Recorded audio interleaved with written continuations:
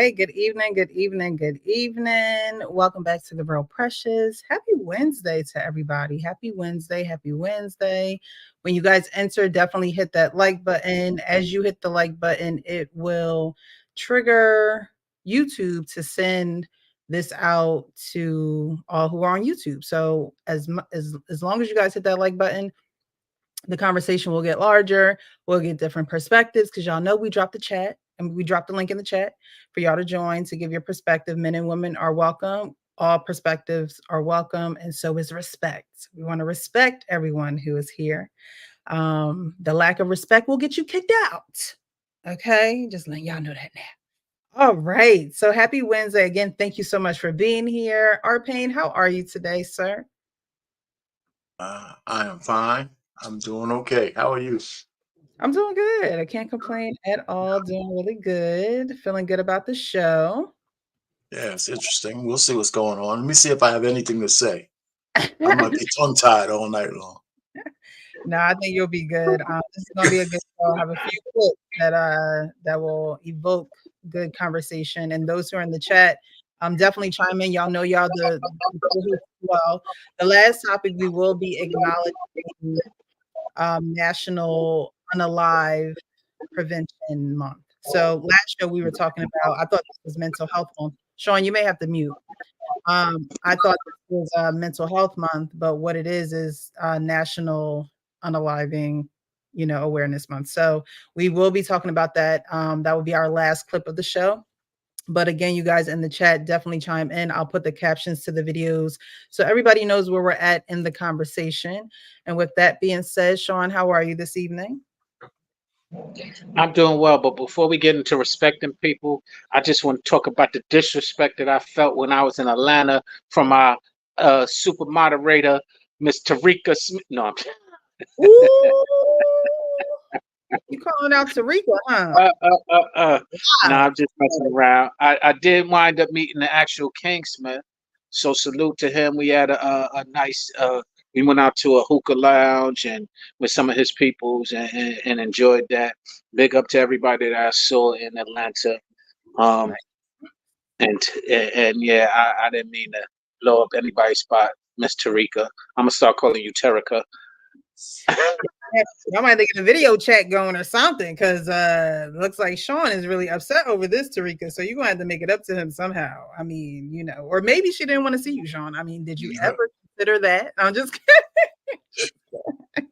It was more than a consideration; it was a reality. That's how I took it.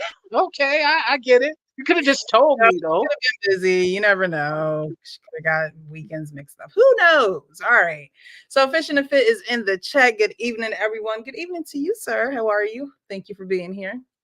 Jeffrey Woodland, good evening, good sis. Precious, the panel, the chat, and the mods. Hello, Jeffrey. How are you?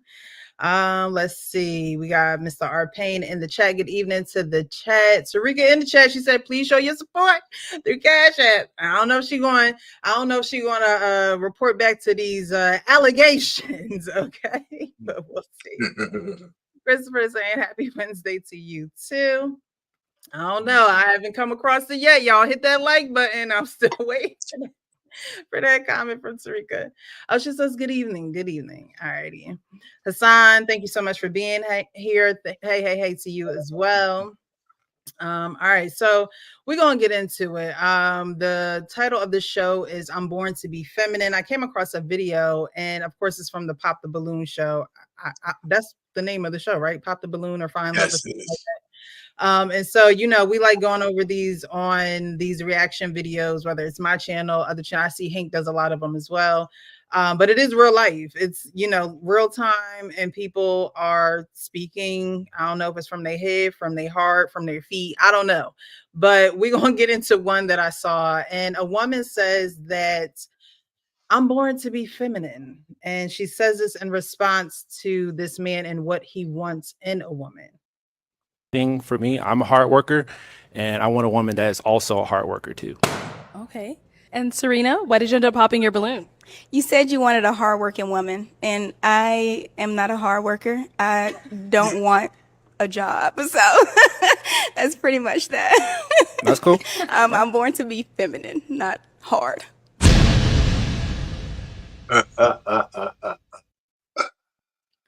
So when you guys hear women speak like that, what exactly do you hear?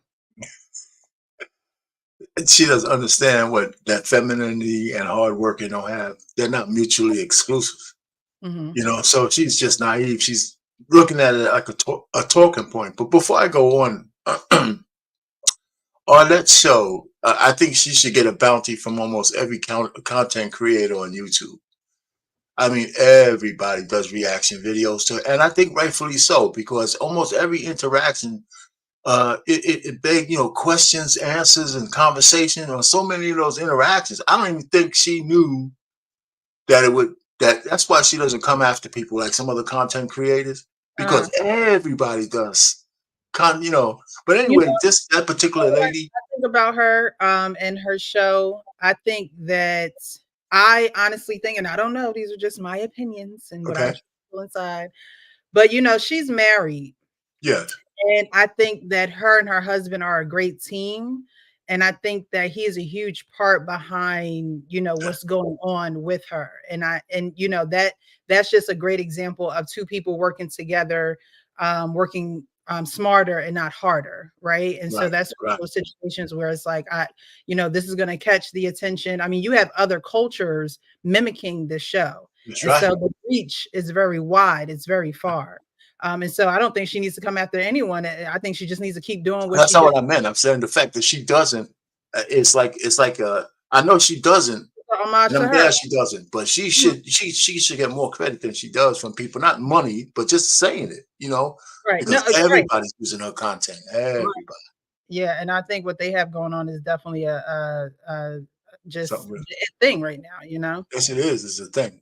Anyway, getting back to the girl, she looks at femininity as a talking point that she's probably heard on this. I want to say YouTube streets and social media, because being feminine and being hardworking are not mutually exclusive. You could be both. Matter Right. of fact, you should be both. If you're a woman, femininity is more of a who you are as a woman or who you could be. It's like masculinity. It's not separate from being hardworking. Right. So anyway. I think she said what a lot of these women are projecting but not saying. So I salute her for being honest about what she said, even though I don't agree with it. I am appreciative for her upfront or her openness and her transparency and her honesty, her being hot. Now, the reason why I don't agree with it is because it also reflects entitled slash maybe lazy perspective. But hey, if you are owning entitlement and laziness, I can't be mad at you. I'm mad at the people who are disguising entitlement and laziness. I get your point there. But the fact is, I don't think she's as clever. You're giving her more credit. I mean, she's being honest, but I don't think she sees it at the level you're saying. You know what I'm saying? Because she's Yeah, equating being I lazy agree as with being feminine. I agree, but the whole thing is, I'd rather you tell me that up front I agree because it with you. then gives me that opportunity to decide instead of you telling me, I'm hardworking, I did blah blah blah blah, independent, all of this, all of the talking points that are so popular right now. I'd rather you just tell me why you're saying these talking points and what you really want. Right, right. Well, I want to. she's saying that she doesn't want to work. She's not born to be hard. She's born to be feminine. But my thing is, so what do you want to do? What exactly? What's the lifestyle you really is? Or do you want to stay at home mom, or do you not want kids and not want that responsibility either? Because a lot of women who say these things, it's like, well, what is it that you want to do? You're just telling a man, I want to be feminine. I want you to be the provider. I want you to pay the bill and lead the home. But what is it that you're going to do? And I'm sure that's the question that men ask. Okay, so what is it that you want to do? It's almost like, not to say that you have to come to them with a business plan, but there has to be some type of plan, because if you're not working for the man, you're working for your man. That's how I Right. see Oh yeah. it. So you're going to be doing something in some capacity. Right. And you know what? And I don't know if she had kids, but I think some women underestimate how much of a job it is to have toddlers in the house. Hmm. You know what I'm saying? I noticed that even with my wife, she had an opportunity to stay home. Sometimes you start to crave just adult conversation. Right. You know, you know what I'm saying? With little kids running around, they're exhausted. Come on, my wife is exhausted. I said, like she was working 24 hours a day, you know? So especially with my youngest one, man, that chick wouldn't stop moving. But anyway, Yeah, so there has to be something. And yeah, when I saw this video, I'll play it again, but when I saw the video, it was a particular verse in the Bible that came to mind because she said hard worker. And those two words are actually in the verse, but I want to read it. But before I read it, I want to play the video again. And anyone who wants to join the panel, you definitely can join the panel and join the discussion. I welcome you. We welcome you. All right. The most important thing for me, I'm a hard worker, and I want a woman that is also a hard worker too. Okay. And Serena, why did you end up popping your balloon? You said you wanted a hardworking woman, and I am not a hard worker. I don't want a job, so that's pretty much that. That's cool. I'm born to be feminine, not hard. Okay, so she says she wants to be feminine, not hard. She's not you a gotta hard. go to that conversation for sure. You gotta go see that part of the show. I wonder what she said she was gonna do instead. I hope he asked her that. I mean, I don't know. Like I said, I'm impressed. Cause, for example, yo, what up, though, kid? Salute, long What's time. what's happening? But again, she repeated exactly what I was saying. She said, "I don't want a job. I don't want to work." Um, Now that last portion is to Payne's point is where we can argue. I wasn't born to be hard. I'm born to be I'm feminine. That's where she twisted it and manipulated it to serve her not wanting to work, lazy, whatever you want to call it, attitude, entitled attitude. But she was very upfront. You said hard worker. I'm not a hard worker. I don't want to have a job. Cool. You don't want me. Easy for me to determine, as opposed to somebody, well, I'm a hard worker. I'm working on my GED. I'm working on my PhD. I'm working on, and not really wanting to be clear on what they want. She was clear on what she wanted, even though it ain't what I would agree with, but she was clear. Okay. Welcome again, Kenny. How are you this evening? I'm good. I know a long time since I've been on the panel, It's been a while. jumping around these YouTube streets. I just want you to know I'm not neglecting the fellowship that we have over here. It's just like, I'm starting fires and, kicking in backs with my Tims. You got that. You got that. We'll leave that to you. Well, welcome. Hey, Payne, real quick, Payne, you ain't going to say hi to me? I Your said eyes hi ain't to working, you. cataract bad? Well, first of all, I said hi to you. You I just love wasn't you. listening. I miss you. Don't worry, No but Diddy. you're gonna be sad that you came back after this before we're finished. What's going on, man? I see you over there, man. I know where you at. All right. He demanded some acknowledgement. You ain't going to say I thought I did it first. Maybe he wasn't listening. He was looking at you. That's why. Oh gosh, how did I get thrown into it? You're the hostess with the mostest. So, Kenny, did you see the video that I played, or should I play it again? No, I didn't get the chance to. I apologize. Okay. 3 times a I'm a little charm. tardy. Exactly. Y'all know me. You got to watch a video 3 times to, get a clear understanding and give a perspective. So here we go. The most important thing for me, I'm a hard worker, and I want a woman that is also a hard worker too. Okay. And Serena, why did you end up popping your balloon? You said you wanted a hardworking woman, and I am not a hard worker. I don't want a job, so that's pretty much that. That's cool. I'm born to He said, that's cool. be feminine, not hard. That's funny. So what do you think? That's disgusting. I think it sounded like she was the only one who popped the balloon too. There was only one balloon pop, and that was her. And she did it right away. That's disgusting. Because that's the type of woman, if you fell ill or you couldn't take care of yourself, she'd leave you high and dry.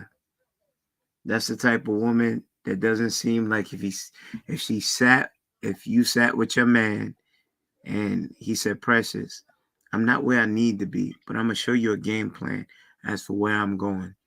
I'm not trying to lay up on your couch and play PlayStation all day. I may have had a setback or I may have a direction I want to go in life, but I need you. Roll up your sleeves with me. Let's do this together. That's the type of woman that says, I ain't with that.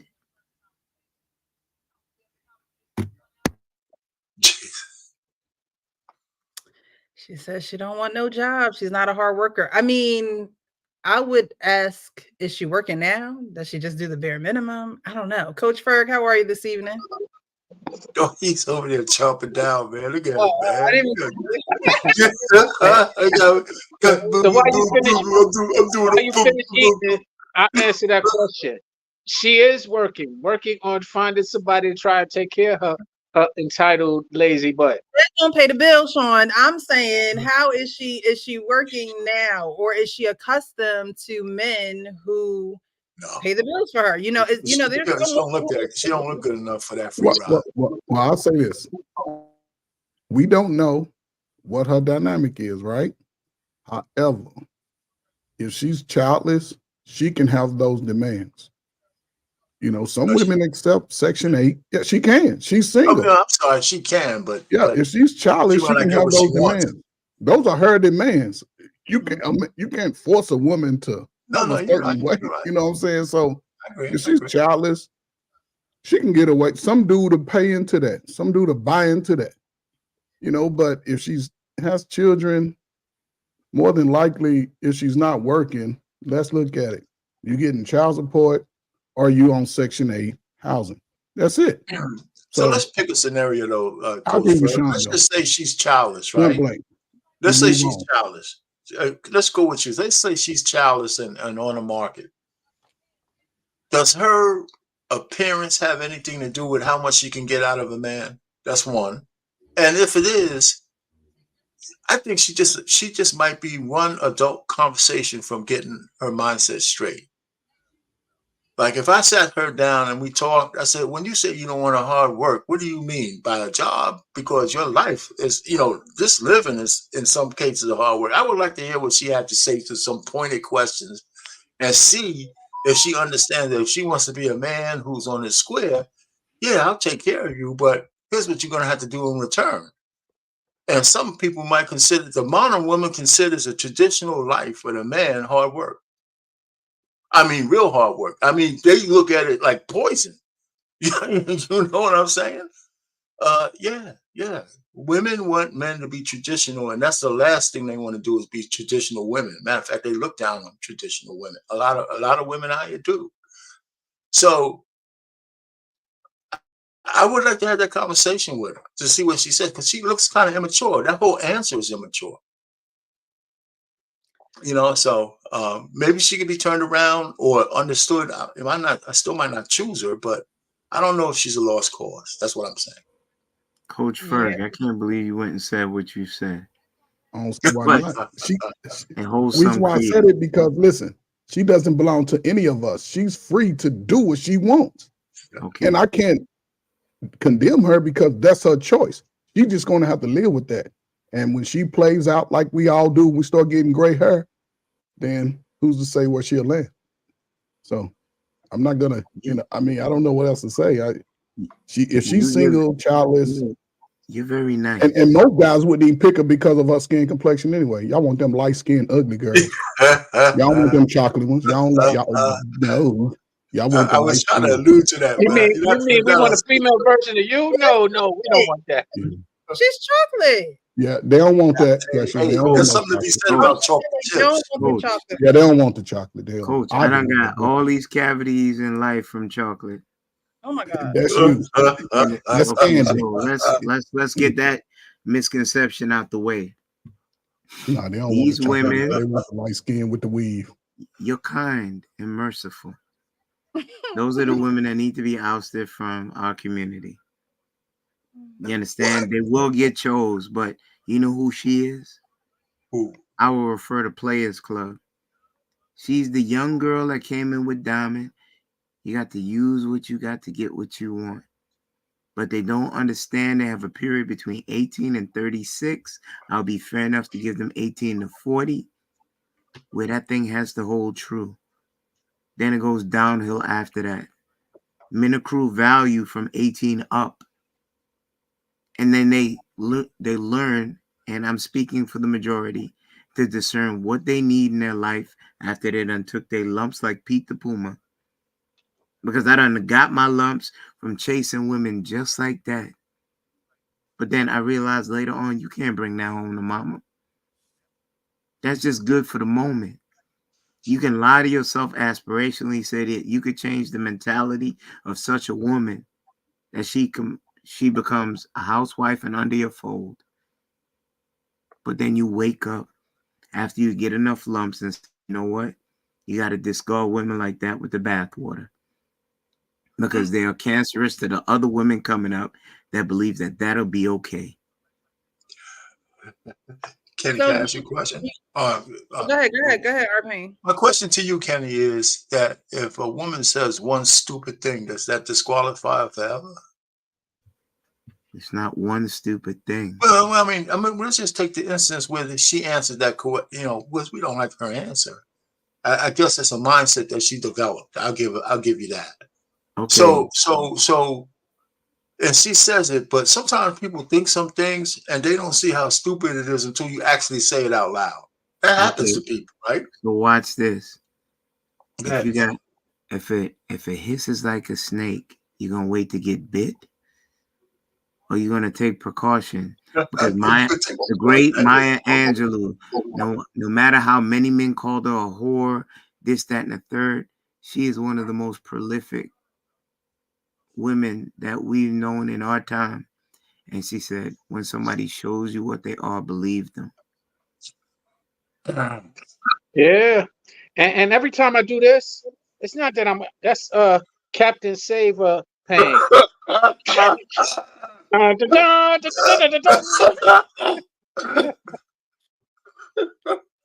So with her having the sentiment, what age group of men is she really getting to here? Because it's not like every age group of man can put a woman in that situation where she doesn't have to work, or he could be labeled as a simp in the YouTube community, right? So is she marketing to a certain type of man? Because most men wouldn't sign up for this right off the bat. Well, again, I love what she's done because she's being straightforward. She's being honest about it and giving you a choice. Unlike those who disguise the same mental, but they disguise it in their narrative. They disguise it in their accolades. They disguise it in other things. Answer the question, though, Sean. Answer the question, though. What age group? The person who can. I don't think it's an age group. It's a person who can afford it or who's interested in it. It's not about age has something to do with that too, though. It could. There's a lot of rich young guys. There's a lot of young guys making money. There's a lot of but Sean, stick on that. A rich young guy with a certain mindset and an older rich guy don't think the same. I mean, that's possible. That's possible. I mean, no, it ain't nothing true. We don't think the same as a 25-year-old. Stop it. I mean, what I'm sharing with you, there's a lot of 25 years old who think like us. Yes. Let's not discredit them. No, but with the means, right? We're talking about 25-year-old with means, right? Right? He's gonna have a stable of chicks. He's not caring about what she says. He'll have, if he wants something, he'll have one. She could fulfill the role of the pampered one, and he'll have around 4 or 5 other ones in his rotation. Yo, Pain, women like that, and I would give her say 25 to 32. Right. Ain't looking for no younger man. She looking for the one that she can call but daddy. An older man is She not looking for Cuddy. No, Most you're women, right. But what I'm most saying women. is she doesn't understand this, Kenny. That if she's looking for an older man, he's gonna have demands. He's gonna have demands. He's not gonna let her. She can say all she wants. What did you just miss, Payne? Huh? What did you just miss? The older man that's Cuddy would align with what she wants, because he be like, I got you, while he's giving her that yard and sucking on that lollipop. Or give her some Jolly Rancher, say, get in the side of my Lincoln Continental and blow the sweet scent of Jolly Ranchers in my face while I drive. So let's talk about how old we talking about, because I don't see no dude 35 to 45, 50 even going for this. He'd be like, shit, yo, I don't say that. Coach Ferg. I can say 60. You know what I'm saying? He needs somebody to jiggle his little shoulders, but somebody gotta go. Ferg, to answer your question, I know niggas like that. It's a few. I don't know nobody. You understand? I don't know if you was homeschooled. I don't know if you was homeschooled. I don't know where you from. No disrespect. I'm not gonna do that to you. Killing me, man. I'm not gonna do that. You don't think they're gonna have any demands from her? Yeah, right. See, the demands that the guy has is gonna be work. You know what's crazy? Listen, I mean, a man is not gonna let a woman just be in his orbit like that without demanding something from her. You know what's crazy? Did you hear what Kenny said? Hold on, let me say this real quick. No, maybe I don't understand what he said. There was a time they called you Sweet Dick Payne, and you was stressing over somebody being pregnant. Work, man. You remember that? Do you remember? Wait. I don't care. I don't care how much Bible thumping you do right now. The gooch is here. Remember when you was sweating over slinging all that raw penis around town, and you was like, "Woo! I hope she's not pregnant." Then you found the Lord and a good woman. You remember that? No, I don't. I don't remember that. I'm old, remember? This shit just go in one part of my brain and out the other and shit. You know what I'm saying? Listen, Kenny, I know you know that conversation. Maybe I don't understand where you're coming from. And maybe we're just talking past we're just talking past each other. Any man who has you know what I'm talking about. Well, I'm just telling you, you're saying stuff. If I was an older man with her, what I'm gonna ask for her, it's gonna be some kind of work. She's either gonna be doing something, and the point is, the way she said work, we gotta define what she means by work. She sounds like she don't want to do shit for what she want to get. Pain. We remedial now? Pain. Did you hear what Kenny said? I heard what he said, but maybe I don't understand it. Well, let me help you understand it. Think of rhyming with no, and then put a jar behind it. That's the word. She might not want to do it. Again, what makes you think not? Because the way she answered the question, she don't understand what the hell she's saying. That's what I'm thinking. I'm looking at her. She looks like she's naive and childish. You know, she thinks she's gonna find some man and come in and fund her lifestyle for free. And I'm glad she's gonna be on the couch eating bonbons or some shit like that. They got 5 or 10 of them coming in the Port Authority in New York every day. And there's that guy waiting outside. Baby, you hungry? You need something to eat. You need some nice. Wait, I see you got on them little Birkenstocks on your feet. You need something nice? Take you shopping. That's what she wants. She don't want to hear that she has to work for nothing. I know that's what she wants, but okay, I don't know if she wants to pay a price for that. I don't think she knows she's gonna have to pay a price for that. That's what I'm saying. Mr. Payne. There's always a cause and effect. And we're in violent agreement. You know, I'm just saying on the back end, I think she's too naive to understand that all that shit she's talking comes with a price. And I don't think she's willing to pay it. Mr. Payne, wait, hold on one second. Ladies and gentlemen. Wait, Sean, no man on this panel don't do nothing for no woman that they're not platonic for, if they're not looking for a return. We understand that. If we play that video again and you guys listen to her one more time, you'll understand she's naive as hell. Wait a minute.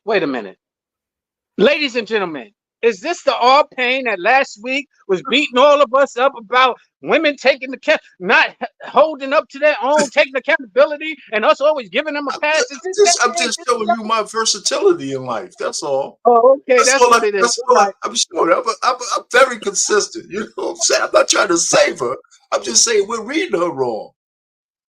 I think she's being read wrong. She's just, to me, her naivete made her answer that question like an idiot like that. Because she doesn't realize, because I don't think she's been around a man who would demand something from her. She don't look like the type. She's just talking shit up on the balloon show. Yeah. Yes, sir. Yes. Wait, before you go, Kenny, Rick, how are What's you? going on? What's going on, Uncle Rick? Thanks so much for joining. Rick, you're muted. Please help us out here. You're muted. Please help us out. What's good? Peace, God. Peace, God. That's how you doing. What's good with you? Doing Miss well. Precious. I'm glad I could finally join you. Yeah. I ain't even seen the video. I just was late. Gotta say it again. I'll play it. It's short. It's very short. It's a short one. The most important thing for me, I'm a hard worker, and I want a woman that is also a hard worker too. Okay. And Serena, why did you end up popping your balloon? You said you wanted a hardworking woman, and I am not a hard worker. I don't want a job, so that's pretty much that. That's cool. I'm born to be feminine, not hard. Go on. All right. She's born to be feminine, not hard. Didn't Maxwell make a song called "Woman's Work"? Mm-hmm. You were supposed to work hard for your man. That don't mean going out in the world and facing the world. No, if you're a housewife, but you still got to put in that work for your husband. Mm-hmm.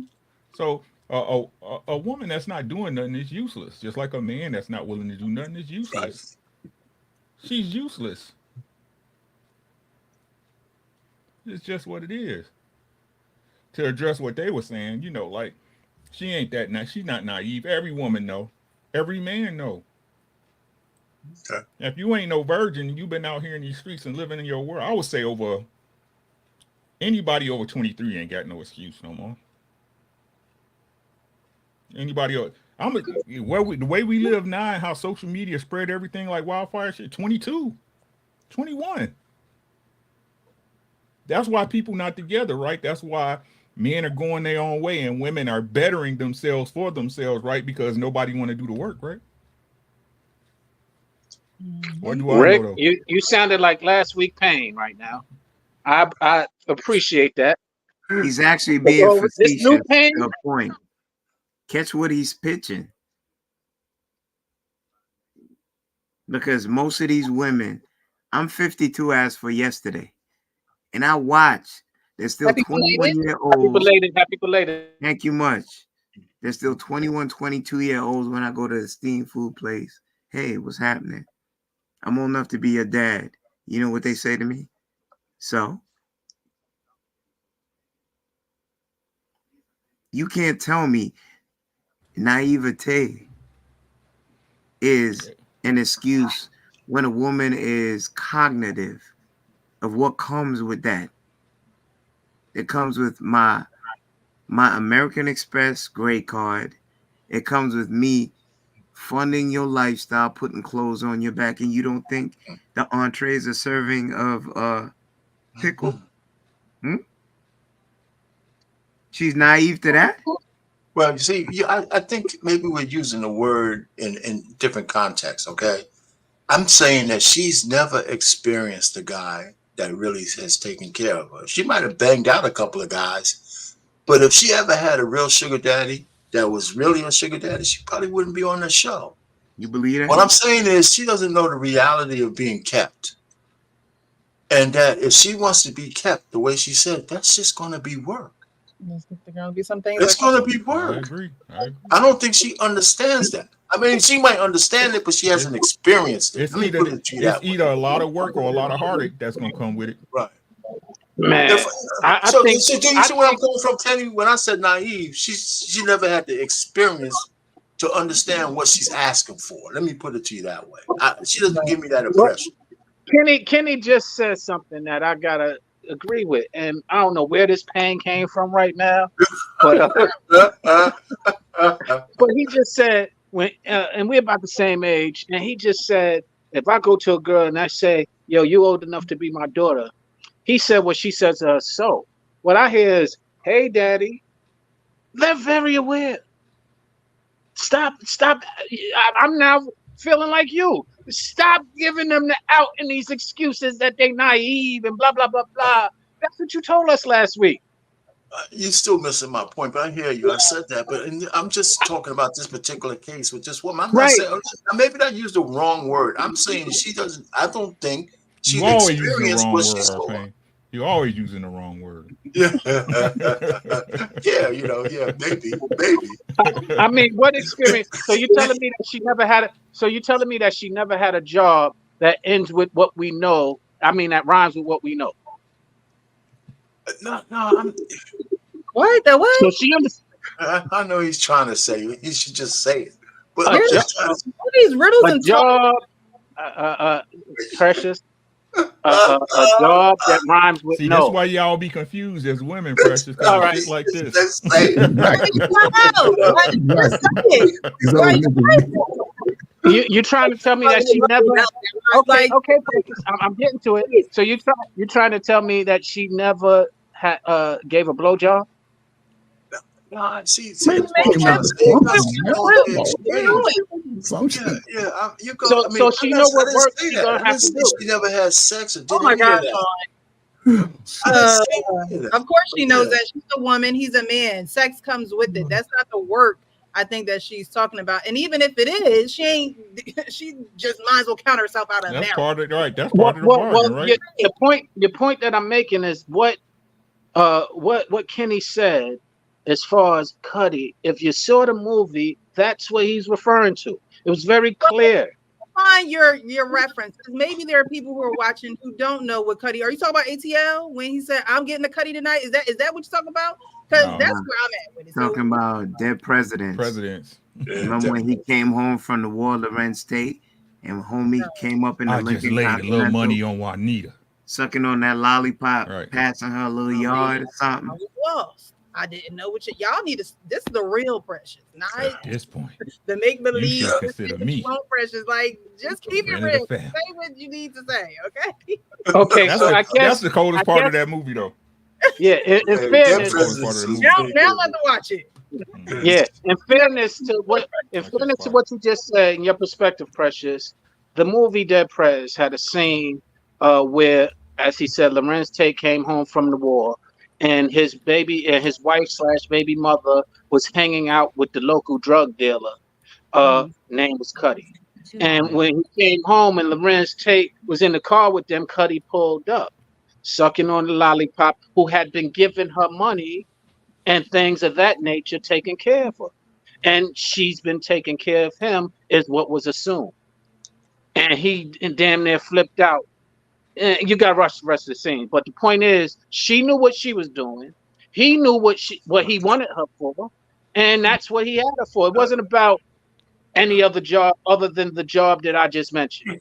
Okay, so are we saying that this woman is alluding to not wanting to do sexual work? Captain Saberpain is.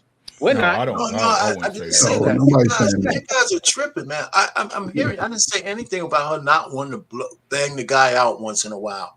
I'm thinking that if she wants to be a kept woman, it's more than just doing that shit on call all the time and whatever he wants you to do. And she don't want to work hard. She's not going to want to do that either. I'm telling you, she might give him some sex, but that ain't the work part. That's not the work part. You're talking from a married man, not from a Cuddy. No, man. That's bullshit, man. I've been alive for a very fucking long time. You know, I'm telling you, man. You guys are reading a lot of stuff.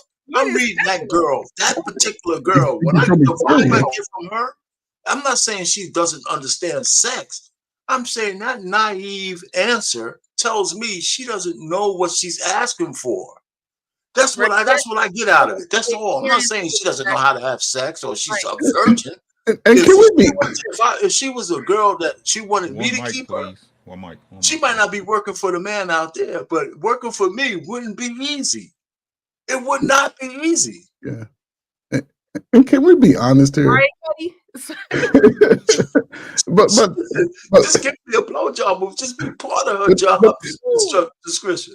But let's be honest. Most of these women that come up on these pop the balloon shows, they're not your corporate run of the mill women. They're local, around the corner, around the way girls that's looking for the come up. And you know, who's to say she hasn't experienced some little local hustler or anybody just coming to her feed into her ego, whatever, but she's going to have to pay the price for the lifestyle that she's asking for. Absolutely. Either way, she's going to have to pay the price. And if she doesn't, like Sean said earlier, if you hear this as a man and you know you on your shit, you have to see the blindfold. That's how you have to act like you don't even see her ass. Why even give her energy and time? And then she going to be who she said. And now you complaining about why she take it. No. Coach Ferg, you saw how thick that girl is? You see the gam on that quarter horse?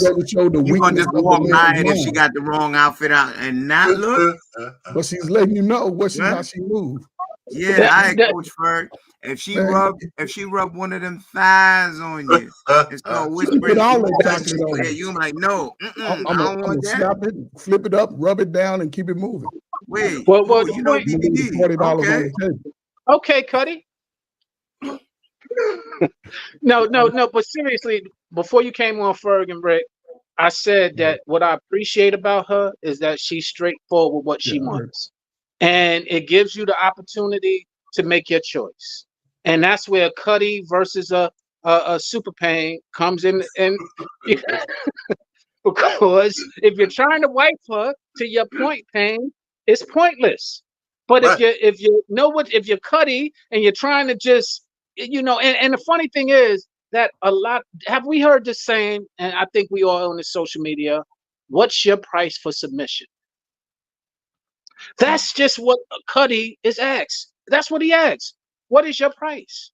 And those who can afford it, basically when you say, well, I gotta, we spoke about a couple of weeks ago, Michael Jordan 1% versus the average man 100. That 1% can cover $100,000, $200,000, all these boss chicks' yearly salary, and it's nothing to him. So he can go ahead and be like, "I got you. All I need you to be cooperative, submissive." That's it. It's no different than a Cuddy who say, "I got you. All I need you to be is cooperative and submissive. What's your price?" The point that I'm making, at least she's saying her price is there and she's going to give it to you. Absolute power corrupts. I've watched guys that I know with money break women that had standards and so-called requirements. I've seen men that say, you know what? I'm going to get you. No, you're not. 2 weeks later, you got her. I'm in a bind, Nate. Every woman, listen, every woman ain't no Mother Teresa. And I'm just using the figurative speech of that. Every woman has a want, and if a man knows that want and how to fulfill it, she'll return to that comfort. Act like I disagree with that. I don't. No, we don't. Yeah, because we know you used to be sweet dick Pain before you changed your life around. I said forever. I've said forever. And Precious, if you remember when I said this on Lapie, once a woman hits a certain standard in life, it kills her to go backward. Yeah. She'd rather die in most cases than to go backward. But the point is, when a man can afford that standard, it will kill her. If she lets it, I mean, but yeah. She already said it. She already said it. It goes on every. We see it all the time. That's why our divide in this gender war, quote unquote, happens. It's because it happens regularly. They want this, as they call it, high value man, and that high value man give her what she want. And then they like, oh, but he's an asshole. He did this to me, and they crying about it. But that's what they asked for. That's what comes with it. But that's what our people was saying. They don't know what they're asking for. I'm glad we got there, Sean. Okay, so wait, Precious. Ain't no woman that daft. That dumb blonde thing, that's Three's company. That's back in the day. You know what comes with asking for what you want with the man with the means to give it to you. At one point, you gonna hear that zipper come down and you got to do something to it. But that's the easiest thing they can give is some know what box. it comes with. However, you don't know the how it's going to grip you up. Women are not wise enough to realize that once you indulge in that sexual activity, once you receive him, you're going to continue to receive him. He's giving it. It's easy for him to just give it. But it's harder for a woman to receive it. And a woman who continues to receive it, she's not understanding that off the rip. He's going to give me what I want and need. He's going to provide. I disagree. I disagree. So go ahead, Rick. I disagree. I think most women know what they're getting into. I really do. I'm sick of this trope that women are very tactical. When y'all want something, y'all can figure out a plan to get it. I think that's a misconception we telling a lot of young men. They know exactly what they want. And what's even crazy is that once y'all figure out y'all want it, y'all move hell and high waters to get it. Woo! You see all these heads nodding, Precious? I think the heads nodding, but that's why people get women when they're young. This is exactly why the young are preyed on. Maybe a woman who has experience, has been through the game, and know how to be tactical with men. Know how to. Ma'am. To me, I feel like no. Right. Precious, you're special. We're not getting you in this category, but listen to us, men. Ma'am. It is out there. Ma'am. I told this story and I'll tell it again. I was 16 years old. Hyde Park Career Academy, Stony Island, Chicago. Girls was dating grown-ass men. Men was pulling up in Monte Carlos and BMWs on BBSs. Grown. They mama knew they was dating grown-ass men. This trope that women don't know what they doing, no. There are no innocent parties in a relationship. Both of y'all came together to make some shit shake. I wholeheartedly agree. I wholeheartedly agree, and even to add on to that point, Precious, it's taught, it's conditioned that way. A lot of the reason why I push back so much is because you cry victim when it happens, but you're told, we're telling you not you specifically, we're telling women right now who are going to sit there and be like, yeah, but not with me. And we know doggone well, you're no exception. Yeah, your standard is high. That means your price is higher. What exactly are you saying that the women know? That what exactly do they know? You asking me? Do they know? They know the repercussions of the game. And the repercussions are what? All depending on the dude they dealing with. So how do they know? Their mamas taught them. They aunties. They learned growing up. Y'all. Listen. Hold on. Let me finish. Okay, I'm sorry. Go ahead. Saying that experience is the best teacher, so they're not going to know. If it's their first experience, they're not going to know. But like I said, if they continue in this and it has them a stronghold on them, then that's when you could say you knew what you was getting into. No. When you continue to do something and you continue to receive something from someone, then you know. But when you're first into this limelight, you're young, you're thinking sex, money, attention. That's number one currency. Question when you're done. Mm-hmm. Did you have any boys that liked you when you were little? When you were younger? Of course. Did they bring you a soda or a candy or cake or something? Yeah, maybe. Why'd they do that?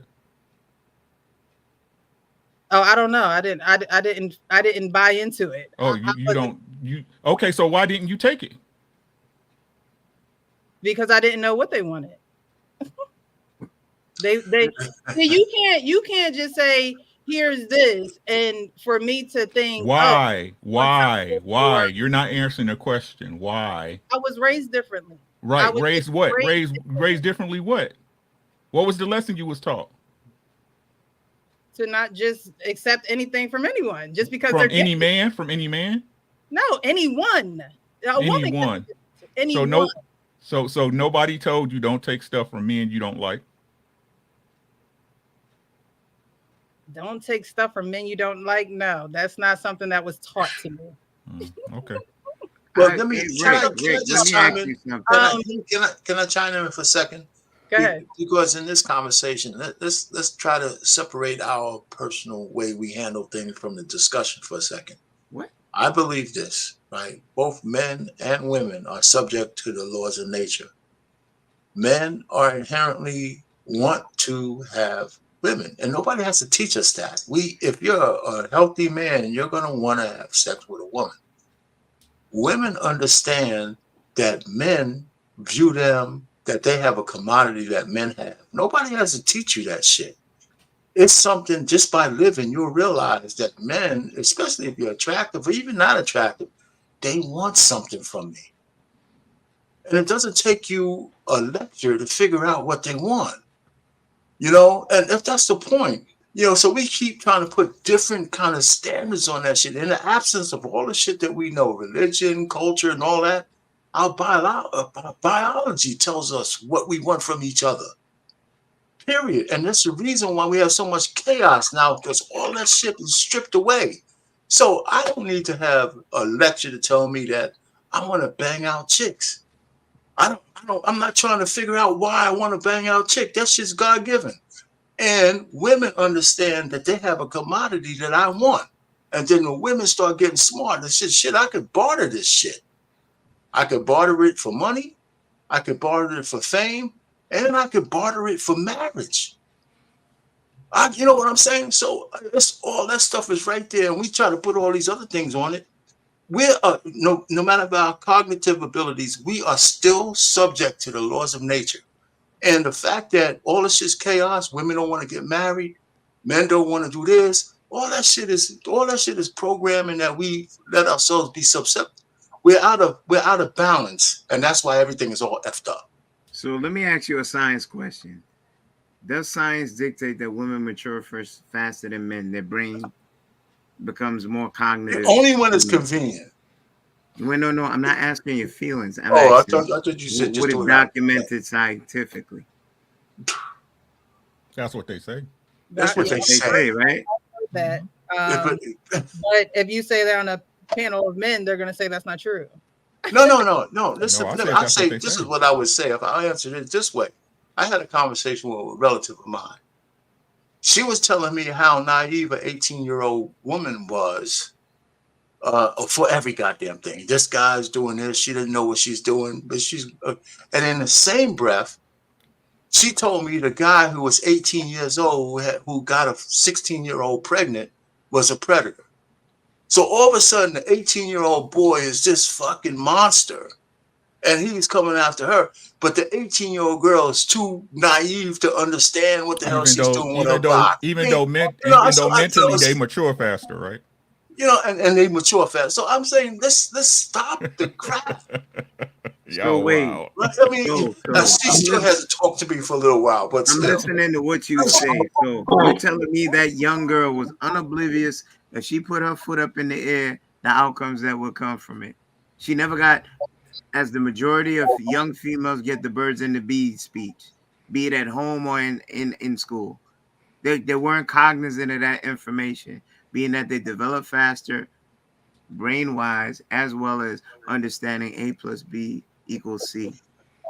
The question that I avoided is like, I heard what Uncle Rick said. They only say that when it's convenient. Okay, so you're right, Kenny. So here's a funny thing. I'm not gonna let you play Super Saver Ho tonight. I'm not saving anybody. So here's what's gonna happen. Rick asked Precious a question. Precious, I wanna really push that question. Okay. When you was in your teens, you never had an older man try to hit on you? Okay, so I lived a life that was very protected. Okay. I was adopted, for those who don't know. Respect. So my parents kept us in sports. They kept us, I was in the marching band. There was no idle time for me to just be somewhere randomly for an older man to hit on me. I honestly didn't start to even like feel myself and get my femininity till honestly before college. Mm-hmm. So I didn't live a lifestyle of just we not around, we don't know what you're doing, we don't have tabs on you. That wasn't the lifestyle that I lived. There are some women who live a lifestyle like that. Their parents don't know where they're at. They're just free to do Right, whatever, right. Got you. whatever. Got you. Let's All keep of it right there. Let's keep it right there, though. Is that the majority or minority of women?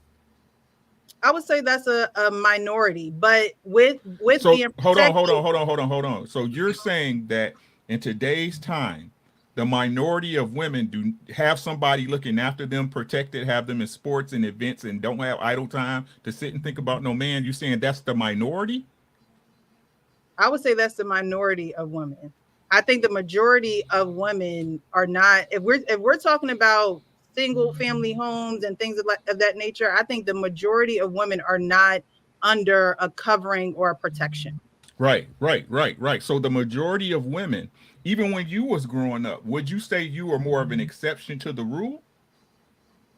Yes. As far as parenting, I as would far as say being in sports? Yes. right. I was the minority. I would say that was a minority. Are we saying the same thing? Yeah. Yeah. You said you were saying like the other girls was a minority when you're the actual minority. No. She said the right way, Rick. She was saying My apologies. Right. My And apologies. so with that protection and covering came wisdom because it was taught to me. It was instilled inside of me. So I knew right from wrong. So when it came to me, I could decipher. I could, discern what it was because I Right, grew up. like when a guy tried to give you something, right, and you was like, nah, no, thank you. Right. However, there are women who are not growing up like that. No, what but we're that's the saying point is, we're trying to make. Myself. The majority of women will take the bait, though. Yeah. and Precious, just right, because they don't know. They don't have the no, awareness. Just trying to add. It's not that just they don't know. They don't. Let me say this, Precious. It's not that they don't know. They don't value what you value. Let her finish. Right. Let her finish, please. I'm sorry. Go ahead. When I say they don't know, I mean they don't have the full awareness and knowledge that I had. If I didn't have the protection that I had, then I wouldn't have a reason to think further into things. I wouldn't have a reason to seek and read certain things or why this and why that. There are some women that's not going to read, seek, or anything, even without a covering. So when I say they don't have knowledge, they don't have wisdom, they don't have the wisdom to discern. They may do the thing that seems cool, that seems like everybody else is doing it, that seems like the good thing to do, to be with the in crowd. I never desired to be with the in crowd. For one, I didn't even have the liberty or time or freedom to even think about being in the in crowd. And then when I saw what the in crowd was doing, it was whack. It didn't interest me. But Precious, you understand that we're in violent agreement. But we're not talking about exceptions. We're talking about the majority of people that's out there. And so in the absence, and that's what I said before, in the absence, I'll let you go, Sean, in a second. In the absence of all that training, people are gonna, I guess, come back to what's natural, right? My daughters had more of a life like you. My daughters didn't have no boyfriends when they were teenagers. They were always busy. But I armed them from when they went to college. My goal was to make sure that they would have a choice and have no kids, none of this kind of stuff. That was what I did. But that kept them busy. And I told them all this kind of stuff. But they were exceptions, and they would tell me about all their friends, single parent households, this and that, and all that kind of stuff. So we're in violent agreement. So you're right. But I guess we're kind of taking an exception that these girls were. The whole society is missing something. That's why it's chaos. Yeah. And what I was going to say, Precious, is you are precious, and we say this all the time. And But what I'm pushing back on is you're saying they didn't know. You just said yourself, when I did get that to the point, you knew, but you chose not to. That's the difference. It's that you did. It wasn't that you didn't know. It's that you chose and you value something different. A lot of them are very impressionable and whatever, but they know what they know right from wrong. You know not to steal something, but when the group is going off to go steal and you want to go hang out with the group, that you're doing something wrong. So let's not just ignore and act like we don't know what's right and wrong when we do. We've been taught that for a long time. In single parent household and double parent households and no parent household, you've been taught right from wrong. And if you made the choice to go wrong, don't sit there and act like a victim when the consequences come from those wrong actions. And that's all that I'm saying. So you chose not to go in that direction, and we commend you. That's why we call and emphasize your name as Precious, because you made choices that we are commending you for. But when you make those choices opposite that, and the concept, so a lot of them don't get caught out there, so they still get over with it. But when they get caught out there and they start, oh, I didn't know. We like, come on, play. No, don't give us that. We know that you know. We know that you know that you know. And when we start acting like they don't, that's why we have so much of a cycle, because we start coddling their naivety when in fact they weren't naive at all. They were manipulative and they were deceptive. And they were very conscious of being that until they got caught. Like, for breaking news, Eric Adams just got indicted. On a side note, I knew that. Yeah, my sister is telling me all this. She was in New York. That's crazy. Young lady, as a young lady, who bought your clothes? Who bought your clothes for you as a young teenager? My mom, and she kept me in clothes so big for me. I didn't even know my body shape. Right. But see, that's the dynamic. I work with a lot of young women, right? And I work with their mothers too. And their mothers sort of perpetuate those lifestyles that these women start to emulate. It comes through moms, it comes through aunts. That's who's going to push this, use what you got to get what you want. Mm-hmm. And they'll use it because they based off what they've been taught. But they're not getting the other side from the man. Like Arpain said, a man is going to have certain restrictions on their child. Well, again, today it's a little different. But for the most part, a man's going to have certain restrictions on his, especially his daughter. He's not going to allow her, and he's going to teach her what type of guy to stay away from. Now, it's going to be her choice at some point. He's going to say, yeah. You can spread that mayonnaise on bread. The most restricted girls are the ones that break out with the right guy. I'm not saying restricted. With the right guy. I would dare to venture and say, I'm not saying restricted. I'm saying the father is going. Church girls is a problem. When church girls is a problem, boy. What y'all say? Any girl can be a problem. I'm not saying any girl can be a problem, like any guy can be a problem. But I'm not saying restricted. He's going to teach, and when she gets to that place where she's being offered the candy or the lollipop, she's going to make a sound judgment call. So what I hear in this space, most guys that got daughters, y'all daughters is hoes. But that's the whole thing. This is what the brother was saying, right? That's the whole thing. Sometimes a lollipop is too cheap, right? Sometimes it's the movies, right? Sometimes it's a steak dinner. Sometimes it's a whip. Again, what does it really matter if you can afford it? Arpain to tell you we was on tell her Arpain we was on BMU, and what I asked old girl, I asked how much to hit that thing. That was a crazy night. Well, did she give you a number? No, she didn't. She got mad, even though all she was talking. But listen to what I'm saying. Hold on. I need y'all to rock with me for a second, right?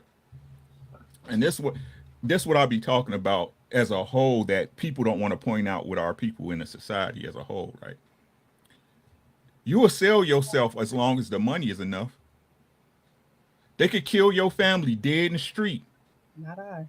You will put a t-shirt on go on Facebook and Twitter face and X and all this stuff and chant until they cut you a settlement check. Right? But then you want to get offended when a man asks you how much it costs to hit your box. Oh, Cassie should have got the bag cause Diddy did whatever to her. Like, we all knew what Diddy was, just like we all knew who R. Kelly was. But as long as that money good enough, everybody closed their eyes on it. Wife should wash their hands. That's what how much do it cost? How much does your morality cost? Mm. As a woman, as a man, how much does it cost? Right? Money is people's gods. I don't care what nobody say. We all gotta eat, baby. I don't care. We all gotta put food on the table. But to put money above your moral standing, and that's what these people do every day. Ooh. Well, speaking of that, go ahead, Kenny. I doubt you've ever been around someone that sees you as that object, as that thing he wants to have. You said your mama put you in baggy clothes because she knew what was coming. Mm-hmm. You never, I would dare to venture and say you never met someone around that time that made you his religion and made it a passion to get you. He would tell you what was sweet. No, he would entice you. It wasn't my life. Like I said, I didn't.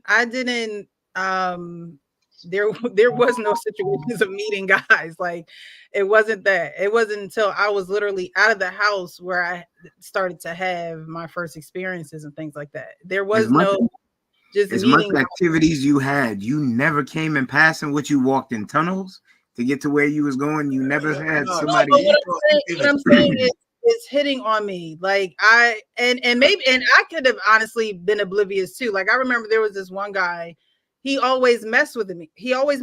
Then one day I'm getting a 4-page letter. Like, it was weird. So I didn't take him seriously because it's like, your actions not lining up. Like, I was real cutthroat. Like, you're not going to disrespect me. You're going to call me by my first name. There is no pet names and things of that nature. Like, it was real.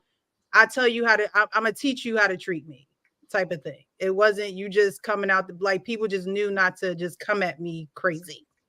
I'm also from North Jersey coming to South Jersey where I stuck out and people were already looking at me like, who's this new girl on the block? So I set the precedence early. But were there guys who would hit on me? Yeah. I just kept okay. You know what's interesting? I will indulge. You never had no one that threw the kitchen sink at you and was that intentional about finding out the things that you like, asking people that you were around, making sure that no matter what event that you was at, there was something that reminded you that this one was intentional. I would be married to. Well, what's interesting is, I'm glad you said that. I was having a conversation yesterday on a panel, and I was talking about a lot of people use hypergamy, and I said, how about we just call it what it is? They're superficial. And it's not just women who are superficial, men are superficial too. And the superficial, yes, and the superficial that I speak of with men, they're the ones who talking, don't do 50-50. Now, the reason why I say that is because they're trying to use money to control in many cases.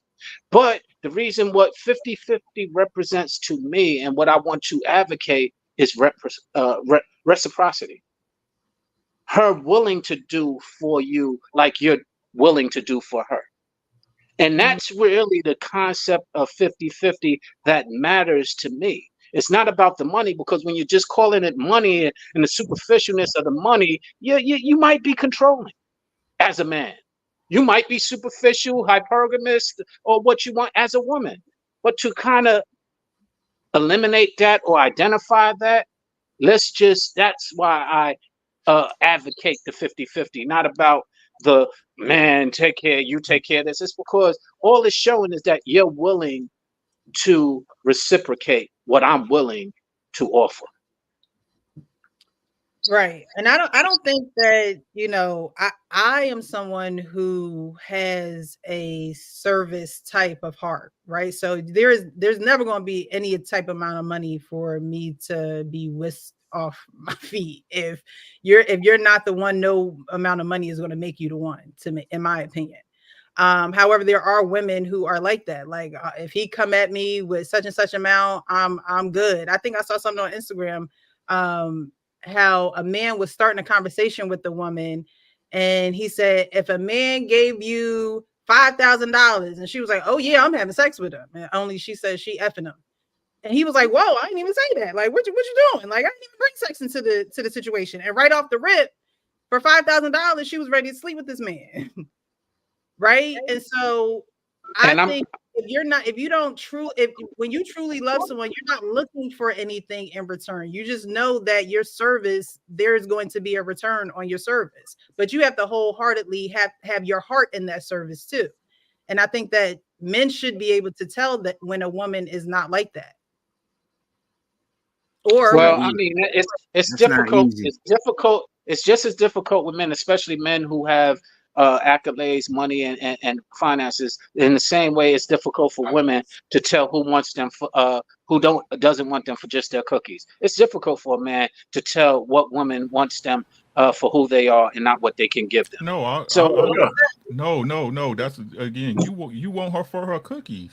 Yeah, man. Don't lie about the shit, nigga. Excuse my language. You want to hit. That's why you hollering at her. What is wrong with you black men? That's why you hollering it. That's why you giving her your time and attention, is because you want to hit that box. Absolutely. You hope and pray that she has more substance to make you want to stick around as a man. That's right. I mean, I don't particularly agree with that, Rick, because I'm not that person. What's the disagreement? But can I finish? I was about to address that. Okay. But I understand it. What's there to disagree is because I just told you I'm not that way. So I disagree with that.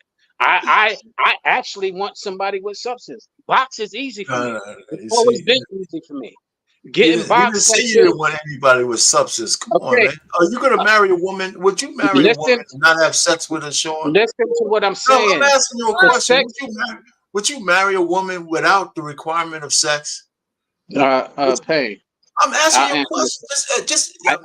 I know, but I'm answering it. Will I marry a woman without? Would you? Yeah. Without having sex? No, I'm not anticipating that. What I'm saying is that's not the main thing. This is not the issue here. The fact is, the bottom line is that every man. That's your bottom line, Pain. No, and I keep telling you that. You the one who said you asked him a question. Allow him the space to respond. Sean has a tendency. That's because I don't think like you, Pain. And every time I go against how you think, you want to think that I'm this. I'm sorry, brother. I apologize. You answered my question. I'll shut up and let you continue. What I'm sharing with you is that box was never the main. I could get box. I've always been able to get box. Box wasn't something hard. It's not the main. I understand that. That's not what I'm saying.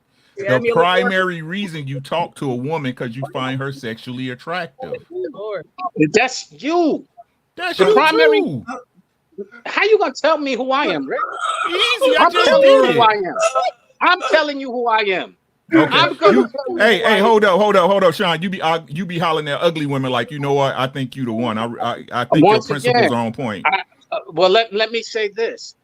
There have been plenty of women that I've been interested in that were not what you would call attractive and wasn't even appealing to me initially. Mm-hmm. That became a lot more attractive once I started talking with them because I wanted to find out more about with or without liquor. No. Hey, Sean, you gave us some pity dick. You hit her with some pity dick. Nah. You probably slept with them shades on. Right.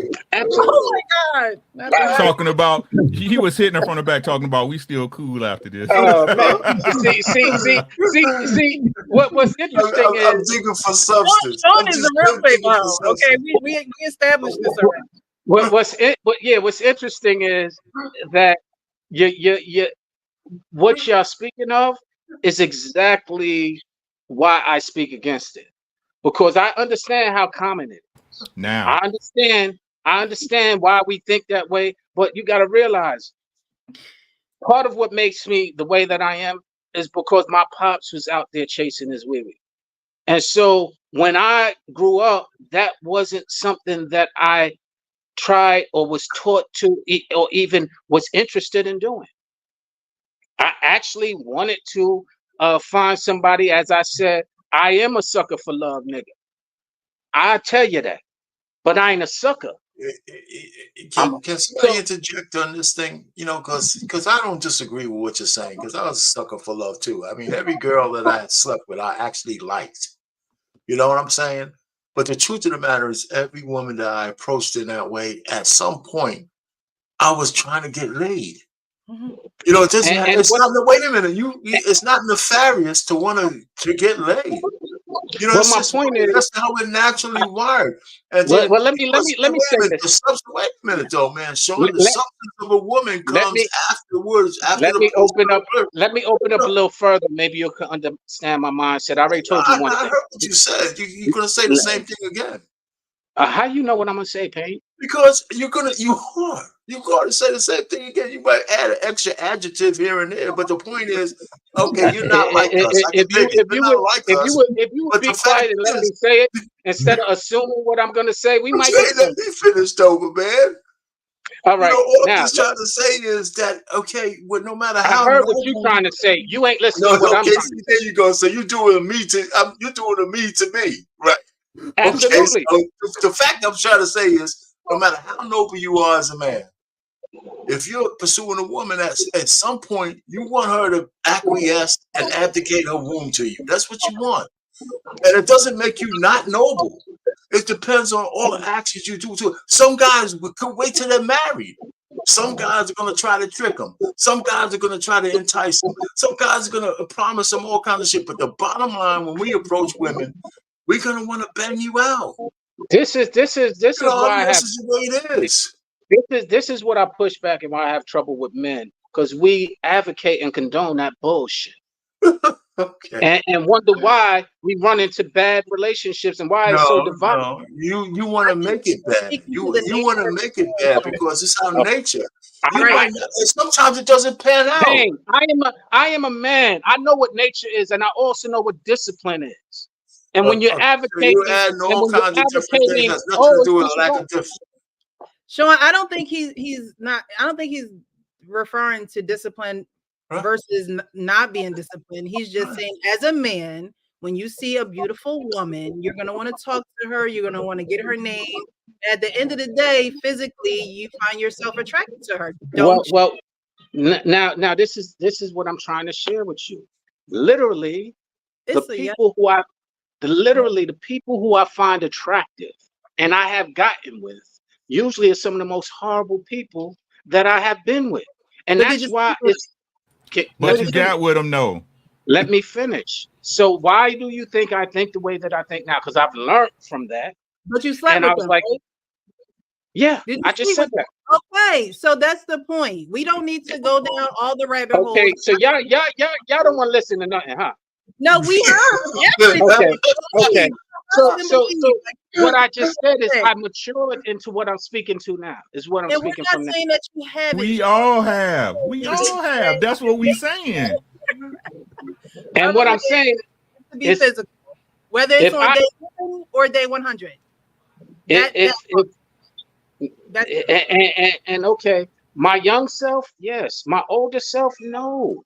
Day 100. And if I had my older self to tell my young self something, this is why I'm having these conversations, to give some sensibility to these young folks that don't have an older person, to tell them some of the more sensible things instead of your raw nature and following your raw nature, which we all follow, and it ends us to a dead road. That's why we're having so many problematic conversations about relationship, because we follow our nature so regularly and so often. So I get that. My point is, why I'm speaking on it is to help people understand that outside of your nature, there's some value and there's some things that you can embrace that can help navigate you beyond and steer you away from where your nature will take you, which is a pit stop or a hole in the road. That guy's not going to take the back. agree with that virtuous man is not going to take the box if offered because Speaking he's of a still virtuous going down the man, road. I wanted to read about a virtuous woman. We're talking about born to be feminine and things of that nature, Okay. right? And so I don't know where this woman got her, philosophy of not wanting to work and, being born feminine. Like Arpain said, being feminine is not synonymous with working. And it even says, so this is a proverb, but the story is behind a mother telling her son, who is a prince, what to look for in a woman, right? And he wants to look for a virtuous woman. This is Proverbs 31. So a good one, this is Message version. I like the Message version. A good woman is hard to find and worth far more than diamonds. Her husband trusts her without reserve, meaning he trusts her with everything and never has a reason to regret it. Never spiteful, she treats him generously all her life long. She shops around for the best yarns and cottons and enjoys knitting and sewing. She's like a trading ship that sails to faraway places and brings back exotic surprises. She's up before dawn, preparing breakfast for her family and organizing her day. She looks over a field and buys it. Then, with money she puts aside, plants a garden. First thing in the morning, she dresses for work, rolls up her sleeves, eager to get started.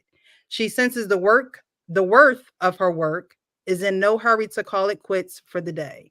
She's skilled in the crafts of home and hearth, diligent in homemaking. She's quick to assist anyone in need, reaches out to help the poor. She doesn't worry about her family when it snows. Their winter clothes are all mended and ready to wear. She makes her own clothing and dresses in colorful linens and silks. Her husband is greatly respected when he deliberates with the city fathers. She designs gowns and sells them, brings the sweaters she knits to the dress shops. Her clothes are well made and elegant. She always faces tomorrow with a smile. When she speaks, she has something worthwhile to say, and she always says it kindly. She keeps an eye on everyone in her household and keeps them all busy and productive. Her child respects her and bless her. Her husband joins in the words of praise. Many women have done wonderful things, but you've outclassed them all. Charm can mislead and beauty soon fades. The woman to be admired and praised is the woman who lives in the fear of God. Give her everything she deserves, adorn her life with praises. Okay, right? you So heard everything you said. In the book, you supposed to be working. Yes, Lord. Yes, Lord. You supposed to be working. You meaning the woman? This is a woman. Yes, the woman. So this is a mother telling her son, who is a prince, what to look for in a wife. I got that point. So now, with all that being said, you read that quite eloquently. The woman doesn't show from the onset that she's ready to show you that she's willing to abide by those tenets. She wants a life of being kept without the sweat equity putting in. She's useless. And I give pain this much rope. Maybe there's some naivete, but a woman leads with what she shows you and how quickly in world record time she popped that balloon. She ain't trying to hear nothing or abide by what Precious just read. She wants to be in Gucci and gold. She wants to be home with leg up in the air for when he wished to plow her. And God forbid he ever try to divorce her. She'll be with Gloria Allred, trying to take him for everything she can get. Yeah, he wouldn't marry her. That's how you know people ain't in their Bible and they say they Christians. Keep trying to tell y'all. You was supposed to be that woman. It's a man's job to be able to recognize those things within a woman, right? And to make her a wife and take care of her as such, right? And you could listen to that man. Not to cut you, Uncle Rick, real quick. He spoke softly. He lowered his voice, gave intention to what he was looking for. He was not offensive. He said, I'm looking for a woman that will be shoulder to shoulder with me in this garden planting, and then we reap what we sow. Right. And again, this one Okay. I said this so many times, it's ridiculous, right? My shit is circular because it's true, right? Again, a man was supposed to be able to recognize these qualities in a woman. The problem is most men don't know what a wife look like. That's right. Right? Most men don't know what a wife look like. They listen to these stories and these fables that they told and thinking money gonna make a woman change when that woman gonna be who she gonna be regardless. Why I gotta tell? I thought women liked to cook. I thought my my mama told me no woman shouldn't be in no nasty house. Right? So again, when men sit up here and keep trying to blame, they just being who they are. Right? It's your job to be smart enough as a man to understand, hey, you not no woman for real. Right. It's just that simple. And the problem is, again, like I said, all these women say they want a leader and they want to find God, ain't never read a Bible in their life. Because it shouldn't take you even meeting a man for you to be a woman. That's right. Right. These are the things that women should be providing. This is the glory that you guys bring to the world. Like, I don't understand that y'all want to be men. It's not y'all. I don't want to understand what it's like to be a woman. I could care less. Never. I don't want to understand what it is. Never. I could care less. Right? The only thing I had to do I need to know how I can compliment her. Right? How she can compliment me. Right? We don't have to. I never know what it's like to have a period. I could care less. Exactly. I could care less. Right? So again, I keep trying to tell you, it's so over with. It's over with. Y'all might as well just pack it up and just, like I said, give me all y'all numbers so we can meet up when the asteroid hits so we can all watch it together. You know what I'm saying? Because it's over with. People egos are too big. We had 2 generations of me, and your kids is bigger than the family and everything the family go through in the situation. These the kids that's grown now, never had to work for nothing, never been through any adversity, don't know what love is because their parents didn't really love them because they was chasing the bag, trying to get them Jordans and Gucci and Louis Vuitton. You know what I'm saying? And go on trips. Salute to the crack era. Shout out to y'all, man. It's over with. We listen to what I'm saying, right? We have conversations ad nauseum, right? Precious on here. We've been on Lapeep. Nobody ever talk about loving nobody. Do you love them? Do you love them? It's all about what my wife should be doing and what my husband should be doing and what he should. Do you love them? That's a good question. Yeah, very good. That's a good question. So good. We're going to segue into the next video.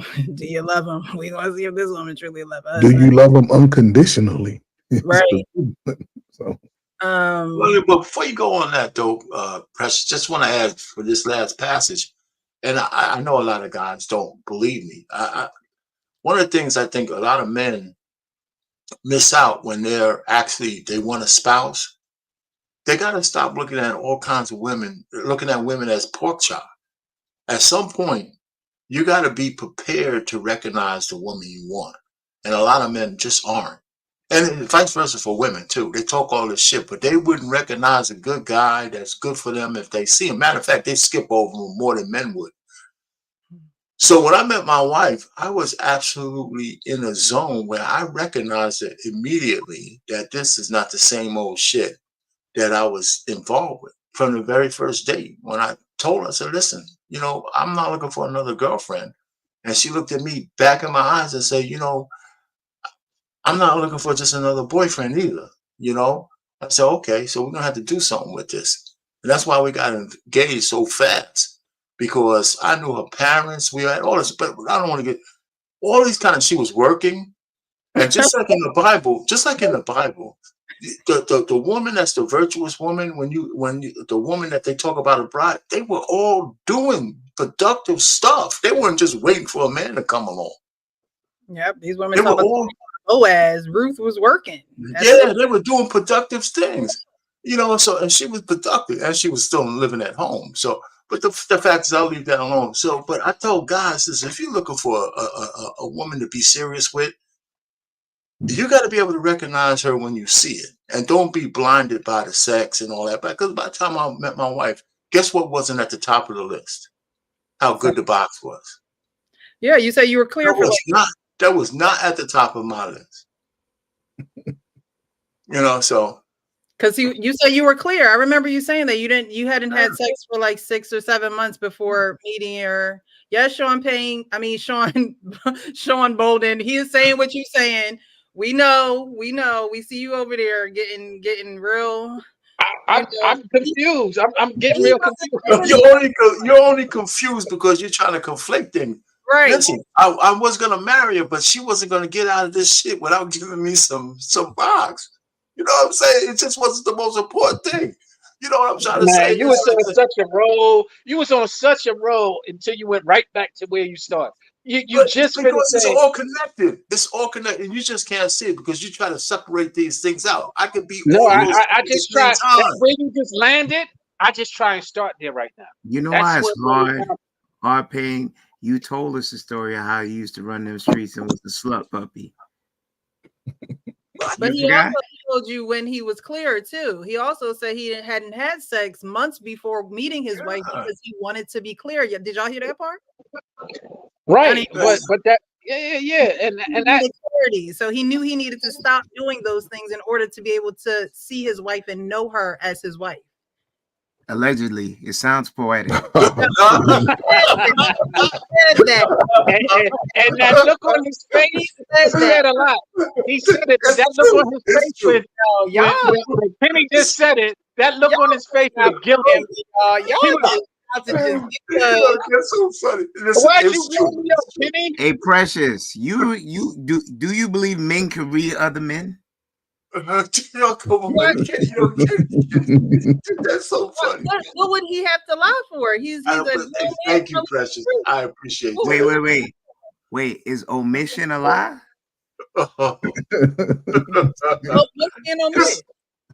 Listen, you know what? See, Kenny, it was first of all, I wasn't one of those kind of guys where women just walked up to me and just gave me something. You know what I'm saying?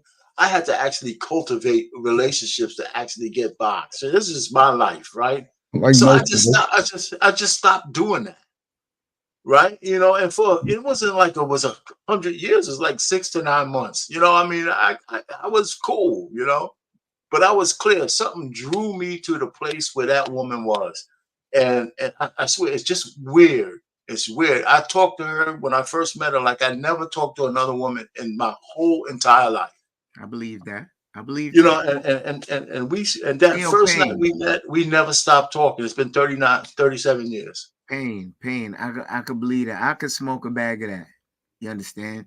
Because there's certain women, and I'm still believing that could just take your breath away. And you can speak to them for hours. It feels like just mere minutes. And those conversations, you don't want to stop knowing she got to go home, but you still want her with you. I've been there. You understand? So I get it. Y'all so sweet. But that's part of it. But look at that Precious love this kind of stuff. Go ahead. But you forgot you told us you used to be running that streets, putting it down. But Kenny, in all fairness, he just now put a time limit on that. 6 to 9 months. Which ain't that much running down. Hey, Sean, I peeped that. But I said that the first time. 6 to 9 months. So what we're saying is it might be an exaggeration of how you was out there slinging it. Oh my goodness. No. I'm perfectly honest about my whole sexual life. It's only from 17 to the time that I went on that little thing, like 25. Everything I did was between those ages, but it was different parts of my life. 17 before college, then when I was in college, and then when I was after college. Those were really distinct phases. All right. You guys keep forgetting I was a Q, man. Oh, he was part of the Greek. Okay. 17 until you got to the Q. Okay. That was your girlfriend. What the hell are you doing with that? Y'all birthday coming up in November, right? November 17th. Ain't that the Q's birthday? Yes, it is. So we're gonna get into. I only remember that because that's my brother's birthday too. Don't be thinking that. Goddamn boulets. Yeah. That's why everybody. Yeah, I don't even want to go there. I'm a divine nine. Whoever came up with that kind of shit. We didn't say it back in my day. We ain't a divine nine. So we're going to get into this next video. So living apart together. Apparently this is a thing where married couples are staying married, but they're living in two different houses. And I came across this video and I wanted to discuss it. So you're married. Yes. And you got the right one. Okay. Let's say number one. Okay, so how long you been married? 38 years. Oh, he got to be the right one if you stayed that long. No, we live in separate homes. That is the right way to live for 38 years. Wait a minute, how long y'all lived in separate homes? 10. And it gets y'all, that works for y'all? Fabulous.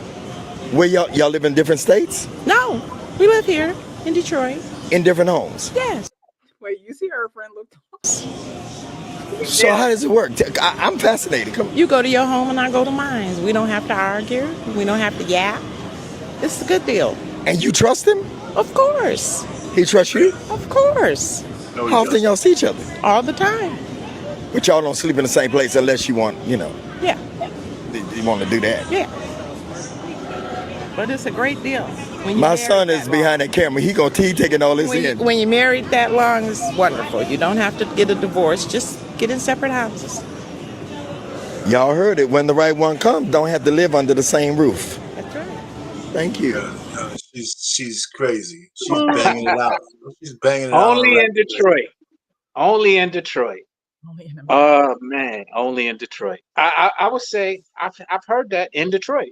My man who got 6 wives lives in Detroit, and to have a couple of houses in Detroit might not be what a couple of houses in L.A. or New York is.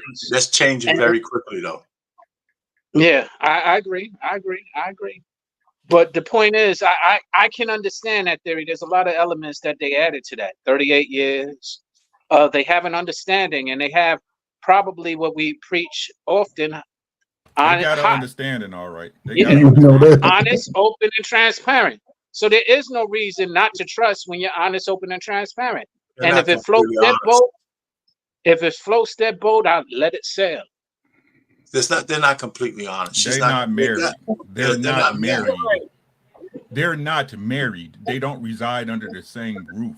He knows she getting knocked down. He knows she know he knocking the other ones down. Like what? Y'all just love to let people lie to y'all about bullshit. They're not married. I got a question from both of you, and this is a serious question to both Rick and Payne. Y'all both are married for a long time, right? Yep. Yeah. Could it be that your mind is set one way? You mean based on the vow? Goddamn right, yes. Based on the vows? So what the reason why I asked that is because you're projecting like it's impossible not to have a different mindset than you. No, we didn't say that. You saying that you made the accusation. They said they were married though, Sean. They're projecting their situation on real married people, not the other way around. Wait. They've been married longer than both of y'all. So what are you saying? They were married 38 They've years. been together longer than the both of us. Okay. What did they say? Not what y'all feeling. What did they say? She said they don't live what did together. She say? I've been married for 38 years. So how you gonna sit there and discount what you said? Sir. There's people that have been married on paper till death. That's right. right. One lives in one lives in California and the other one moved to New York. I don't care what the paper says. Again, y'all going on not God's law, but man's law, right? They're not. Let me finish. They are married in name only. Don't run the bullshit. Sir, let me finish, sir. I'm not going to interrupt you. You don't interrupt me. I'm sorry, right? Rick, I'm sorry. Again, believe what you. I keep trying to tell y'all, as people, as men, it's all what the fuck you believe. When you tell me what you believe, I know what to think about you. Right? There's moral people and there's immoral people. Any person that will live apart from their husband and or wife in separate homes and say, we still married, but we get together from time to time are immoral. Trust has nothing to do with it. You can't say what that person is doing because they are not underneath your roof and vice versa. It is not a marriage, sir. I mean, now I've heard you. Now, how are you saying what they're doing? I think I just said it. I think I just said it. I know, but biblically, you said biblically, under one roof is not. Show me where that's in scripture. The man should leave his home and cleave to his wife. Cleaving means you are under the same house. There's no way a man could cleave to his wife if they in two separate houses, Sean. How can you protect your wife in a different house?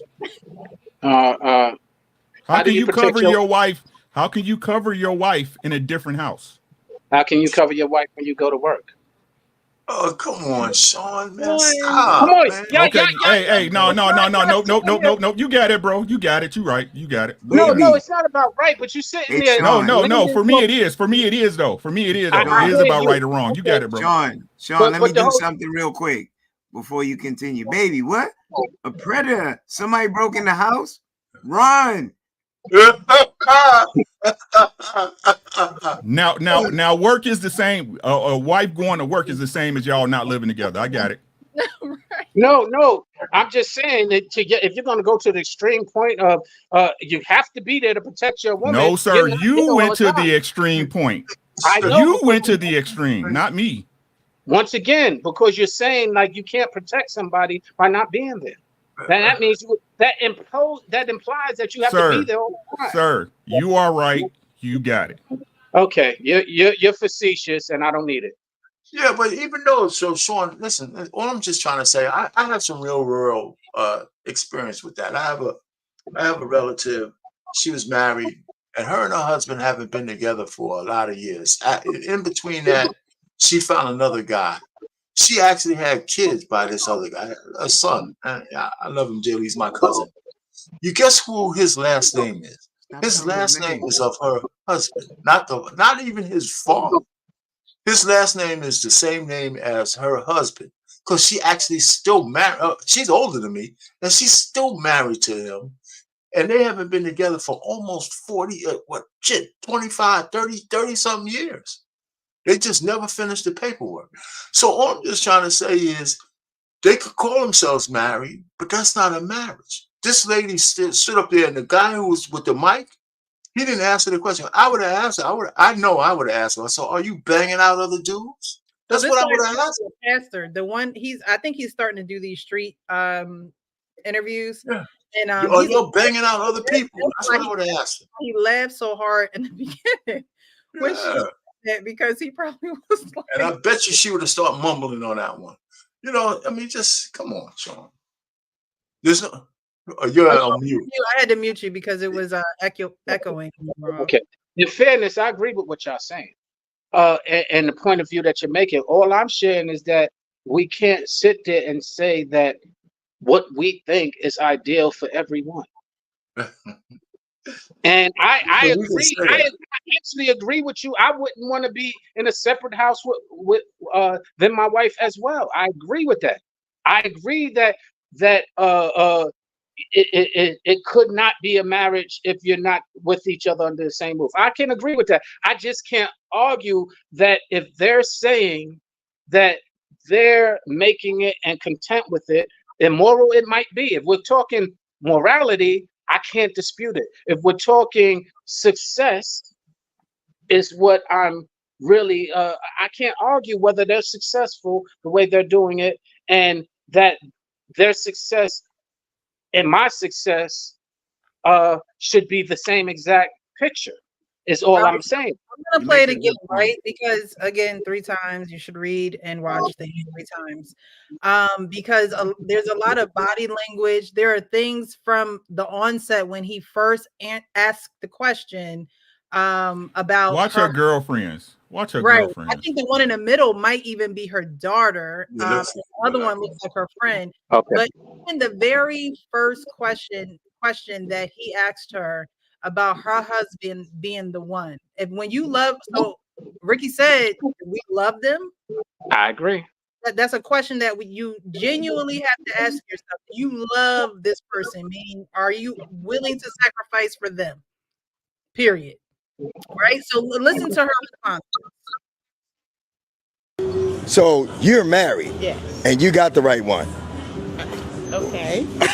So is she telling her she got the right one, or does she believe that she has the right one? I agree. I agree. Put it this way: if I was a betting man, it's a safe bet that what Ricky and Payne are saying is true. So I'm not even disputing that. Is it still a bet? Is it an assumption? Yes. Safe assumption, nonetheless. Look at him. Look at him. Yeah, he laughed at her. Y'all liars, bro. All they do is lie. Y'all niggas all. Look at her daughter. Look at her face. She said, "Man, my mom." Far left with her hand in her hip. She's banging She them out. put her own head down. She put her own head down, bro. I agree.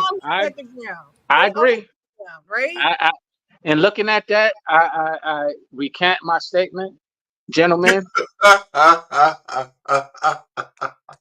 Okay, so how long you been married? 38 years. Oh, he got to be the right one if you stayed that long. No, we live.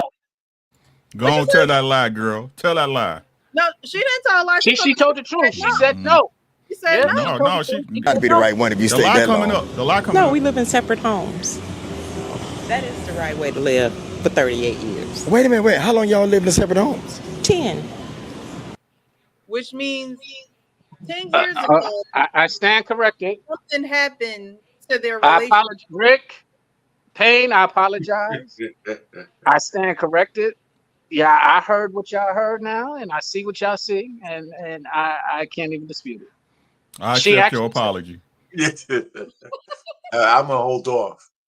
So she says, no, we live in separate homes. That's the right way to live. Could you rewind it just a little bit? Could you rewind it just a little bit? For 38 years. Wait a minute, wait. How long y'all lived in separate homes? 10. Stop. And you want me to rewind it more? Yep. I want y'all to listen. Oh, to what he got to be the right. Go from right there. That's fine. Watch. How long you been married? 38 years. Oh, he got to be the right one if you stayed that long. No, we live in separate homes. That is the right way to live for 38 years. Wait a minute, wait. How long You y'all see lived in what she separate just homes? said? Did you hear what she just said? Like she created this way yes, to live. I stand corrected, and what you said is not moral. It ain't even an assumption. I will And go I on. quote, Yes. I quote, Sean, it's the right way to be married for 38 years. How long y'all been living separate? 10. You're right. All they do is lie, bro. I agree. That's definitely a lie. She's a liar. He's hitting what he wants to hit. She's smashing when he wants to smash. She's smashing who she wants to smash, and they see each other from time to time. And the crazy part is they live in the same town. It's not even like they live across. You better make sure don't nothing get back to me. It probably isn't even that, to be honest with you, Rick. It's probably, if it got back, yeah, I know. And what? That's just what we do. They don't have the morality that when it's time to have a conversation, he go to his house, she go to hers. Exactly. Okay, so now I'm gonna give a decade of my life living a falsehood rather than part ways amicably. Unless there's another caveat that we don't see that is not being displayed as for why she's not trying to shed herself of his last name. There's so many people who are in business marriages. It's not exactly. Money. It's cheaper to keep her. Will keep you cheaper together. to keep her. Okay. Or cheaper to keep him. Sean. Yeah. Sean, at the Fringe, it's cheaper to send her in the woods with 2 stakes on each leg. Oh my God. I mean, it depends on how much those stakes cost. It might be cheaper to keep her. And these people have no moral standard, no ground, no spiritual following. These people, all they do is lie. Heathens walking among us, and we are supposed to be like, sorry, Sean. You just don't understand. You just don't understand their way of thinking. That's a disrespect. Maybe you just right. It works for them. Evil work for Satan every day of the year. Damn, Uncle Rick, all that. What were you honest? I mean, he's making valid points. I can't even. Yeah, Rib shot. I can't even front. He's making valid points. Okay, so that would make sense if I took a little while. We weren't seeing eye to eye. I had the real estate, and you went over there just to clear time so we could simmer down, regroup, and find out where we lost our love, and then get back together. A decade? You're right, and even more to add on to that, she started the conversation like, and this is what I caught on the second time listening to it. He asked her, "Is he the right one?" And she already had apprehension to even acknowledging that. That's the first sign. Then he has to be the right one after 38 years. No was her first response. Yeah. So I heard that as well, very loud and clear.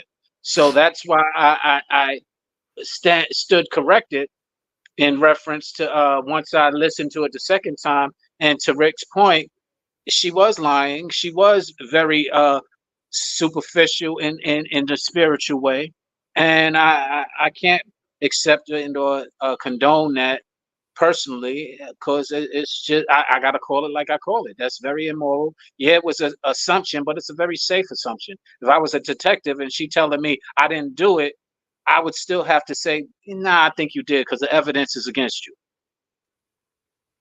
Yeah, it says a man would rather live on a roof of a house than live with a quarrelsome woman, and it's not cheap to live apart. So to say y'all gonna live in two separate houses, but y'all married and have two sets of bills, what happened 10 years ago? Why couldn't y'all work it out? 10. And it gets y'all, that works for y'all? Fabulous. Where y'all? It's just fabulous. And what caught me? That's because the pain point, she's getting what you say, Kenny. What caught me is watch the nod of what I believe is her daughter. When she said what she said, the daughter nodded in agreement. If you could rewind it real quick.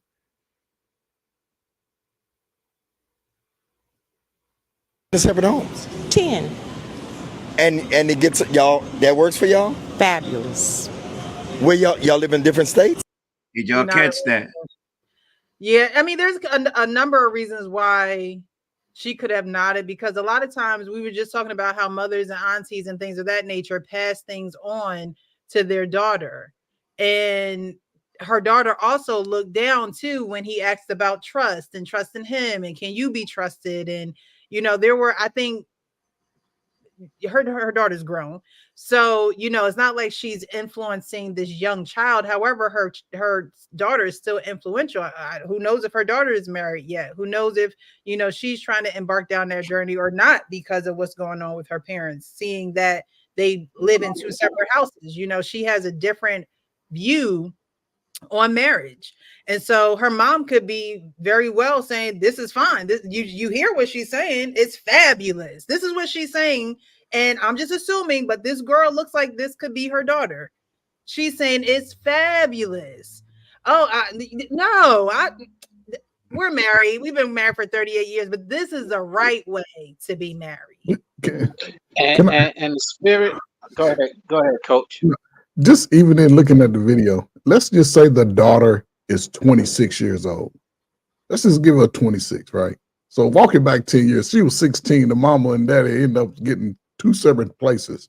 Now, my wife leave me, her ass is single, and I'm single.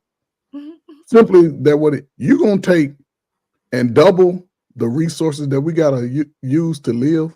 Your ass is single, I'm single. there's no way that I could even buy into even a conversation like that. That shit would just. That's what I put that question down there. Men choose this. So, Men just choose this. listen, it is fabulous when you can call Nug Nug or Tyrone or Benny over at 12:30, clap them cheeks. You go to sleep, quiet. He's gone.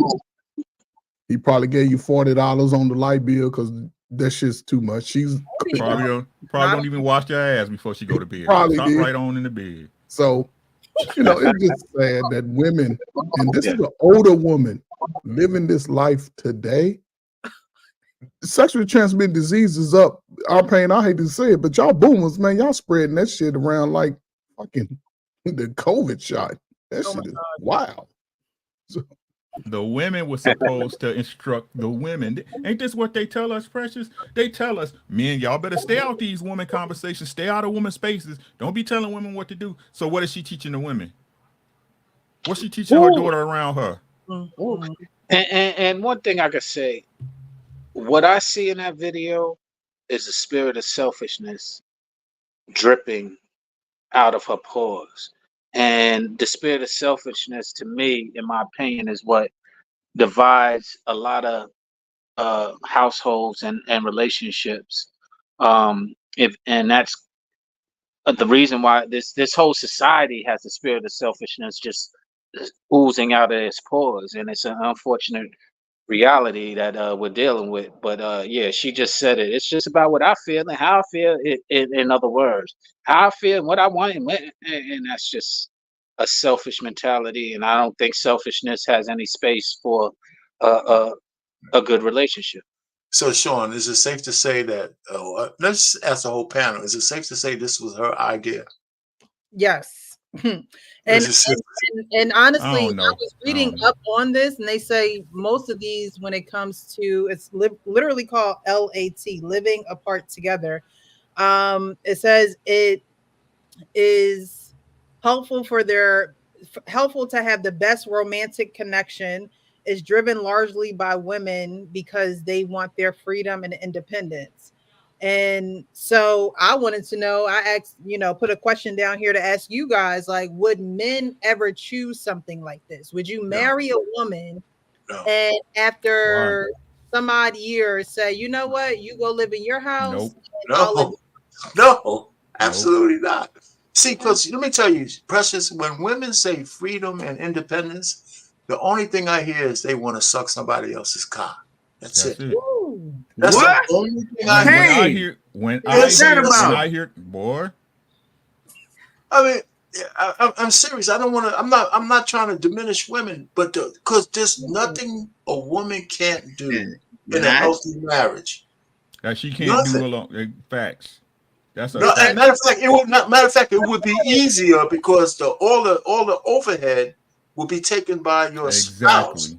And so anytime I hear a woman say any shit like I need the freedom to do this, all I'm hearing is you want to get plowed down by somebody else. That's you want to fuck somebody else. That's what I felt trapped. I wanted she wanted to fuck somebody. Hey, you know what the other R-Pain, you know what the other one is? I was missing so many opportunities. Yeah, but listen, the only reason I'm gonna stand here, the only reason why I know this is true, because my wife has been married to me, and anything she wanted to do that was productive, that wouldn't interfere with, she had absolutely free reign to do everything. But the truth education, business. Let's keep it a buck, R-Pain. Because these the lies, right? Now I'm sorry I cut you off, right? No, go ahead. But the truth is, right? If you with a husband and he with you, and he your husband, he make all your dreams come true, baby. Absolutely.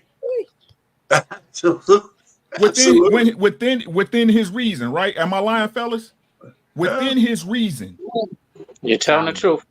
He gonna make all that shit pop because just like R-Pain, I take care of the other shit, so you ain't gotta worry about the bullshit. Absolutely. Rick, can I ask you a question? You married, right? Yes, sir. When your wife goes to sleep, does she have? My wife goes to sleep, and when she puts her head on the pillow, she's out in a minute. She has no wrinkles on her forehead because the outside world I take care of. She don't worry about none of that shit, man. once my wife lay down, she put on her Judge Judy because she got to have noise in the background, right? We spoon and she out in 2 minutes. You spoon, Rick? And you know what? And I love my baby. Fuck y'all. I said, I wish I could go to sleep like that. I wish I could go to sleep. Yeah, I keep trying to tell you. Don't be spoon screaming, I wouldn't trade my old lady for nothing. I wouldn't trade my old lady for nothing. I haven't been married, but I will say that a lot of my people I've been in relationships with, when we have broken up, they complained about they couldn't sleep, and for some reason, when I'm there, prior or after they sleep. Like I'm like, where's all this lack of sleep? Where's all this stuff that you was telling me about? Dead sleep. And I'm starting to go to sleep when you protected. Like that's it's some shit your girl shouldn't have to worry about, dog. Thank you. It's some shit she shouldn't have to worry about. I understand when ladies say, "Oh, you were," yeah, but are you the woman? Are you the woman that a man would want to take that off your shoulders for? That's what women don't understand. Every woman think you said it yourself, Precious. He who finds a wife finds a good thing. And obtains favor from God. Right? This is what they don't understand. How y'all expect to be wise when y'all don't want to do the work that wives do? That's what she said. I don't. Ooh. Right. You're going to be out here lifting them logs by yourself, bitch. Yeah. It's what it is. And Rick, I would say this, but yet you will put in the work to get your degree. You will put in the work to get that job. You will put in the work to get whatever it is that you want or you feel make you feel good, but you won't put in that work in your relationship. And that fails us miserably. It's all in what you believe, gentlemen and ladies. You simply don't believe that a man will do these things for you. So again, where does that come from? You can say you blame your daddy, right? You can say you blame your daddy. Okay, I'll give you that one, right? But let's be honest. Let's be real. Let's be real. The type of guys you like don't do that shit. That's right. The type of guys you like don't do that. They got that swagger. They got the chains or whatever. You know what I'm saying? They cool. They smoke. It's different levels of swagger. You know what I'm saying? It's big money swagger. It's ghetto nigga swagger. And so many different ranges in between. Right? You don't find a husband because you're not a wife. It's just that simple. A man will change. A man will break his pockets for the woman he wants. Man, I got to figure out how my wife want to get this floor done, goddammit. Man, I got to work these hours, shuffle this shit, da-da-da-da. Man, you know what? That radio I wanted, that shit going to have to hold off. My car, I want to put a new stereo in there, right? But it's good. It'll survive till next summer. Your man don't do that for you? Your man don't do that for you? You ain't worth it, bitch. Oh. Plain and simple. Yeah. I ain't mad at you, Rick. I am not mad. Let me just say this on the tip. Let me just say the tip of this too on the end. The one thing that I think that puts the coup de grace on this, that most men who are cleaved to the woman that's theirs, we don't only take care of you while we're alive. We make sure that you're taken care of when we're dead. Because we anticipate that we're going to go first. You know, and then whatever you do after that, we want to make sure that this, at least you ain't out there, because whatever rely you put on us, we want to make sure we can cover it when we're not there. Women don't think about men like that. They don't.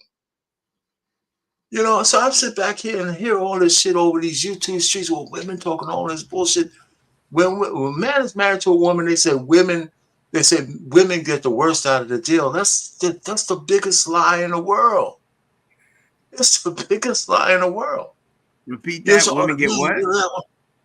They say the men live longer and all this stuff when they're married because they're training us. That's bullshit. You know why we live longer? Because purpose makes us live longer. Men don't live longer than women. So what you talking about? I'm talking about in marriage. They said most men. That's what they say, Kenny. That's what they say, Kenny P. That's what they say. That's what they say. So the fact, all I'm just trying to say is the reason why we do stick around is because we want to make sure, like if you have kids, I want to see how that book plays out as long as I possibly can. I want to turn the page to all those chapters and shit and all that kind of stuff. But the purpose keeps you, it drives you. I think men need purpose, right? You know, for And whatever purpose reason. is not your job. Right. It's not where you work. That's right. I don't get. Like I said, I don't understand. Like Sean said, maybe he just think different. Maybe y'all just think different. You know what I'm saying? Do women understand that if a man loves you, he's willing to give his life for you? Say it again, because I don't think they hear it. I don't He think is they willing hear to it. give his life for you. Yeah, and the problem is they don't Hold want to on. believe. I got you, son. My bad. Right. You know what that means? That means if it came down to an ultimatum, and they said either your wife's life or your life, that man would say, "Take me." That's right. Don't do what Bob Marley did. Do y'all know what that means? And y'all think that don't cost nothing? You think you were supposed to get that just because you? If that's the case, who are you then? As a woman, who are you? What's your responsibility in this thing? But most of y'all are empty passengers. Correct. Just on a ride to get a ride. They ain't trying to hear that. There's a My lot of bad, women. No. You said what I was. I'm sorry to interrupt you because you just said it. What was on my mind? So I appreciate it. And the funny thing is, we have 5 men here who understand that, and 1 lady who actually understands it as well. And it's unfortunate that we're speaking to each other as opposed to speaking to a lot of the people who need to hear it. You got the chat. You got you know, this thing. You are supposed to be speaking to the people who need to hear it. That's who we speaking to. No, I mean, I'm sorry, but what I'm saying is that a lot of the people who will tune in is kind of like our choir, and they understand it. It's a lot of the people who we look at and see, and I know all of us. And tell me, every man here and woman, does it almost trigger you when you see the ignorance and the mindset that Rick was just speaking of? Sean, you being rhetorical, yes. You pop into IGs where I'm fighting the bee's nest of women because I extol those virtues, and I say enough is enough. They say I'm a homosexual. Who hurt you? You're still pushing your trauma on people. You're too heavy-handed with your words because y'all is ignorance, and y'all adhere to women code. And when a man says my social contract is to make sure if I don't know you, I don't have conditional ways of looking at it, because if I saw Precious and she was not my woman and I saw her in harm's way, the social contract says I have to put my life in the way of harm so that she can be protected. Oh, you must be a homosexual. Who hurt you? Oh, we don't want to hear that. I only listen to my man. The social contract. I don't listen to the other men that's trying to extol virtues and show you how things need to be reset. The social contract has been broken, bro. And that's why I keep telling y'all it's over with. Gentlemen, you are the last. Precious, you are the last of a dying breed. Agreed. Believe me when I tell y'all that, gentlemen. You are the last of a dying breed. Pretty soon, it's gonna be women at the sports bars smoke. I mean, they already do it, smoking cigars and watching the NFL Sunday Ticket. They already do. You're right. They already doing it. Sipping on the best cognac, whiskeys, and brandy. Dancing with each other. Talking about, bitch. I was literally, when I saw King Smith, we was at a hookah bar. And they actually had a woman's birthday. She was celebrating her birthday. All her girlfriends. And they bringing out bottles, dancing with each other with the sign, happy birthday, bitch, or birthday, bitch, birthday. So, and I'm sitting there like, wow, this is where we have come to. Women are in the strip clubs just as much or more as men. Yeah. Wow. It's just crazy. And the next woman that ever called me bro. I'm telling y'all. It's over with. I feel sorry. I feel sorry for you younger folks who will never experience love in y'all lifetime. Because your parents didn't love you. They was too busy working to get you the shit you want that they didn't have when they were little. Ooh, say it again. Your parents didn't love you because they were too busy working trying to get you the shit they didn't get when they were little. School's so important. The image of a child is very important. The teasing is what made you tough. Teasing is what a bully is who taught you who you really was as a young man or a young woman. Adversity builds people. Softness destroys them. It's very true. Yep, I learned that very young. Very young. I mean, even going into a family, I had to learn them. Like when you don't have nothing that you're facing in life and you think everything is going to come easy to you and the real world hits you, it's going to eat you alive. It will. It's so crazy. Very true. Because what they don't understand, right, that again, the social contract's been broken, right? All these social, what I want to say, agendas, right? The world don't care. For real.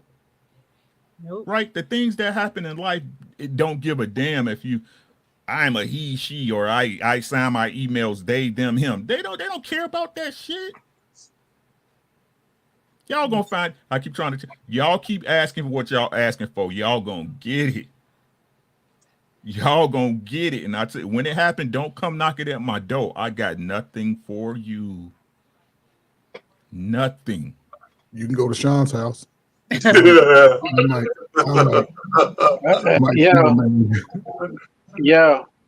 I said I'm a sucker for love, nigga, but I ain't a sucker. I'm trying to tell you, it said it in the Bible, man. The meek shall inherit the earth. Don't y'all see it? This our pain. Don't I say this damn near every week? The Bible is happening right in front of everybody's eyes, and y'all act like y'all oblivious to it. Everybody's face. It's so crazy, man. It's true. Really it is. To, if you haven't started reading it, read it. They actually have the Bible with all the the black studded actors and actresses that are reading the Bible. You have to pay for it. I use my credit card. But if you have what is it? It's through Amazon. Audible. I don't know. I get a whole bunch of credits on Audible, so a lot of my books that come through my credits. So I got that on credit. I mean, I read my Bible anyway, just to hear it in their, just to experience it a different way, just through their voices or whatever. It helps it stick better too when you have somebody read it to you. Yeah, I think that everyone, and at my church right now, we're doing a series. But when we did the radio show, I forget what that was called at this point. I forget. It was around for a hot minute, and I would do it on Sundays, and I would do Precious Proverbs in my AM show. But Proverbs is a perfect place to start because it's literally a book about wisdom on how you should be living. If you need to learn to, or if you need to start anywhere in the Bible, I would suggest Proverbs because it's all about how you should be living. You want to learn about love? Go over to Ephesians. But Psalms are parables on things, but you can insert your life into those parables. But we can get into that another time. But yeah, I think that everybody should study to show themselves approved, because when it's your turn to go, God's not going to ask you about me. We're not going to have these kind of talks in heaven. It's going to be, what did you do? What did you do with what I gave you? That's what God's going to ask you. Why did you do this? I gave it to you. Why didn't you put it to use? And so if you need to learn how to put those things into use, or how to live your life to find your purpose, to actually be clear on your purpose, I think, like I said, Proverbs is a great place to start. And one by one there, I mean, in the Bible, it says write things and post them so you can see them on the go. You know, that's very vital in our lives. We'll post when we have a doctor's appointment on a refrigerator or whatever. Well, now we have our phones, but back in the day, we used to, you know, just post it on the refrigerator or on a calendar. You know, it's the same thing with wisdom. You should be able to see it on the on your way out the door or going to work or whatever, because those things you need to meditate on day and night. Because if anything is going to be attacked, it's going to be your mind. What do you believe in? So we'll move on to the next video. Oh, that's good. This video is actually about this guy, Andrew Schultz, and he got on a podcast and they were talking about the Black woman effect. And so they're talking about the Black woman effect, and these guys that are on a podcast, I forget what, I think they're from the UK or something. It's and Diggles or some shit like that. Yeah, and they're talking about, you know, the Black woman effect and how physically it can change you, or, you know, you can get this persona from the Black woman effect. But when Andrew Schultz started to talk about the Black woman effect, he went into attitude and mannerisms of the Black woman. And then the video that is behind that one is speaking about how Black women aren't protected publicly by Black men. And so that's what gives the reason for other people to disrespect them as well. So I just wanted to get you guys' perspective on it. She's cool, man. She's cool. She stole your ginge. How you feel about that? I'm here for it, bro. I'm here for the multicultural. Really? Yeah, Black girlfriend effect. Yeah. You're into that. Yeah. She came in. What's the Black girlfriend? They just come in and start fighting? Nah, bro. You guys don't know about the Black girlfriend effect. She just... Wait, what is the Black girlfriend effect? You man don't know about this? Glow up the other culture. Yeah, so you'll see a guy who's had a Black girlfriend, all of a sudden he's got buzz cut, like clean shape up. Glows up, bro. I like that. I like that. They shave their hair because they start losing it. Because they're so stressed being around this Black girl complaining about shit all the fucking time. That's why they gotta shave their hair. Nah, bro. White guys with Black girlfriends, they grow a beard because there's more cushion when they get slapped the fuck out of. That's hilarious. I think the Black girlfriend effect. It might be a protective instinct, bro. You think? Protective. Yeah. Do you guys have you ever had Black girlfriends? Yeah.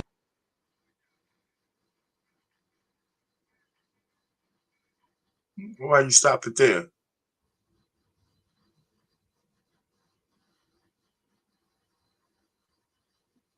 Are we stuck?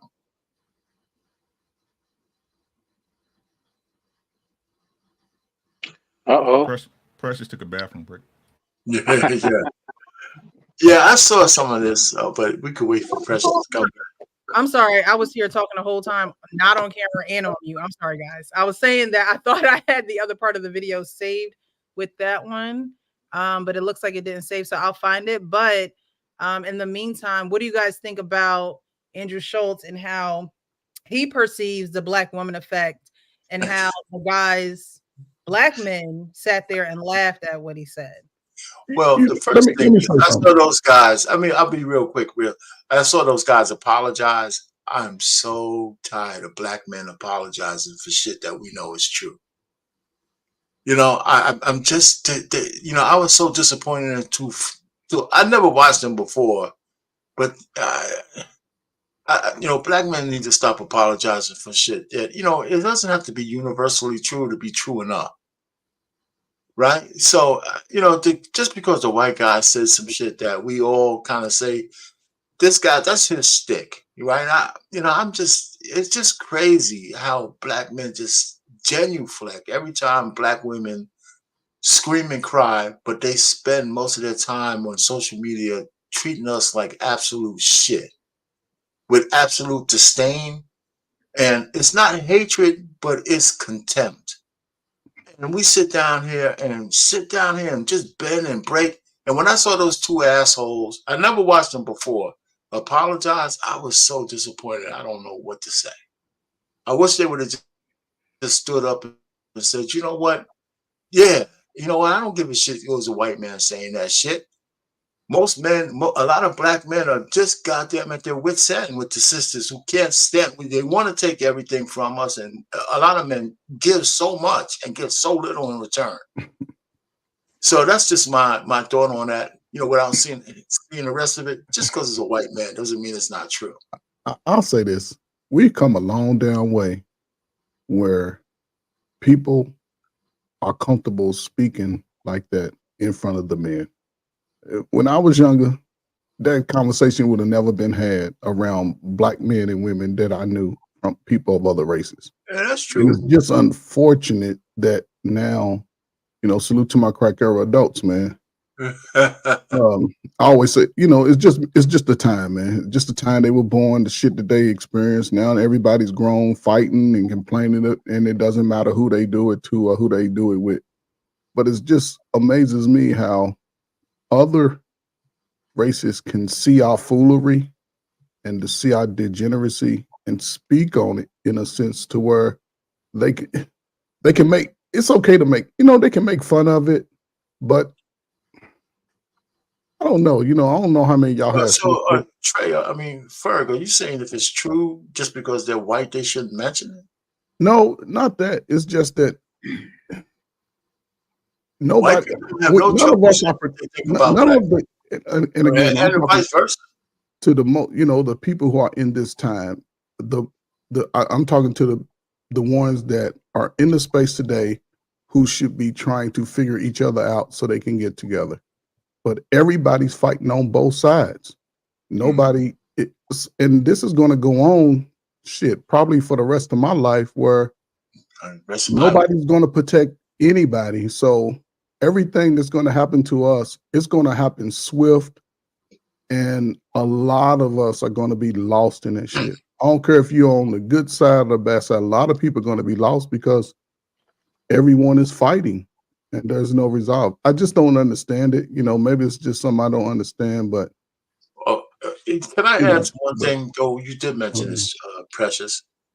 I don't think there's a race of men who've lost their lives protecting black women more than black men. That's another bullshit lie. Black men give up their lives for black women all the time. All the time. And I just, you know, it's just one of the biggest lies. How many times a sister would get her brother killed because she's into some bullshit? Like what happened, or a husband, or a brother, or a son. It's just bullshit, man. I mean, black men give up their lives for black women all the time. All they do is lie. I keep trying to tell y'all. Didn't we have a story that was being covered on YouTube a couple of years ago about the ex-football player who old girl brought her brother to the house? Yeah, that's right. Almost destroyed his whole life. Wait, how about Chicago when the man hit old boy's mother and he came out, the boy came out with the gun and shot the man dead in the store? Right. Yeah. Say something about a black man's mom. Yeah, so I mean, it's just, you know, the part of the contempt is so deep that all the things that black men actually do just get completely ignored, man. I mean, you know, black men have given up their whole soul for black women just so we can curry some kind of favor and just be equated to just being men. But you sit on the YouTube streets and TikTok and you listen to the majority of women talk about us, they fucking hate our guts. The contempt is so thick. It's crazy. It's crazy. And we still apologize all the time. All the time. We could name the women on YouTube that have anything good to say to black men on one hand, maybe two. You know, Kendra G not Kendra G, but what that other chick who wanted to delete black babies, it took a white woman to get her off of YouTube. You know, so I'm just tired of us apologizing for shit, man. I go back and forth with my sister on this all the time, but it's just crazy. You know, it's crazy. So I don't have a problem with what the white man said on that show, really. I'm really more mad at the dudes for apologizing like bitches. Okay, so you got a brand and you're willing to lose it because of your pride? Has nothing to do with pride. Okay, so What they had a has to do with brand. They had a brand at risk at them getting canceled. By what? They were cowards because they wouldn't have got Okay, that's the good. next news cycle. Everybody would Okay, have got all right, that's nice. That's nice, Payne. So I'm gonna just put the facts on the table. Andrew Schultz is a habitual offender disrespecting black women, and there's always truth in jest. When he was disrespecting Angela Rye in her face, you need to revisit that and then recant your conversation with Charlemagne. Eventually had to check him as for how he spoke to her. You understand? He get too free with his mouth at the point where he got threatened by other black. Like, yo, you need to really watch your mouth because you get too far with your statements. And not everything that you could joke on, because being a jester, there's times that you're gonna get checked if you go across that line. You understand? So I get it. I do understand. If I can goad you, if I can goad you into playing the game with me, they should have been dumb enough. They should have been wise enough to see where it was going and been able to maneuver within that room, rather than having to go back and give disingenuous apologies so that they can save their brand. And at the end of the day, you want to save that business that can give you a lifetime of financial freedom, because if you hold them to the same standards, apologies are given by blacks every day so that they can keep their dollar. It will never break the will by keep doing that. Okay, but watch this.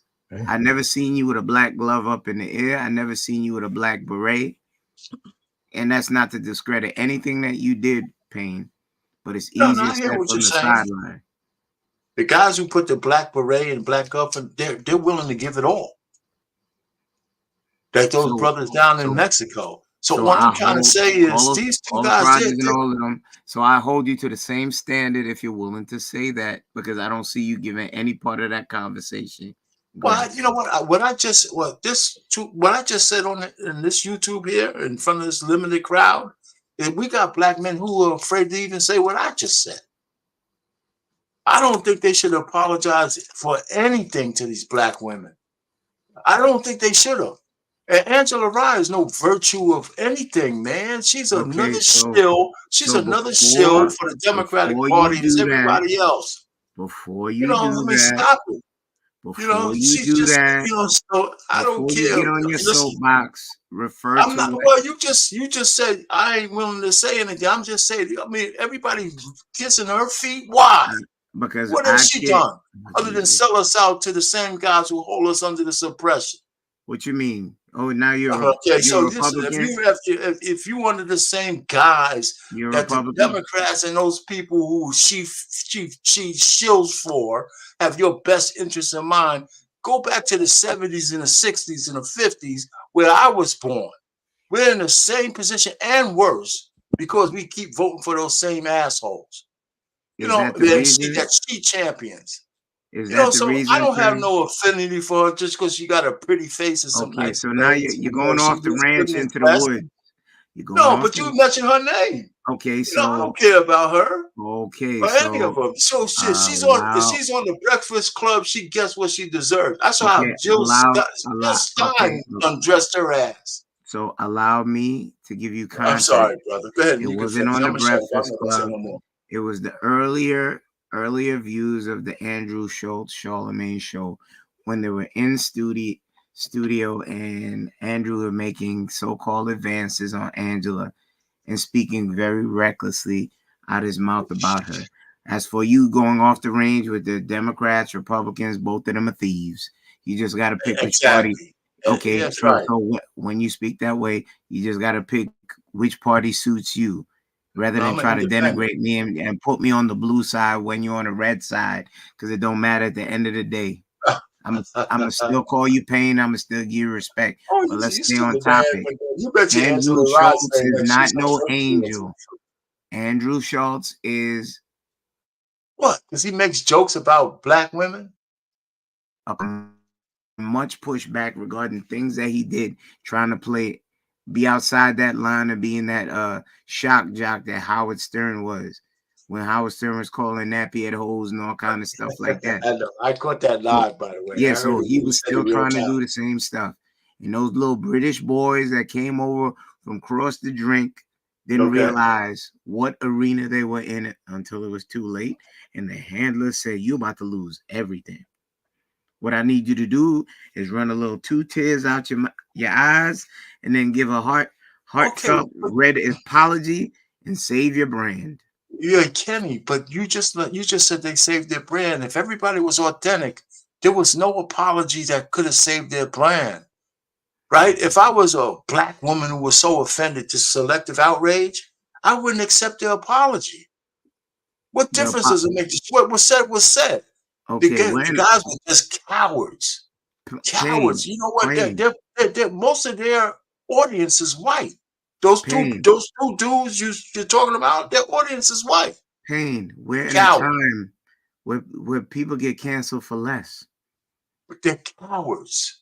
Okay, we're in a time. Okay, you would call me a coward. I'm gonna give you a scenario. Wait, you're not listening. You're just responding. I didn't finish.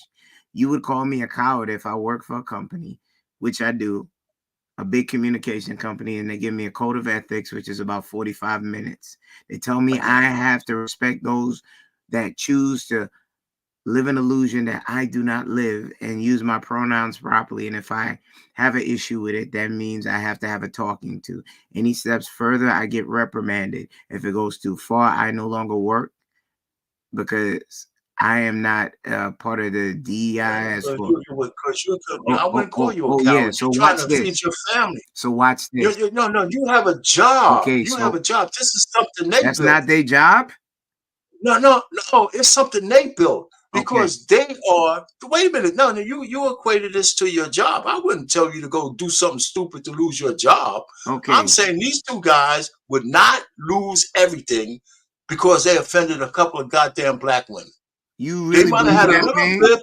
They would have had a little dip and they would have been right back. You know why? Because the next news cycle, nobody would be talking about this shit. Pain. I mean, they were cowards, man. They were cowards. Pain. Do you really believe that? Yes, I do. And when more men stand up and tell everybody who's trying to counsel you, kiss my ass. If I was married and I was a celebrity and I cheated on my wife, no, wait a minute. You opened a can of worms. More men need to stand up and say, you know what? I just needed a piece of ass. So what? I made a mistake. So what? I mean, you do whatever you want. I'ma still live. You're not gonna lose your whole world because these assholes want to, take everything away from you. Everybody keeps saying that, but it's not true. You know why? Because nobody challenges it. And when they start, Janet Jackson, wait a minute, she challenged people trying to cancel Janet Jackson for saying the truth. For saying that Kamala is not a black woman, she's an Indian, and she's trying to be canceled. Guess what? People are choosing sides. Janet is the black she hustled one of them Arabs for $500 million. She needs to keep her mouth shut and go bury Tito. I mean, come on, man. She needs to keep her mouth shut and go bury let's keep it a buck. She's sitting down. We're taking a woman who said she fired the guy who tried to apologize for her. She fired the guy trying to apologize for. You know why? Because she said, "I'm Janet." I mean, come on, man. You guys. Well, can I say this? Can I say this? Before I say anything, Rick, I saw your comment. Do you want to speak on anything before you? All right. Thank you, Rick. Appreciate you. I'm sorry. Are you going, man? You gotta save me from these guys, man. I'm sorry. Put me straight, man. Put me straight, man. I'm not a full-time YouTuber. I don't make $100,000 a year. I gotta work in the morning. Y'all be easy. Thanks so much for the hospitality, Precious. Y'all have a great night. All right, you too, bro. Okay, I'm not. You know what, Kenny? It's all your fault. I was cool until you started talking to me like that. So I was calm and all this. You came over here just to provoke. Kenny, in your absence, Kenny, I must have replaced you. because I triggered him the same way a few weeks ago. I feel like it was me. Oh, it's And the all wine love, he was buddy. It's drinking, all love, you know. and the But I Boonesborough never that he had. All right, so I did find the other video to play here. Learned it from black women is people feel so comfortable disrespecting them because we don't respect them publicly. Right? White people for so long have used the excuse, why can't I say the N-word when you say that to yourselves or call yourself that or use that in your music, which is bullshit. Right? Or white people have said, if you're using the B word, or they say, if you're using the B word, why can't I call them that? That's bullshit as well, right? That's excuses to be certain things and be disrespectful when you shouldn't be. So when you're sitting across from Andrew Schultz and he's talking about an experience that he can't understand because his wife is not black, you don't have the right to talk about that. You don't have the right to speak on something that you don't know, right? And to make a joke about what the experience is one thing if you're talking about haircuts and you're talking about clothing and you're talking about beards, or you're comparing what our friend Travis Kelce looked like when he was with Kayla Nicole to what he looks like now that he's with Taylor Swift, right? That is part of it. You start to assimilate to the people around you. What you're not going to do, though, is be disrespectful and say you have to develop a defense mechanism because of alleged violence. Black women aren't violent. Black women don't just walk around to beat people or to be angry or to be treated a certain way. No, black women, to me, were the entire front line of the Alton Sterling protests when he died, when he was killed by cops in Louisiana. Black women are on the front lines of everything that's about us. Black women understood that they had to take a back seat because as we were fighting for rights in our country, that we as men were going to be able to get through the door before they were. So they decided to push us forward and give us ideas and give us help and give us support and be our biggest cheerleaders because they knew we'll have an opportunity to get in the door first. The problem is so many times now we're getting in those doors and we aren't reaching back and bringing them through that same door with us. And this is just another example of that. So whoever is Andrew Schultz's black friend, Charlemagne, you're his black friend, sit him down, talk to him, tell him what the black woman experience truly is, because he ain't married to one and he's obviously never been around enough of them to know how strong, how beautiful, how independent they could be while also being supportive, how much black women have done to create this entire world that we all live in and the way that they've poured in it. You need to start a YouTube channel so you can make some money, my man. That's better than anything Derek Jackson ever said. Congratulations. I will say this. It was a lot of things that were conflated there. He No had. doubt. Can you hear me? Go ahead. Okay. There's a lot of stuff that was conflated in those statements, and contradictive in the conflation. One, yes, we do need to demand respect, but we need to understand what that means. Because yes, calling people the N-word and be that's disrespectful.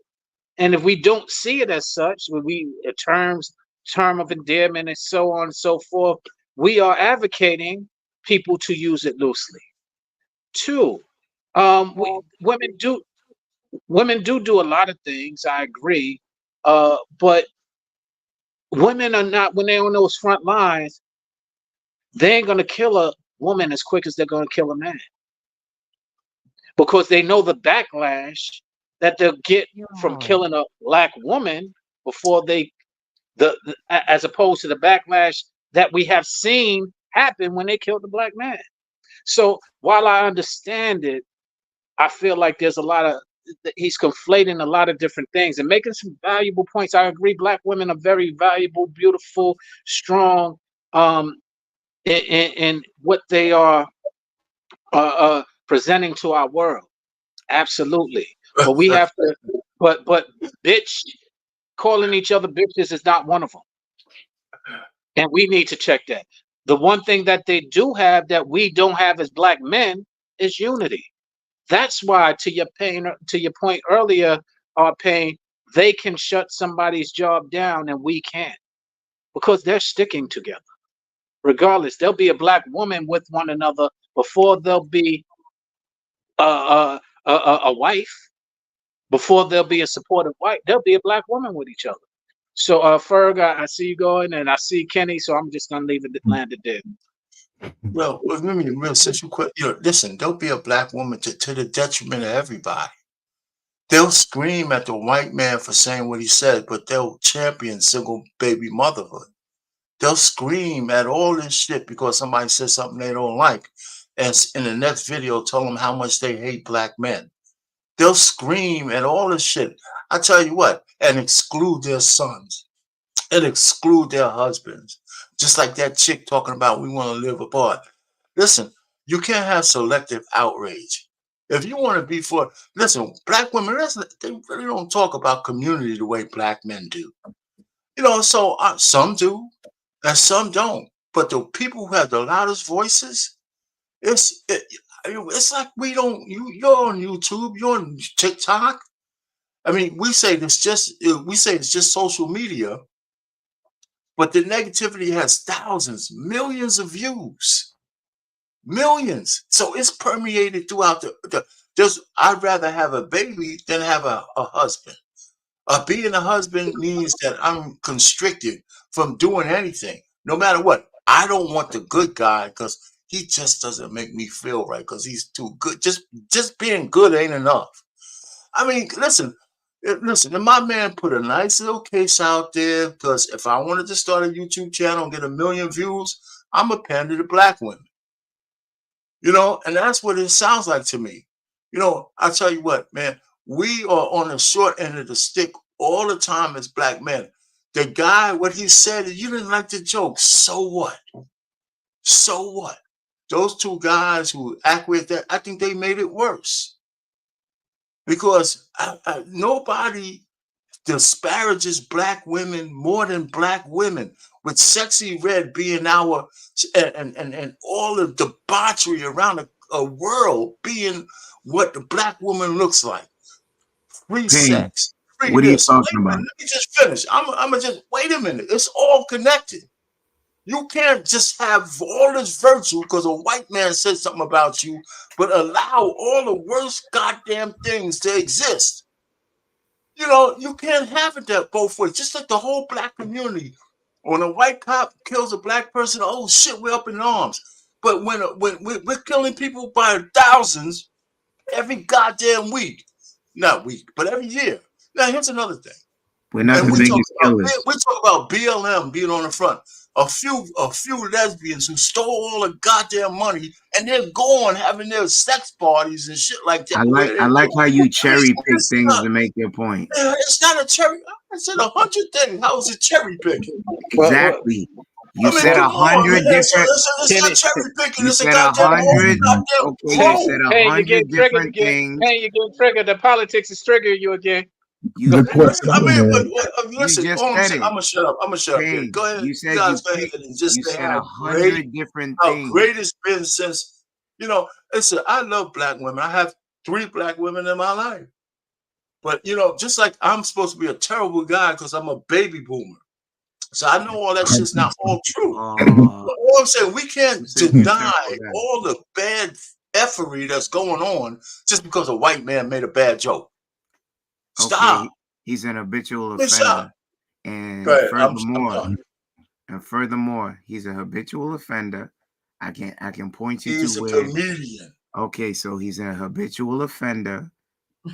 And you threw out 100 different things. That's why the word cherry pick suited exactly what I was saying, because you was bouncing all around. No, they were all connected, brother. All connected. Okay, in your mind, they were all connected. It's all connected. There's no separation. Okay. So Sean, they proving your point. Where you going? You're trying to get it all out in one serving. But as for the point as black women disparaging black women, that is not evident. That's why you do have a Sexy Red. That's why you do have a Glorilla. That's why you have grown ass women, 30, 40, 50 skill. What? Are they really disparaging them? And then when you're the man that goes in these rooms, and Sean can attest, when I voice my vitriol and disgust, what happens, Sean? You hear all noise, bing bang, boom bang, boom bang, coming at me. But watch this. Are you agreeing with me or arguing with me? I don't understand. No. I'm not agreeing with you. Sounds like it. No. Some of your points were solid, but then you go on tangents and you cherry pick things, and then you jump to your red side as pro-Republican. Then you go back to the topic, and then you say black women are disparaging black women, which is all the time. Not the case. They don't disparage black women doing effery.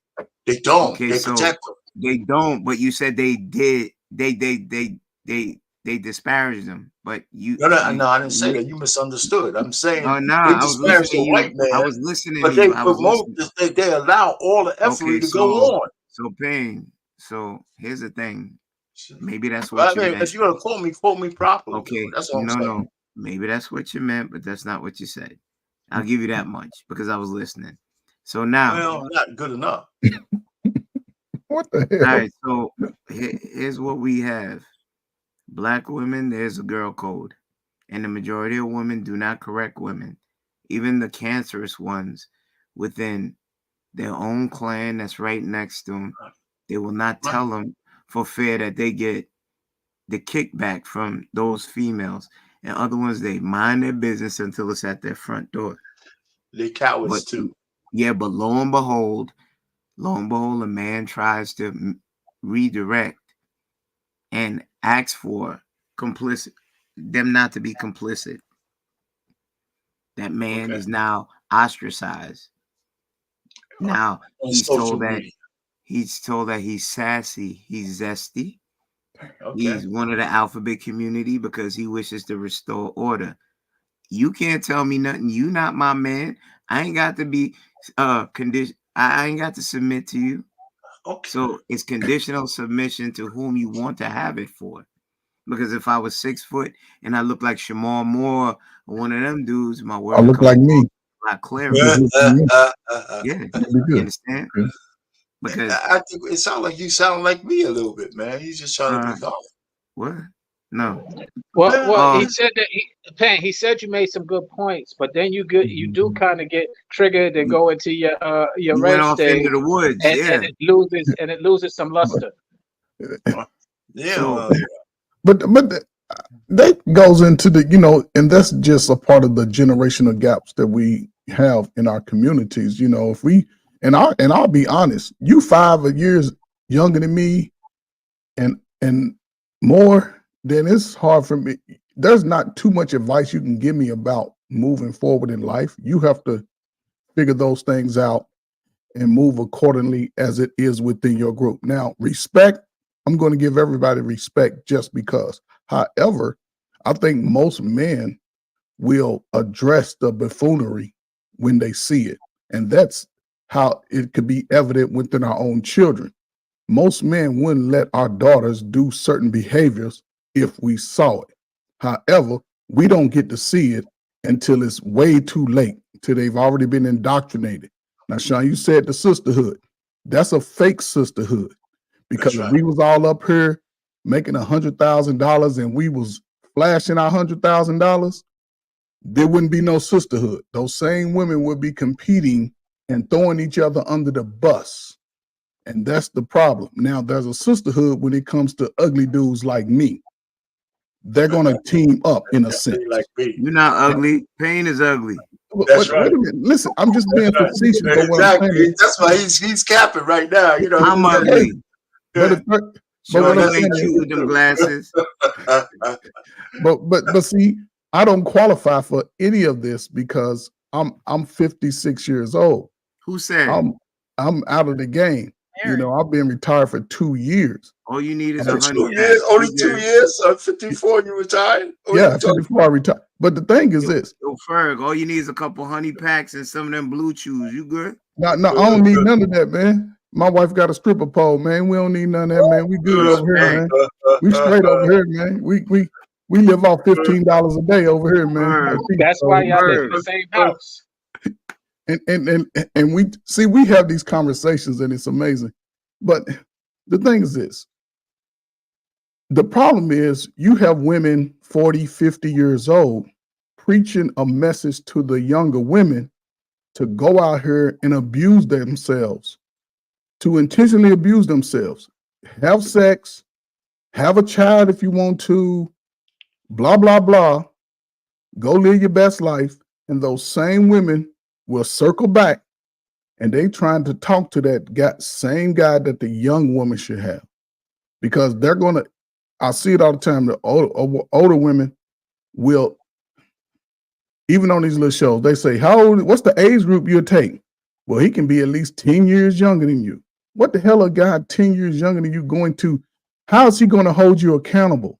None of them want to give up their freedom, and none of them want to be held accountable.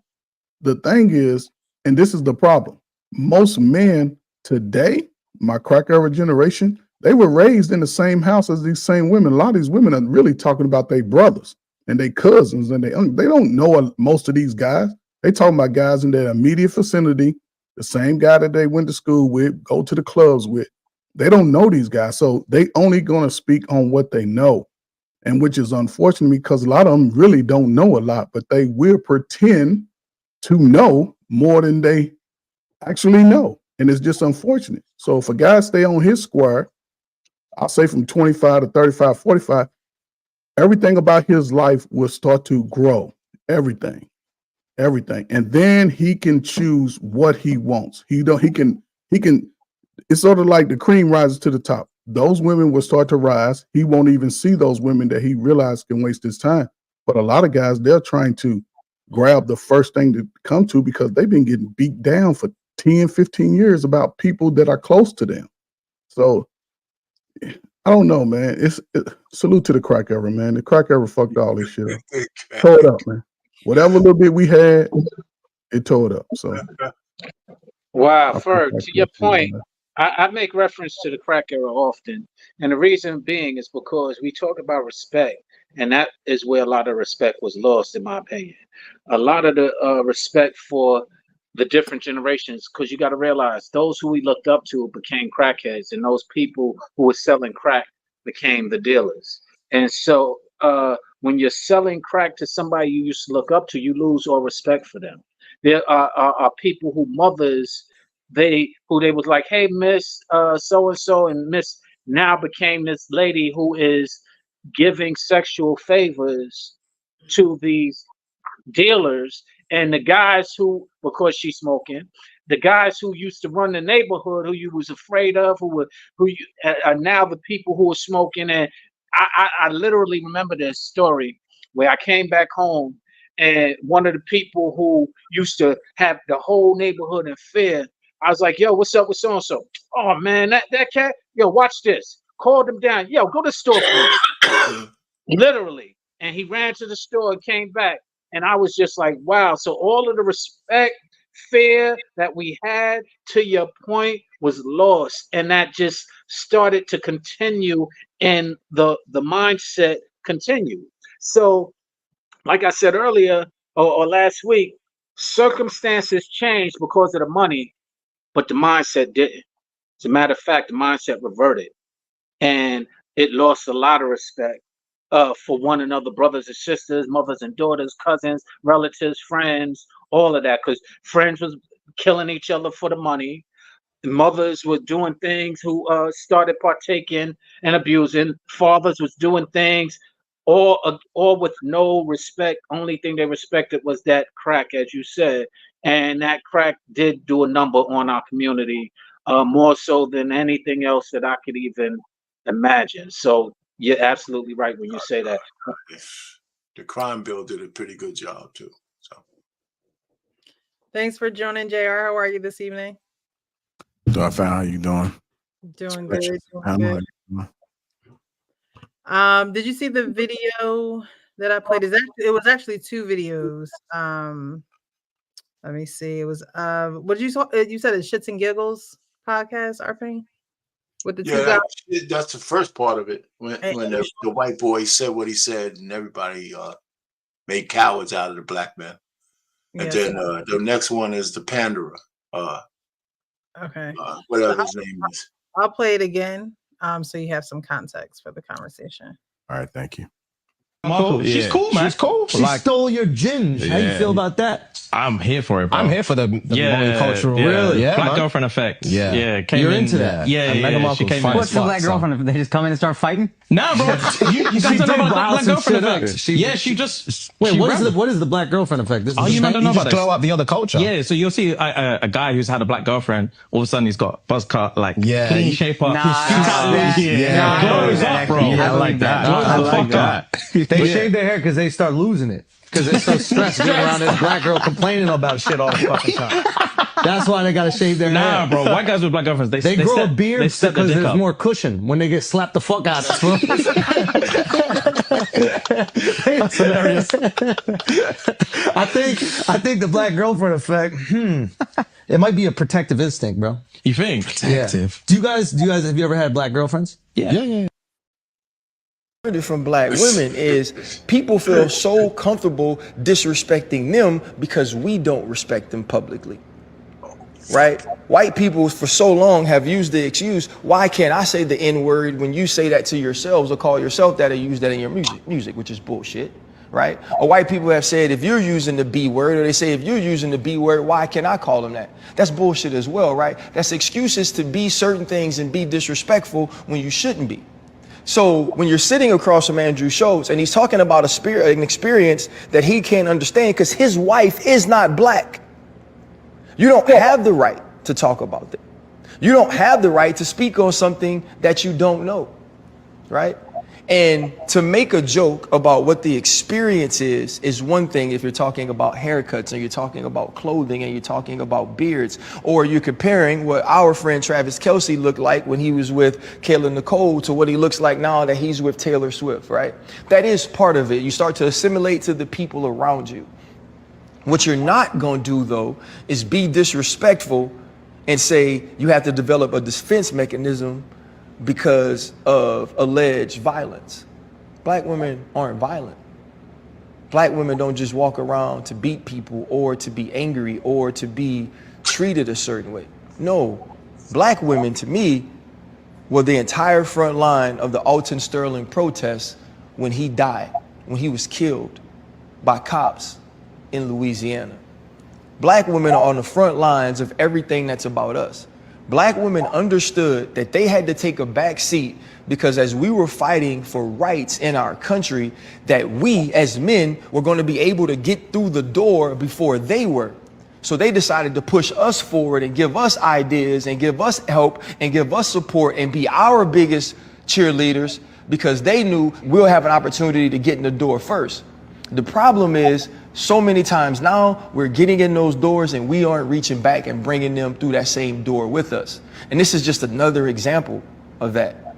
So whoever is Andrew Schultz's black friend, Charlemagne, you're his black friend, sit him down, talk to him, tell him what the black woman experience truly is, because he ain't married to one and he's obviously never been around enough of them to know how strong, how beautiful, how independent they could be while also being supportive, how much black women have done to create this entire world that we all live in and the way that they've poured in it.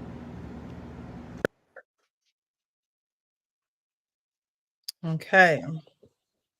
So you have Andrew Schultz, who has his own perception of black women and how they act. And I don't know that guy's name. Do you guys know the name of the guy that's in the he's a football player. Ryan What's Clark. his name, Trey? Ryan Clark. Is that his name, Ryan Clark? Ryan Clark. Ryan Clark. And so then you have Ryan Clark saying, hey, look, you know, you might talk about what the black woman effect may be visually, but you go too far when you disrespect black women and you don't have any experience with black women. So what do you think about that, JR? It's like two things that stick out to me, and it's people's experience and then media. Those are the two things that speak out to me. I always tell people that I don't have a bad experience with black women. I think that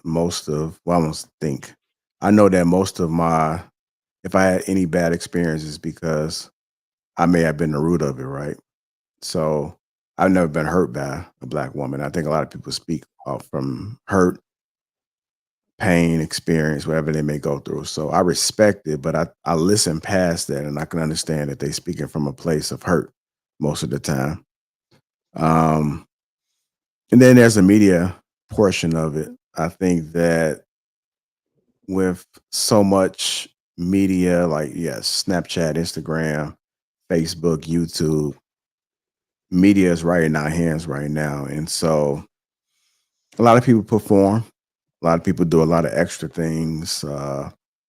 Some things there's some truth to, and there are some things that are representatives, but you can't. And then you have the news that pushes things. So there's so much media that push negativity that it confuses people. And a lot of people don't know what to really think.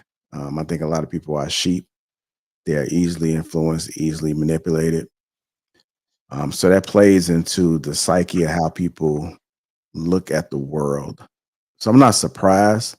I understand that this is where we are, but you have to be a minority when it comes to being intelligent and being above the BS. And I think a lot of folks are not. They can't really think on that frequency. I like to consider myself as thinking on a different frequency. Now, am I perfect? No, not perfect. I make the same mistakes that a lot of folks make, but I do understand how the world operates in different frequency. I understand how mindsets function. I believe that not people look at the bigger picture. Not people don't look at what's happening in its entirety. So everything is just at a lower frequency, and they responding and they're reacting to their personal experience. They don't know how to look past that, and I don't fault them for it. It's not meant for everybody to be great. It's not meant for everybody to be, because if we was all alike, there wouldn't be no role models. There wouldn't be anybody to look up to. There wouldn't be no teachers. There wouldn't be failures if everybody was the same. So the world is going to give us everything, and it's up to you to kind of grasp what's going on in its entirety. And depending on your upbringing, depending on how God designed your brain, it may not be able to function like that. You may have to be a student. You may be a student for the rest of your life, or you may be a teacher. You may be a leader. So I don't think everybody's the same. And I think once you become self-aware, because a leader can be developed at a later age. You may not be born one, but it may be something that you understand. You may get your assignment later, but it's not meant for everybody. So I just appreciate all walks, even the people that may not be as educated, operating that frequency. I could still learn something from them. But if you don't have a grasp of how this world is operating and what's happening, then I just think that maybe you're getting it, maybe you're not. But I'm not going to fault you for it. Not your fault. I think parents have to really consider what type of environment they're bringing their kids in. And then even if you do bring your kids into a perfect world, so to speak, they still may be flawed, because we just flawed as humans. So it's either you got it or you don't. But once you figure it out, because I didn't have it. I'm going to be honest. I didn't have the knowledge that I had when I was younger. These things that I developed and I gained off experience. One of the things you can't teach is patience. You know, you can't teach people not to be so angry. They're emotional beings. They have emotions. A lot of people can't regulate it. So I said that all to say is that the world is full of unexpected expectations and responses, and there are different frequencies, and everybody's not on the same wavelength. And if you are able to figure it out, kudos to you. And if you have figured it out, then you need to be more of a leader so you can teach people. If you are one of the people that are operating on a lower frequency, then I suggest you talk to somebody that you got to have understanding and be open-minded in order to be able to grow from where you are. Because if not, then you're going to just be the same person moving in this world, and the world going to keep moving. You're going to be at the same place And when you die, they're gonna look at you and they're gonna be talking at your funeral saying they may make up some things because you just never made it. But again, it's not your fault, but that's it. Thank you, thank you, thank you. You said a few things here. I know, alluding back to the conversation we were having about women knowing what they're getting themselves into, and that was just a previous conversation we were having. But my question, and I want to ask R. Payne this question. Mm-hmm. So, do you think that Andrew Schultz felt as though he was wrong for saying the things that he said? And do you think that the guys that were sitting there laughing at him knew he was wrong for disrespecting Black women in that moment? I don't know. Did Andrew Schultz apologize? I don't know. I saw the Black guys apologize. No. His comedy stick is whatever it is. Mm. And I think we suffer from cognitive dissonance too much. Because all the damage that he said, we do to ourselves. It's just like Ryan Clark saying all the shit that he talked about, right? Calling Black women bees and the N-word. Nobody uses it more than we use on ourselves. Nobody. And there's not a flex by telling white people they can't use the word. The truth of the matter is none of us should be using those words. Right? It's not a term of endearment. It's not. So as long as we have that dichotomy going on, we gotta expect some of the shit we get, right? I mean, the same bullshit notion that we could sit down here and look at the news in Chicago where 10 people get shot or 20 people, babies and all that, and nobody's marching. But when a white cop kills a Black guy, whether it's unjustifiably, we mobilize. There's a problem with that. Each one of those things should be an anathema to us as Black people, right? That's it. So as long as we keep trying to make these differences, because once we do it to each other, it's okay. It's nothing to scream about. But it's only when a white man says it, I can't get behind that. I just can't. I think it's time to be bad and not outraged at it all. It's time to be outraged at it all. And even when we had the Black Lives Matter, when we found out that there was a bunch of lesbians grifting us for millions and millions of dollars, nobody said anything but they hated Candace Owens, right? Because we hate her because she's married to a white man, he's whatever, and this, but she was right. That's why we hate her. So the point, listen, the point I'm just trying to make is that we accept shit that destroys us, and I don't see any higher movement as Black people by us doing that. It's only when the enemy says something, oh, we got something to say, right? So we're never going to move forward. Matter of fact, since I have the benefit of hindsight, our communities are much worse today in the inner cities than they were when I was a little kid. Much worse. By the way we vote, for the people we vote for, and all these kind of things. So I'm just tired of it. And when I see Black men apologizing for everything because a Black woman got offended, right? I mean, it could be social media and everybody says it's not the real world. There's millions and millions and millions of people listening to social media. We've seen a lot of videos where sisters is slapping the hell out of a Black man, screaming at him, withholding his children from her, all that kind of stuff. It's just, I just can't take it. Now, was that guy wrong? Was he? I don't. In the context of their conversation, he was just making a joke. He might not agree with it. I mean, he might not. I mean, they're in the context of it. I mean, he didn't come out of the clear blue. They're sitting in there having a laugh, right? It could have been about a Chinese woman where we went crazy or anything because it was a sister and they got mad. Let me tell you, listen, I just can't get with it anymore, and I I'm just over. I'm gonna shut up after this.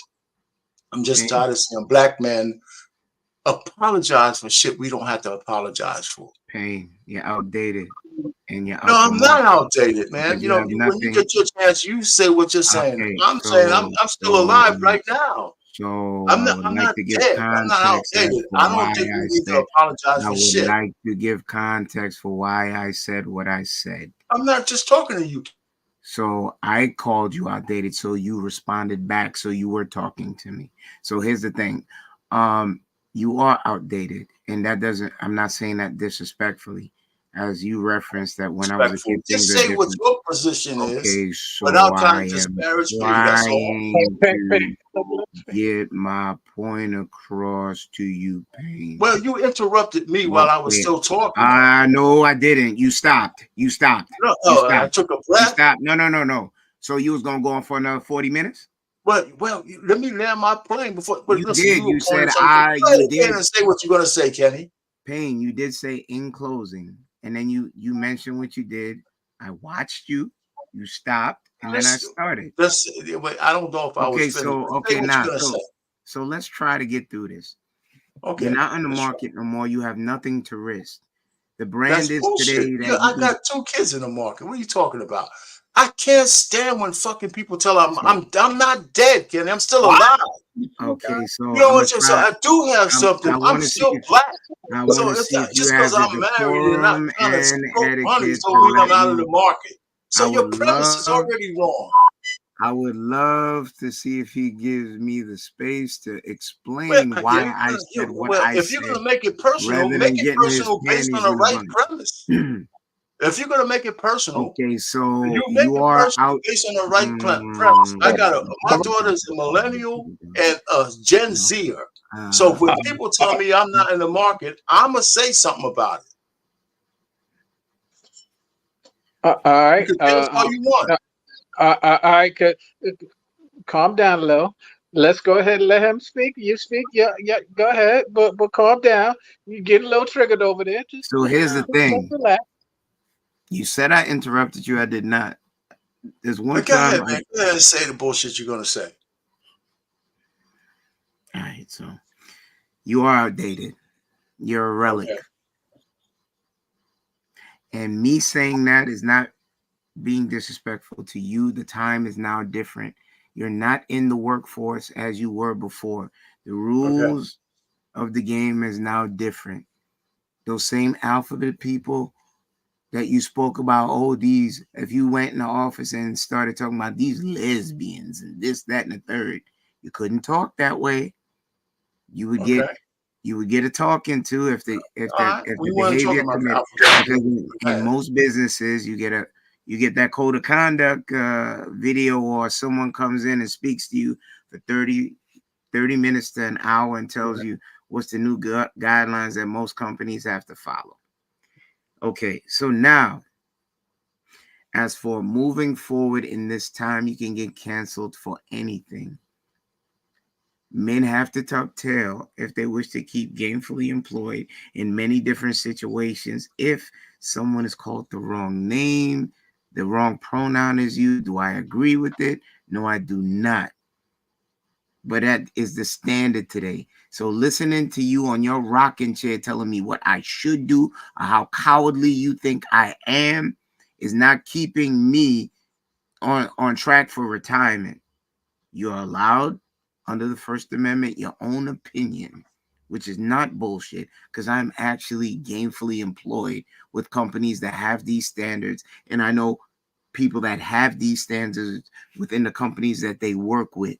And guess what? They have to follow them as well. And if I have a brand, that is my job. That is my work. And I know that someone can get to the right people and cancel my whole thing that I built from scratch. That pays me, my family, and those that I take care of. I'm not going to listen to you. I'm going to do what I need to do to protect my business. I could give 2 crap about you. You done got your 2 loaves of bread and a sausage under every arm. You are retired. You already made your stake in this world. You can't tell me how to make mine. And playing the game, I'm going to play the game. And I'm going to make sure I I still have my dignity and my resolve and avoid certain conversations that I need not have. But guess what? If I listen to Pain, you got a point. You got one point.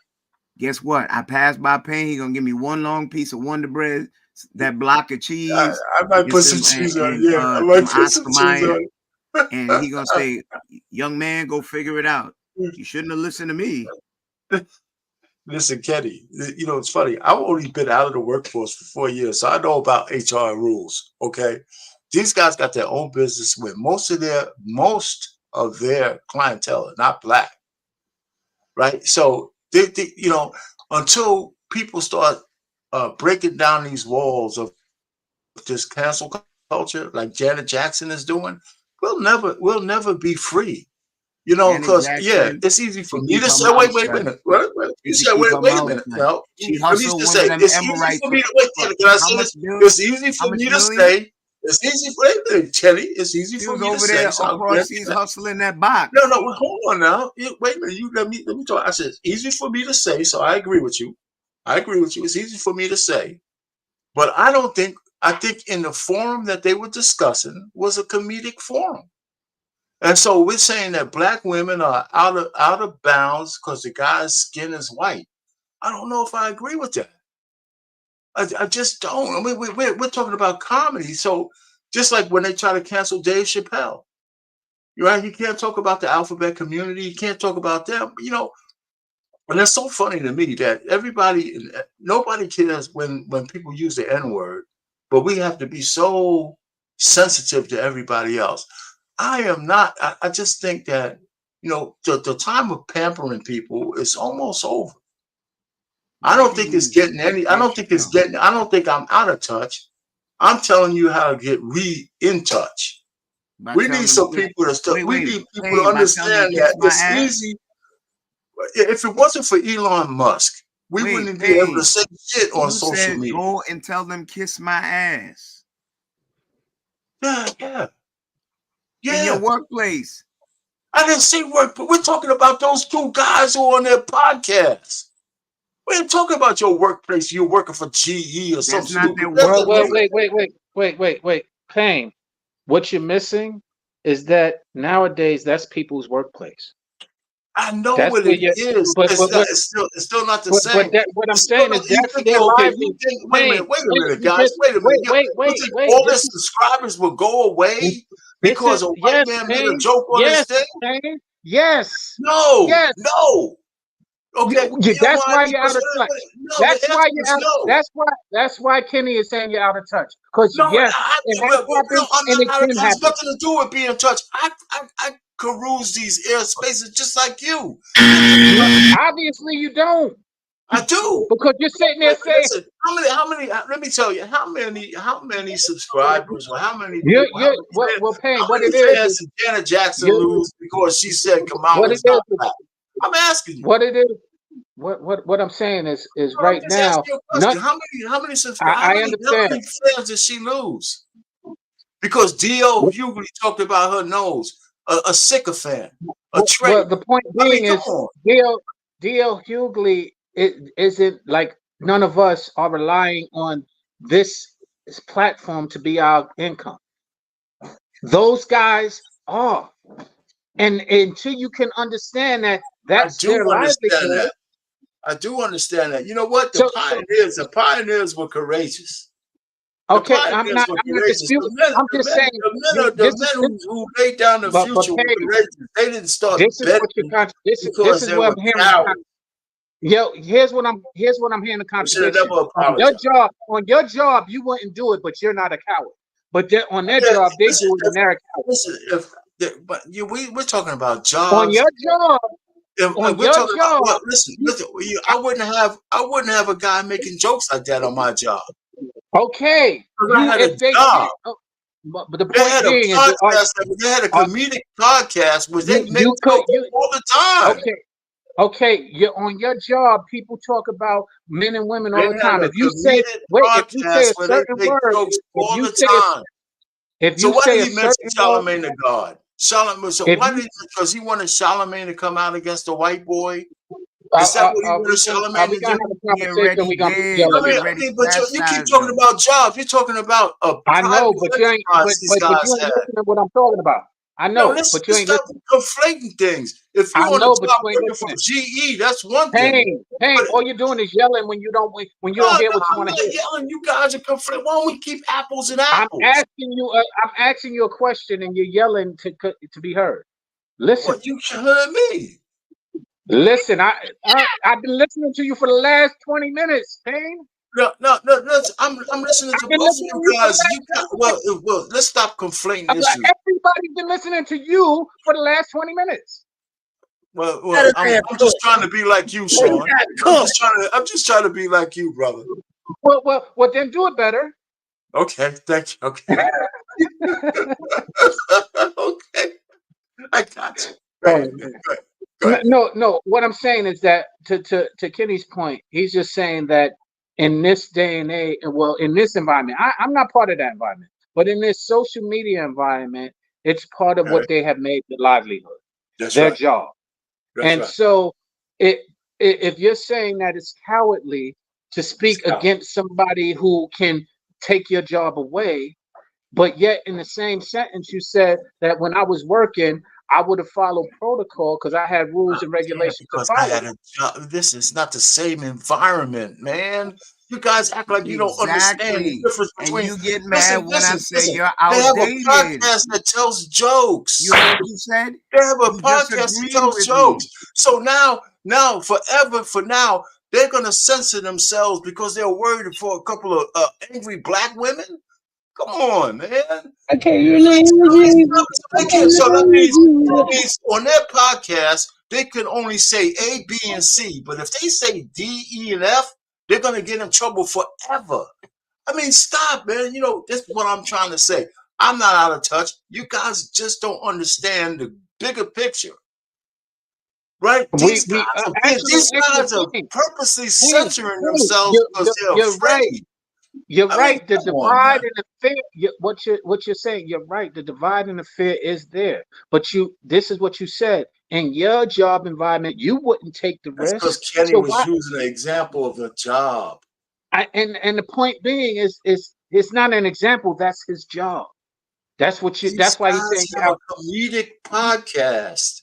Their podcast is comedy. So we're saying they're going to curtail their comedy because they're afraid of a couple of angry black women. Well, the point is,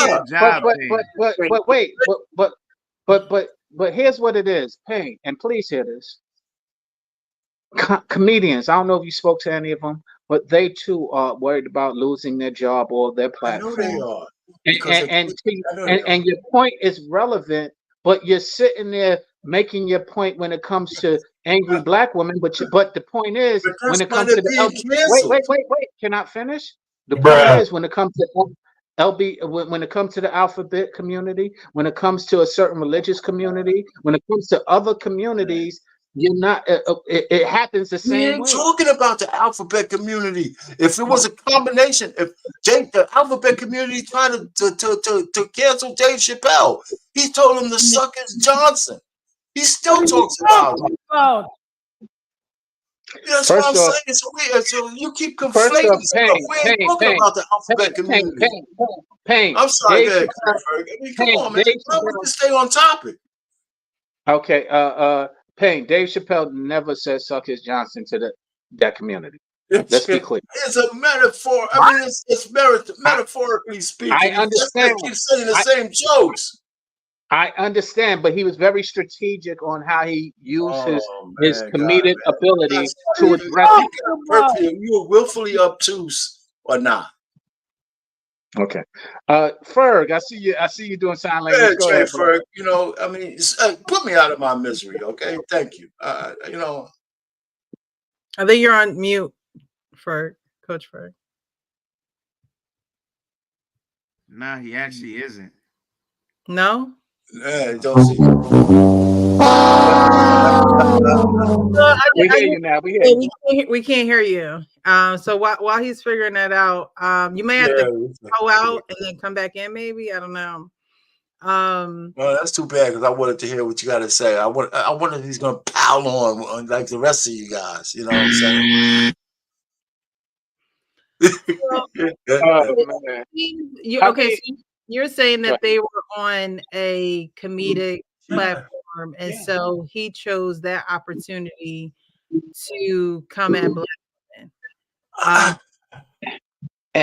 So my thing is, I remember growing up how, I would hear people say, I could talk about them, but you can't talk about them, right? Like I could talk. Let's just say a wife and a husband, for instance. I could talk about my husband, but you can't talk about my husband. I could talk about my sister, but you can't talk about my sister, type of thing, right? Right, I agree. A wife, but nobody can come up to your front door and tell you about your wife, or say, she probably got an attitude problem. She probably hits you, because you would probably look at them like, you don't know what happens with me and my wife, and who are you to come to me to talk to me about my wife, right? And what's going on in the media today is that people are because of, and it's, like this question scrolling across. We're going to get to this, and then we're going to get to the last video because it's getting late. But because of red pill content, in which I didn't even know what that was first coming on to YouTube. I didn't know what any of these pills were. But because of the content and how it is spread so wide and the reach has gotten so far, it does seem like other cultures, particularly this white man, feels as though it's okay to speak on Black women. And because of the reach and because of social media, everyone just agrees with it, because it's like, okay, well, we hear about this stuff every day, so that must be the consensus of all Black women, how they act. So we're going ha and kiki with him, because that's what we experience too, or that's what we're hearing too, or that's the call-ins and things of that nature too. Knowing that social media, the people who are drawn to social media are the people who are looking for the drama, the people who are indulging in drama because they have no life. They don't work like that other woman who don't want to work. They don't have other responsibilities, and they take social media as such face value in real life for them. Like for them, social media is their real life. I come on here, do these shows, then I live my real life. Like you'll never see my real life on social media. You got to be with me and experience real life with me. But for those people, real life is social media, right? We talked about how that's their bread and butter, and they have to show face, because if not, they can get whatever endorsements, whoever sponsors them maybe can cut those, ties with them. But because of social media, who is going to be the ones to say, other than, what's his name, Jason Clark? What's his name, Jason Clark? Who is Brian Clark? Who's going to Ryan Clark? Oh, Ryan. Ryan. Ryan, we can hear you now. R-Y-A-N, Ryan. Ryan. Other than him, who is going to say, that is not the summation of Black women? No, he has the right to say what he has to say, but let's look at the genesis of that whole conversation. Wait a minute. I'm answering her. Let me just say what I gotta say. I'm gonna be real quick. She just said something. The genesis of that conversation was those guys. They brought it up about the white man effect. He didn't bring that up. He didn't bring it up. Those two Black guys talked about the white man effect, about making a white man look clean and shit like that. And then he made a joke out of it. But go ahead, Trey. Well, they were talking about the Black women effect. Whatever they call it, the Black woman effect, whatever that was. But the way that they were talking about it was, hey, look, they get the lineups, they start to kind of emulate Black men. He made a joke out of it. He wouldn't have talked about it unless they brought that up. They opened that door, and he went through it. What I'm saying is, he didn't initiate the conversation about that. Well, no, he didn't. However, they went down two different roads. I understand that, but if they didn't open that door, he wouldn't have said it. He's a comedian. I mean, comedians make jokes. I mean, I don't understand why we want to try to make this into some kind of big rule. But go ahead, Trey Ferg. I just don't take it the same way. I understand black women taking it that way. Thank you. Go ahead, Thank Trey. you. We don't. Thank you. I don't want you to make it a I'm painful trying to give it to him, man. Come on. I don't want you to make it a painful conversation for us.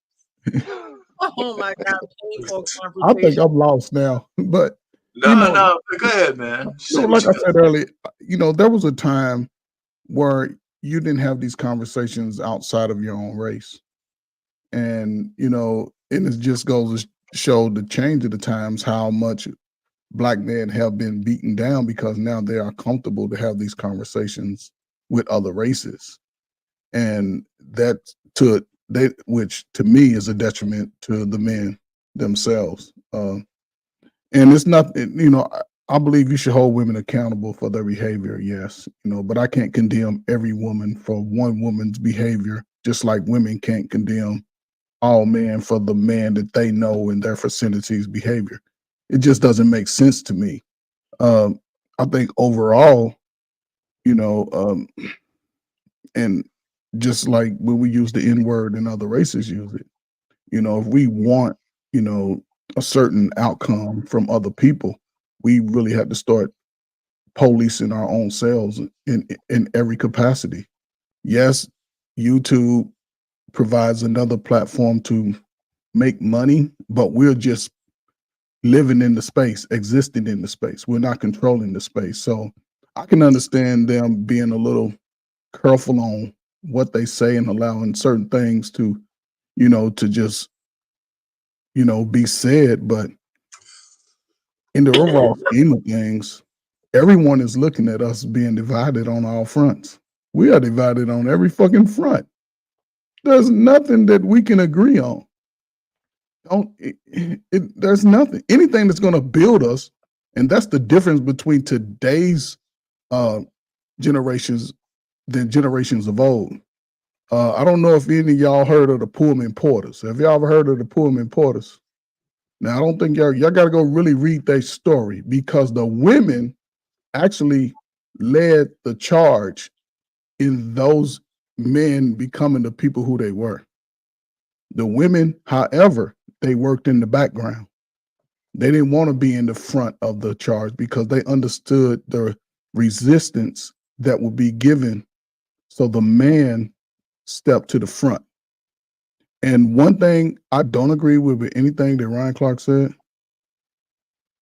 a man ain't gonna let the woman stay in the back. It's like we go to a space, we're not gonna just dismiss the women. We want them to come with us.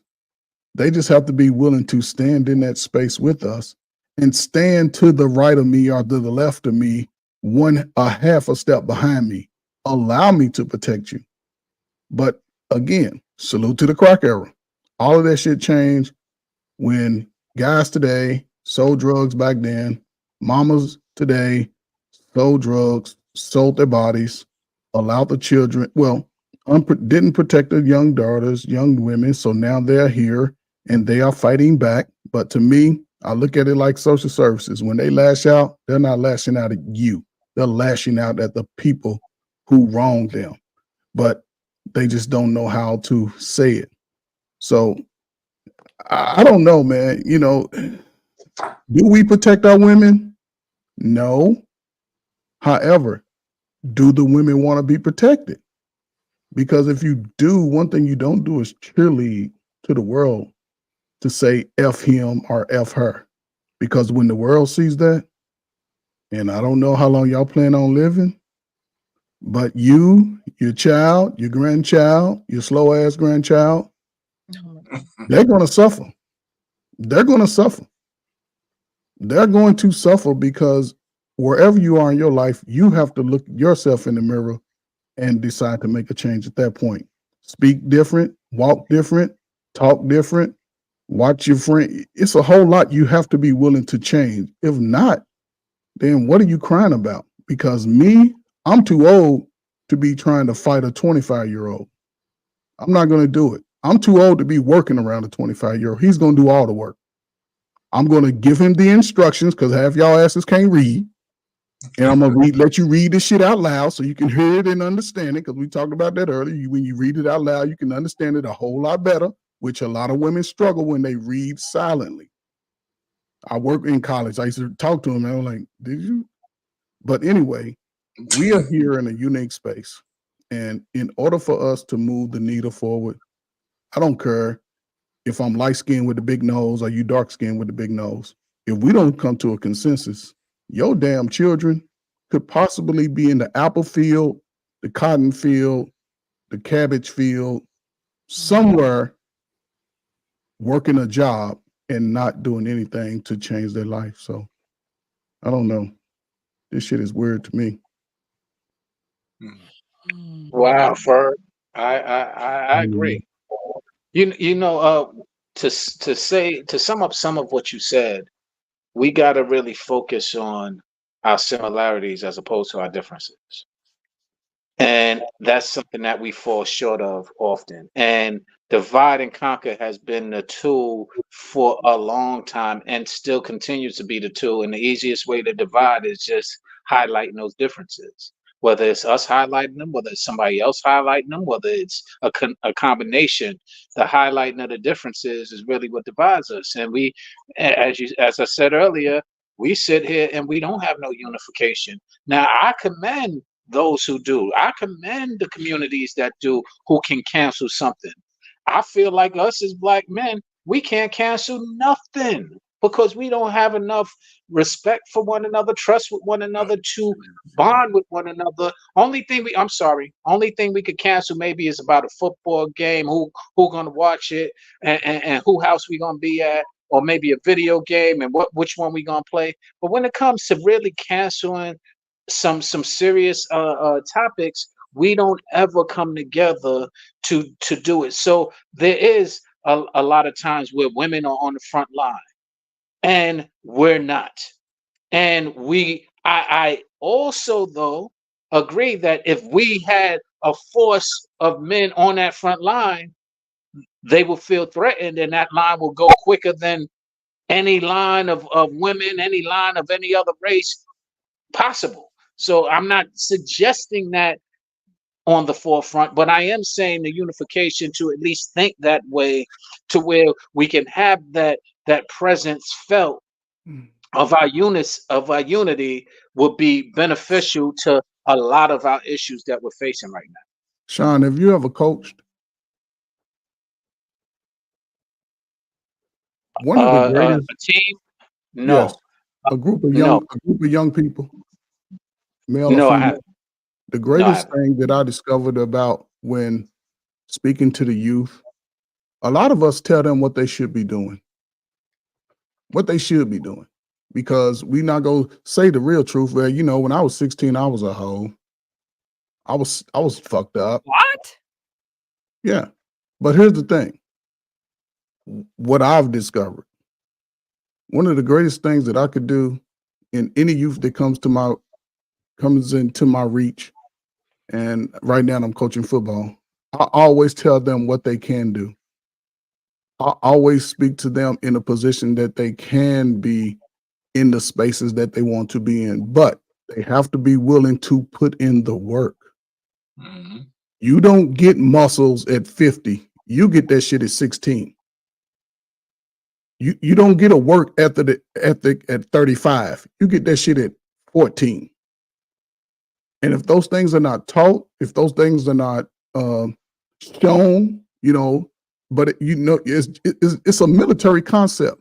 You sit in the classroom, you're gonna go through the book lesson, you're gonna talk about it, you're gonna answer questions. Then you have to go practice it.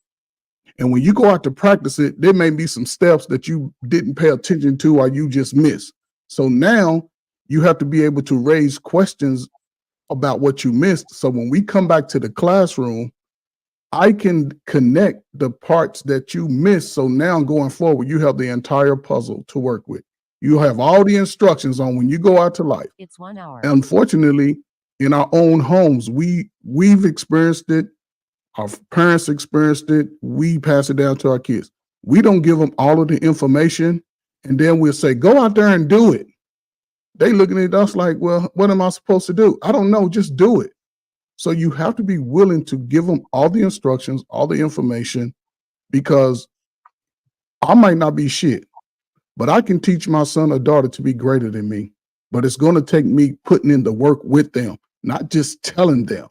And I think a lot of young men don't get the encouragement that they need early on. And that's the problem. Young boys need and I'm not talking about old 35, 40.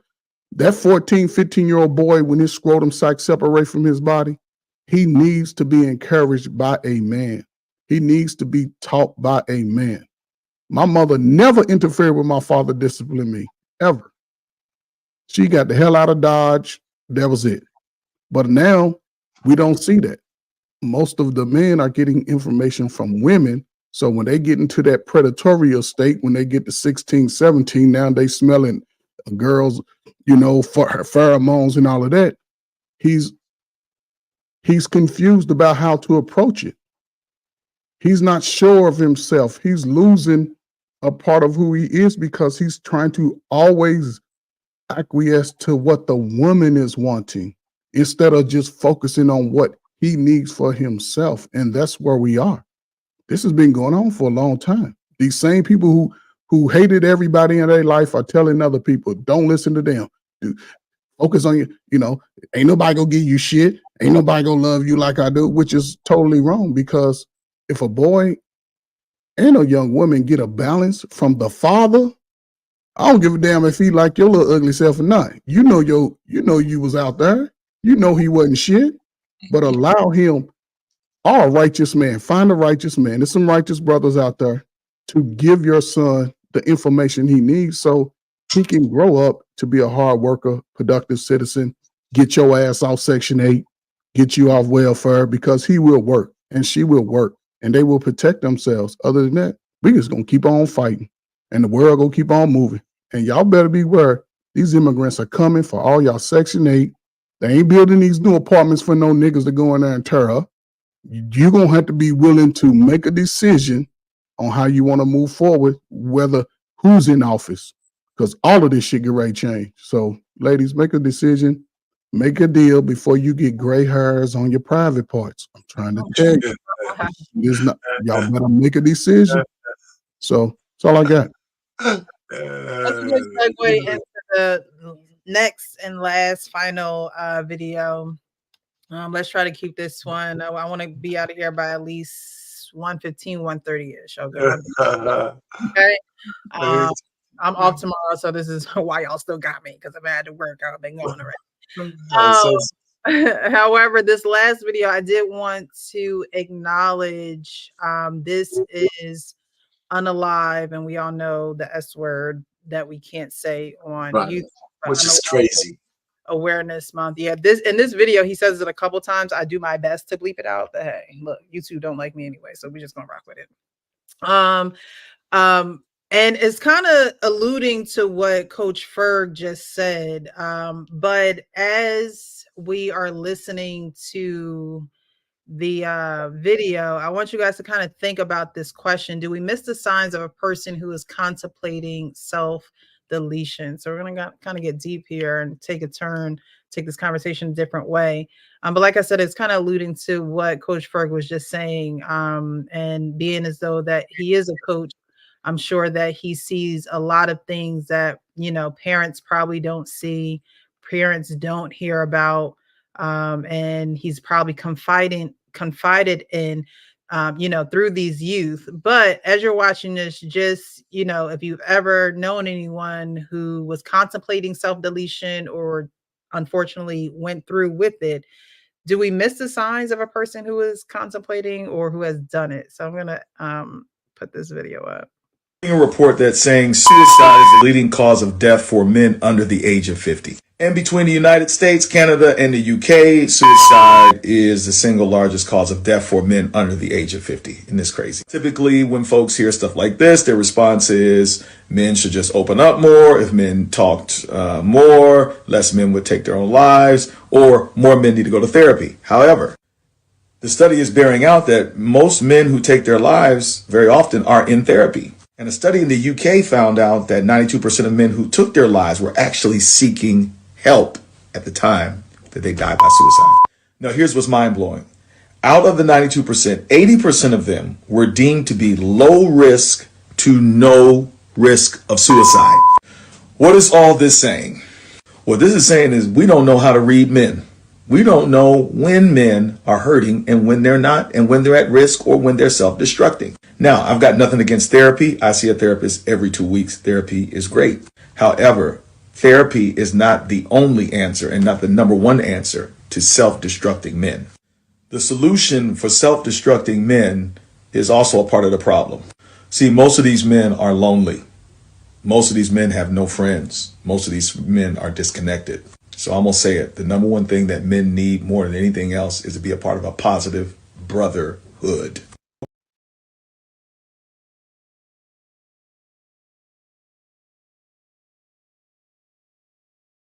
Before we get to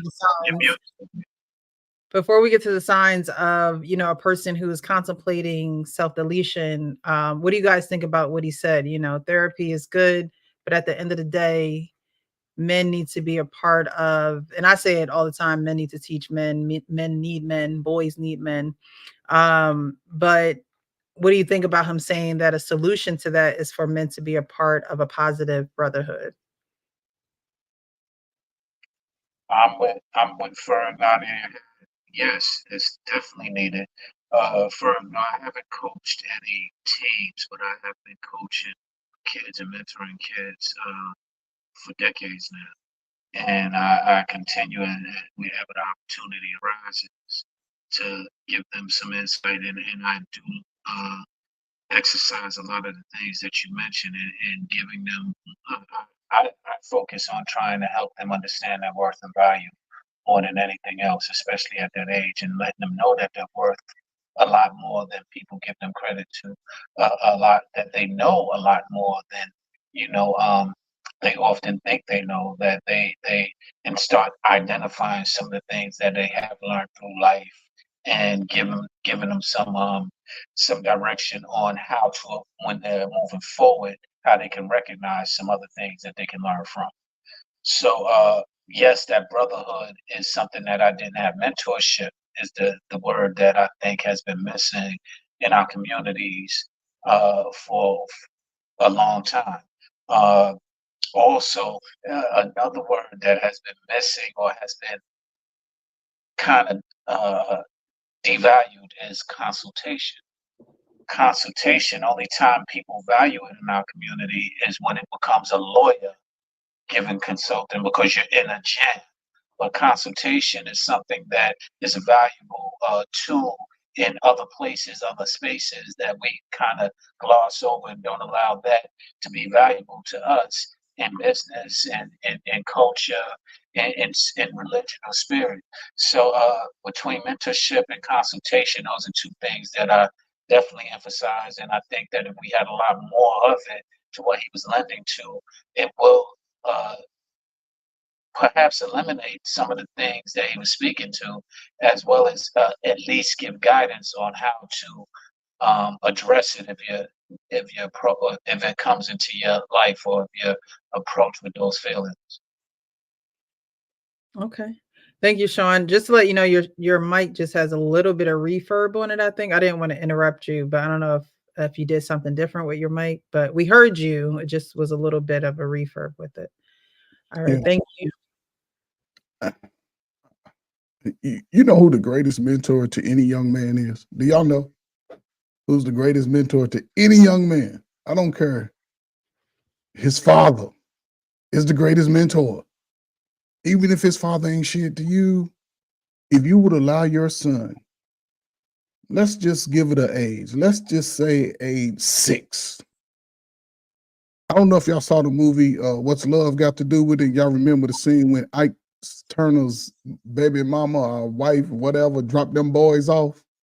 She understood that they would be becoming too much for her. Even if he ain't shit, let's just say he drinks every day. And he has expressed that he loves his son, even his daughter, wants a relationship. One of the greatest things you can do, and I've been saying this for a long time, to save your life and your child's life, is to allow them to figure out who he is based off their relationship, not just based off your feelings about him. You got to allow them to, even if they might even realize, you know what, drinking ain't for me, smoking ain't for me. I grew up in the house with a father who was an alcoholic, but he was there. And he was drunk on weekends. My whole teenage life, drunk. Used to come in my room and be drunk and crying and shit. And I used to look at him like, man, what's wrong with you? You're a grown ass man. And I'm a teenager. But he was there. When shit went down, I'm going to tell you, daddy, it got quiet in the house all day. The greatest mentor, especially for a boy, and this is where I think women add extra stress in their own lives. You have to allow that boy, again, once his scrotum sac separates from his body, and he go from mama, give me a hug, to mama, don't do it, mama, get away. He went from 5'2" to 6'4" in 2 summers. You have to allow him to connect to his father as early as possible. And if you don't, let's just say the father's deleted, and only reason you don't want to be with the child because he's mad at you. That's it. And that's your fault. You should have understood that shit. You knew the nigga peed in the bed and had shit in his drawers when you was sleeping with him. You knew that shit, but you overlooked it because he had that Johnson. But anyway, I digress from that. So if you don't have that man, find your brother if he's a good guy. Find an uncle. Find somebody in the community. Ask them those hard questions. Are you a heterosexual? You have to ask him. You can't just leave him to him because he said he's a man. No. And allow him to have those hard conversations. Have a family meeting. Be open and honest with your child as early as possible. You don't have to always talk about, I was in the streets. No, talk about what the streets will do to you. And if you can express it, go read that shit. Give them a book and say, man, read that for me. My eyes are bad. I used to do it all the time. They read that shit, then they understand it like, for real? Yes. It is a process. It doesn't just happen. Stop giving y'all slow-ass kids these dumbass nicknames. Do dirt. Stop giving them dumbass nicknames. Call them by the name that you gave them. The Travion, Quavion, all the Aeons. Y'all give them to them. So call them by their names. Have them, listen, and this is just me, maybe my experience. It's the last thing. I spent 2 summers on the south side of Chicago. Shout out to the south side. Shout out to Orr High School. Every summer, I had at least 400 young men between the ages of 18 to 24. All of them had felonies. All of them. I had to sit in an auditorium-sized room with a microphone and mentor all these guys. Now, how's one guy go mentor a room full of 200 at a time? I had to tell them that they still matter. Despite what happened to them, they're still here. They still have a chance. You can only speak positive language to someone who's already been through the drama. You can't point the finger at them. Everybody's already pointed the finger at them. And this is my last thing. If you push them to the side, that'll be the same dude that'll break in your house and rob you. The same dude that'll take everything you own because you pushed them to the side. I went to any neighborhood free. I didn't get bothered because just by me connecting with those young men, never thought I was better. Never put them down about what they did. I did address it and let them know that lifestyle will get you 2 places. We know what they are, but they have to be encouraged constantly until that lifestyle change gets inside their head, and then they start living it because it'll change your life. We got the Olympics coming up in 2018. Get y'all slow-ass kids out the house. Overweight ass kids out the house, let them exercise, put their asses in these damn Olympics in LA. Go out to LA with your weave and your little baby shorts and find your husband. Other than that, get the hell out of these kids' way and let these kids live the life that you never did. So that's all I got, man. I'm sorry. Very well. Payne, it's on you. And just real quick, What Yes, you sir. just described, my mother was brave enough to do with my brother and I. Both of us, when we turned 13, 14, she sent us to our father. And what I've learned since then is she sent it against the suggestions of her friends and people. They called her silly and stupid, and she decided to go against what they was thinking and go for what she thought. And it was the best decision she could have ever made for us and with us. And to your point, it was when we needed our father. And I tell her to this day, who you married was a little immature boy that I never knew. But the man that I got to meet, I wish you would have met him. Because he was man enough to take us in and also man enough to give us the direction that we needed at that time. But she was woman enough to let us go. Go ahead, Payne. No, that's a good point. I mean, listen, going back on the point, I don't know if you ever really know when somebody's going to actually do. Uh, Almost every time there's a deletion, a self deletion like that, you'll have everybody in that person's orbit saying, "I had no idea." I mean, I think that happens more often than not. Especially when it happens, or a parent and a child, it's a conversation not had. I don't know how you get past that. You know, um, because the person who's in distress has to be willing to tell you something, has to be willing to talk to somebody, write it down, and you think, "Well, how could I have been so out of touch?" And then the people who are the survivors are the ones who are saying, I just must have missed it, right? And then if they leave a note, then you'll find out if they don't leave a note, it's going to haunt you for the rest of your life. It's a sad thing. So I don't know how to solve that, and especially when you talk about men in general. We're not wired to boo boo, whine and cry about what hurts us. It's just not. You know, uh, Maybe that's why we sit down and people say all kinds of disparaging things against men, and we don't cancel anybody over it. Uh, so I just don't know how to solve that particular one, but it really starts with the root. Trey Ferguson, a lot of this stuff. I mean, people just need to be well rounded. Well rounded. You're going to have some outliers, but it's a terrible thing. I mean, if the so-called therapists can't really figure out why people actually do it, and even people, and I think the guy actually said people who were in therapy still do it, right? So I'm just saying, I don't know what the solution is. Uh, um, I really don't. I just don't know, and I just just pray and hope that nobody has left. I haven't experienced that, so I really don't know how to do it. Well, that's not really true. I gotta take that back. I do know a guy intimately who unalived him, or who self-deleted. Was a Japanese guy. We started working the military civilian side together. He's the one who taught me all about mutual funds and all that kind of stuff. And we worked together in New Jersey. And I found out that he always loved guns. Always loved guns, but he was a loner. And he was estranged from his family. He was a traditional Japanese guy too. He might have been one generation removed with all the traditions and all that kind of stuff.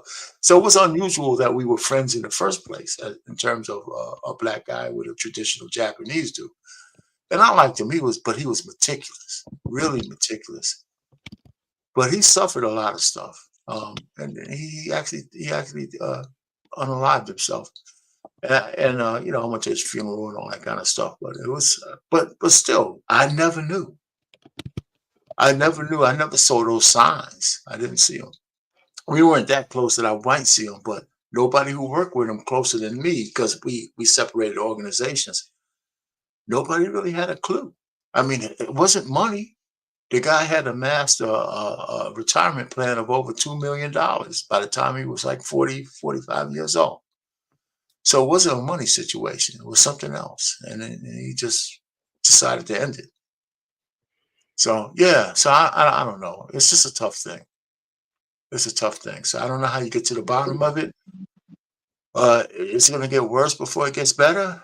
I don't know.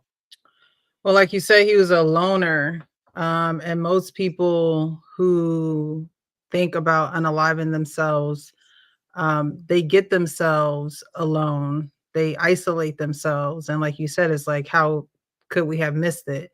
And in your mind, you're thinking, okay, they're doing their own thing. They're, on their path. They're still working. They're still, we know that men don't talk about their feelings, their hardships, what the thorn in their side is. And so it can definitely go undetected for a while, especially in men.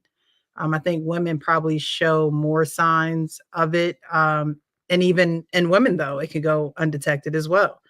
You hear a lot of these models and, these women winning these pageants and things of that nature. You would think that this attention that they're getting and these accolades would be something to boost their self-esteem and to boost, their morale in life. And after they win these awards, it's like such and such has just, committed this because and no one knows the reason. I know my church, my pastor, he does a thing where he says, it's actually a group that he has of men, and he just inducted a whole group of men. He probably had between Atlanta and Jersey and his global campus, it looked like over 200, 300 men. He has, but the phrase is, males are born, men are made. And so I think Coach Ferg said it's a process, right? And, males are born and you guys have to go through what you have to go through, and regardless, right? Men are made and they go through a process that the male in them don't necessarily want to go through. They go through a process that the male in them could be fighting against, but the man has to be made. There has to be there probably will be a crushing process of letting go or shedding this identity of who you think you are or what you think you need to be doing, and actually get in a group of men who are going in a similar direction that you may want to go to. Because, when you're alone, I think the Bible says, you want to have someone there to hold you up when you fall, right? So it don't necessarily have to be a group of men. It could be a trusted individual that that when you're having a hard day, you can call and talk to this person and be like, man, I just need your ear real quick. I just need someone to let this out with. And I can't do it with my wife. I can't do it with, the other friends. How they are. They might, spill the beans in other places, but you do need someone to be there for you, and vice versa. So when we talk about, not knowing how to, this is why it's always important to be kind to people and respectful to people, because you never know what they're going through. And again, it is it goes on a low radar when it comes to men. So it's like, you don't know, like you said, our pain. It's like, how do you know? The signs to you could be a man just acting like a man, right? Going to work every day, coming home, going in his man cave. But the pressures and the weight of it all could be crushing him right before your eyes, and you just don't know. And this is why it's great to know your friends, right? We know our wives, we know our children, we know, what our responsibilities are at work and things of that nature. But do you truly know your friends? Do you truly support them? Do you tell your friends as a man, hey, bro, I love you? I love you. Is that something that men say to each other? So it's all in, uplifting them, being that person who has the wisdom, that's why it's so important for us to grow in wisdom, not in street knowledge, not in, worldly wisdom. It's so important for us to grow in wisdom. I was talking about earlier how you should live your life, and or not how you should live your life, but how Proverbs is the book in the Bible of how you should live your life, right? And so I think we really need to get stronger in that type of wisdom to actually help that person carry that burden, because if it's too much for them, it might be too much for us. Right? Somebody has to be strong in the area, and where you're weak, your friend who is closer than a brother, right? Your friend who is supposed to be closer than a brother, because sometimes you can't go to your family. Right. You have to grow that muscle, that wisdom muscle. It's important for men and women, but definitely for men, because you guys is business as usual. You know what, Precious? It's unique. That's why, it's easy for me to not get caught up in this, I guess, this post-crack era mess, because there was a time when a group of teenagers, and I know it probably wasn't everybody, when we would be together and we would talk each other off the ledge. We wouldn't, if a guy was going through something, we would all come around him. We might drink a few beers, smoke a little weed, but we are talking about how we can find a solution to his problem, because his problem could also be my problem, and we don't know it until we start talking it out. And that's a different, definitely a different time. And that was, everybody had their space. Today, you got 12-year-olds with 17-year-olds. You got boys hanging out with girls just to encourage them on the foolery. And that's one of the biggest, so if we go 10 years in this same old behavior, at some point, somebody's going to self-destruct. Yeah. So, and that's just, and I'll say this, my last thing. One of the greatest indicators, anybody who is a parent, and I've, before I got married, I was dating women. I used to go through the house. And the one thing I always found, that women who really don't pay attention to their children's doors are always shut. And when you open up that door, it smells like everything but flowers. Oh God. It's junky, it's nasty. And the first thing they will say is, I don't go in that room. So that means you're not engaged with your children. You have to be engaged. You have to bust open the door like my mama did. What you doing up in here? Let me, so you have, and if you don't, then you get what your child's going to put out to the world. And don't cry when the world has enough of their shit and do what they do. So you got to be engaged, follow up. I agree. Good point. Play this real quick. Can y'all hear me now? Was it still the echo? We can hear you. You got another video? We can hear you, Sean. Go ahead. Okay. No, I was going to say, you made a few things. First off, Pastor Darius Daniels. I want to acknowledge him because that's the pastor you spoke about a couple of times today at your church. One, when you were speaking about the lessons that he's giving right now. If you guys want to hear a great volume of sermons, he's doing one right now. Look up Darius Daniels, and you will be able to find it. He has plenty of series. Coach, I have one that you might love of his. It's called Love and Basketball. And he makes a lot of sports references via basketball and life references. And he's younger than us, but he's very profound in his teaching. So Darius Daniels, I want to give him a shout out.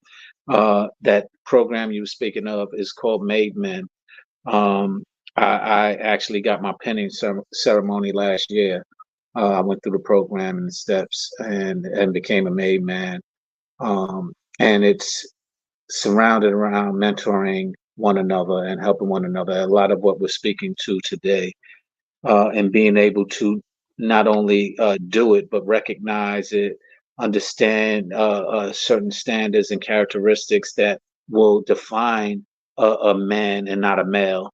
and hold each other accountable on being able to not only demand it, but create it as standards for other men to live by.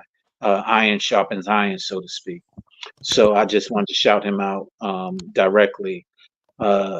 Darius Daniels, Darius, is Darius. And secondly, there's a word that you said also, Precious, that I think we need to really hone in on a little more. Low self-esteem. 2 words. Low self-esteem is something that is usually rooted in a lot of the challenges that people who do wind up deleting or having those thoughts. It starts there. And there's signs of it, such as a lot of you brought up, that we can see. And there's sometimes signs that we can't, simply because, like therapy, you're only as good as the person who trusts you. A lot of time they don't trust enough with the low self-esteem to open up enough to show anybody. So you could be around and ask all the questions, but if they lie with the answers, you won't be able to say. If they're saying I'm fine, oh, I don't have an issue, you know, it will become that you're imposing your will on them, or you're saying something that they didn't ask for, which we hear often in these social media spaces. Who asked you? Well, guess what? Consideration and concern asked me. Who? Mind your business. That's what usually happens when we miss signs. We mind our business. So, whether I'm imposing or whether I'm not minding my business, sometimes I'm able to recognize some of those characteristics because I'm looking for them. I'm looking for when you have those, like Coach just described, when you're closed off, or when you're isolating yourself. I'm looking for those things, whether it be the children or the adults. Often it's the adults that I see it in more often than the children, and the children are just a reflection of the adults that are raising them, or the adults that they're around. So I look for it in the adults because I want to help the children. And sometimes if the adults can't recognize it, then the children definitely won't. But the difference is that even when the children don't recognize it, they're more open and accessible to hearing and learning what's going on, or taking accountability of what they're doing, because they haven't created a narrative to protect or to defend or to deflect. So, being more mindful of one another, and listening and asking questions. One of the biggest things is, who asked you, is one of the things that I hone in on all the time. When somebody say, it ain't none of your business, ain't nobody asked you. To me, that's a defense mechanism. That's something that they don't want you to know. So when we talk about honest, open, and transparency, you can't be open and transparent if you don't want to. Yeah, wow, that couldn't have been, thank you, Lord, that couldn't have been more on time. All right, so I just wanted to play this last video, and then we're going to get into final words and get out of here. I really appreciate all of you guys. Ricky, JR, if you want to speak on, if you're still there, you can definitely do so. But I wanted to play this video, then we'll do closing words. We'll start with you, JR, and then we'll work our way to Coach Ferg, Sean, and then our pain being our last final words. But I found a video that I had posted a while ago, and I believe we need more of this. No, you wanna know why?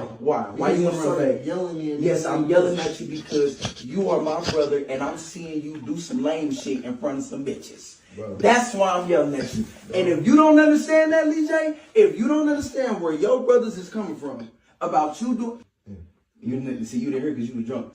It's time for us to really control our opinion. Look, DJ, you my brother, and you my brother. I don't want to fight you. I don't want to fight you, bro. And it's all given with love. I think some. All right, another video, but I pretty much was saying, we need people like that to give us that that pep talk, that realness, and like he said, I'm your brother, I don't want to fight you, you know, is coming across with love. And you saw how there was hesitation with that guy. Now, I'm not saying that he was contemplating on unaliving himself. I'm not, you know, saying that. But what I'm saying is we need more men. It's like Coach Ferg was saying back in the day, you would have your boys around you like, yo, what are you doing? You being foolish right now. You tripping. And nowadays we don't necessarily have that. We have social media that makes things so divisive, and it separates us that everybody's scared to kind of love on one another, like Ricky was talking about earlier. You know, not only should you love your spouse, but you should love your neighbor. It's a neighborly thing. I remember when we was younger, my parents used to have me and my brother shoveling the neighbor's yard, raking the neighbor's leaves, right? And we didn't like it. We already tired from doing ours. It's cold out here. Our fingers are cold and shriveled up. But it was a practice. And we didn't understand it then, but now you know what it is because you see the absence of it. I know what it is to be neighborly. I know what it is to just smile at someone or just give someone a hug or just see how someone is doing for their well-being, not just for mine. So I just wanted to play that video, you know, because it's definitely a depiction of when a friend cares about you. When a friend cares about you, they're going to come see about you. And we need more people coming to see about us. And we need people to be honest about wanting to be seen or needing to be seen. I need your help. I need your guidance. I need a pep talk from you.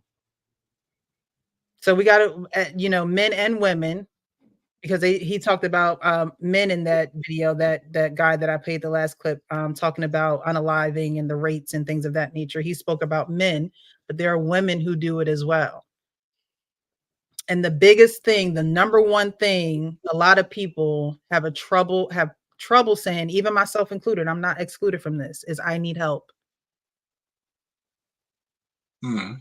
That's the hardest thing for people to admit. I need help. And so we can't be, you know, afraid, or we can't have our pride get in the way of us needing help. If we need help, we need to be able to express that and not feel ashamed, or not saying that we need help being a trauma response of ours. Because if you can't tell someone that you need help, that's a trauma response because you never received it when you asked for it, when you did need it. And usually that's in your younger years. So you develop these mechanisms, these coping mechanisms, or these defensive mechanisms. That's where that comes from. And so we just need to be hot, honest, open, and transparent. And it is process. It's a process, but it doesn't mean that we can't do it. All right. So we're going to go to final words. We're going to start with JR and work our way around.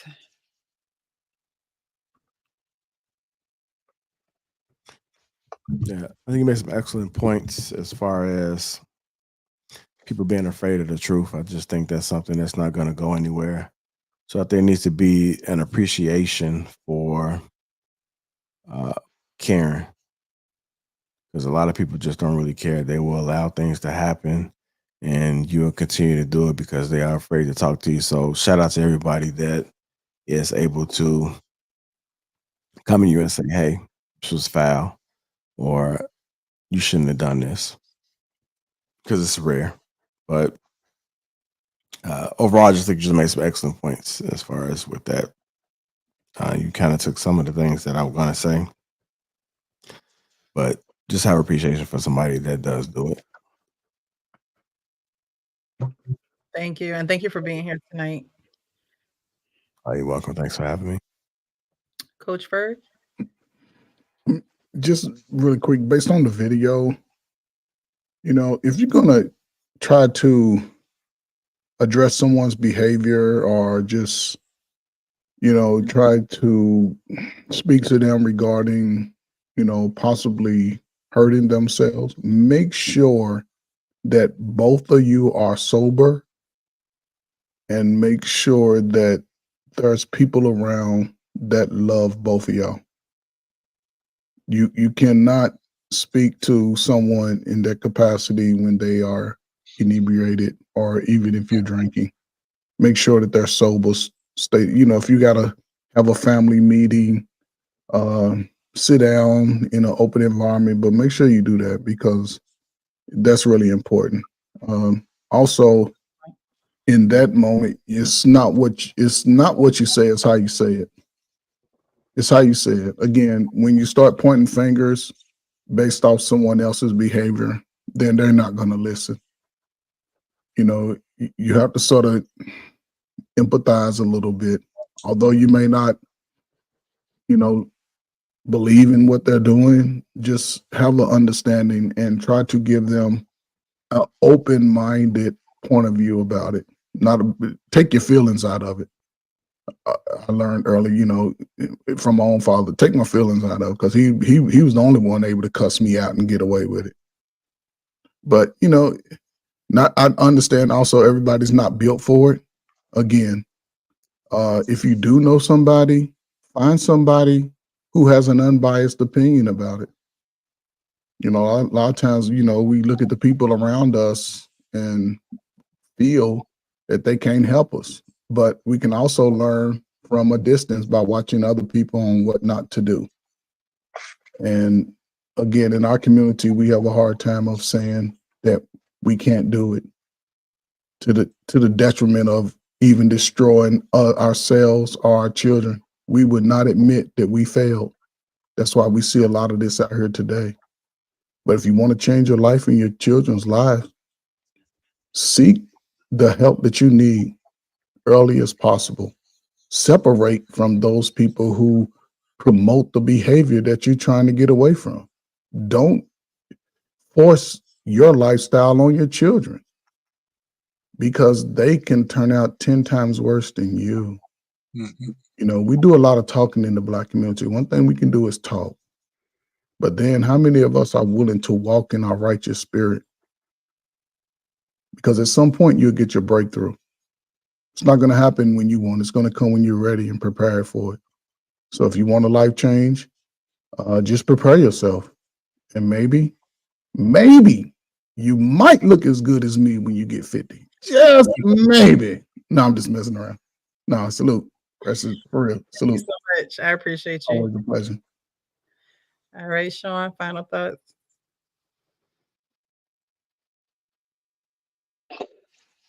Yeah, thank you for having me. Thank you for the fellas for also joining and sharing your wisdom and sharing your time and sharing your making our speech painful of pain.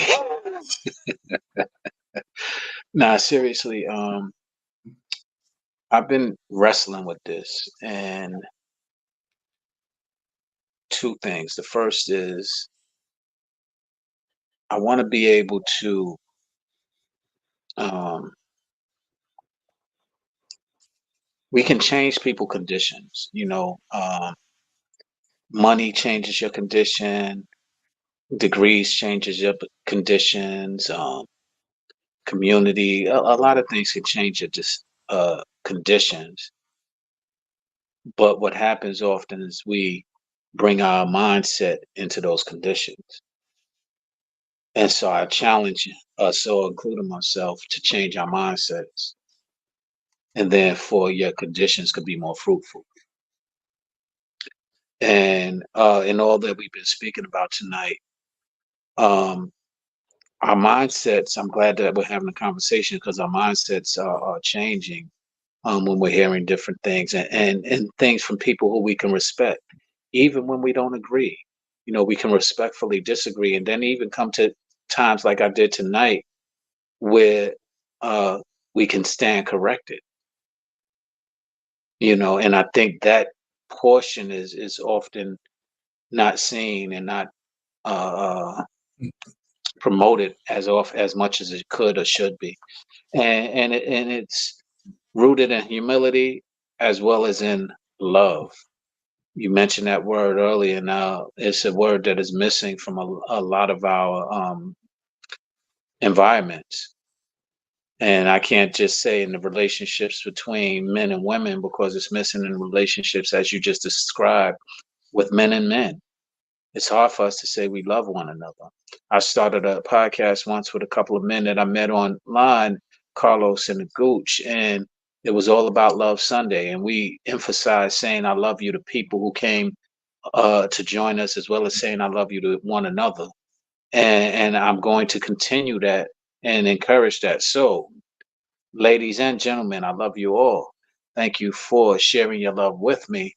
And I rather, and I do pick up on things that we have similar. Like I said, I try and hone in our similarities as opposed to our differences. And that's why Payne and I can have conversations where it looks like we're hating each other, but in all actuality, we're just passionate about how we feel, but we respect one another and give love to one another to where we can hear each other beyond all of that. And so I want to encourage us to continue that. Thank you, Precious, for lending the platform for us to do it. My daughter said something to me, and this might be a little bit off subject, but it was profound to me. She said, "The world doesn't stop at night." But we got to remember that we don't got to keep up with the world. So sometimes we should take time to just kind of meditate and stop trying to keep up with the world, because the world ain't stopping. But if we stop trying to keep up with the world, it might benefit us as well as those who we encounter. Leave it there. Have a good night. God bless you all. Love you all. And continue blessings to you and yours. Thank you, Sean. Love you too. All right.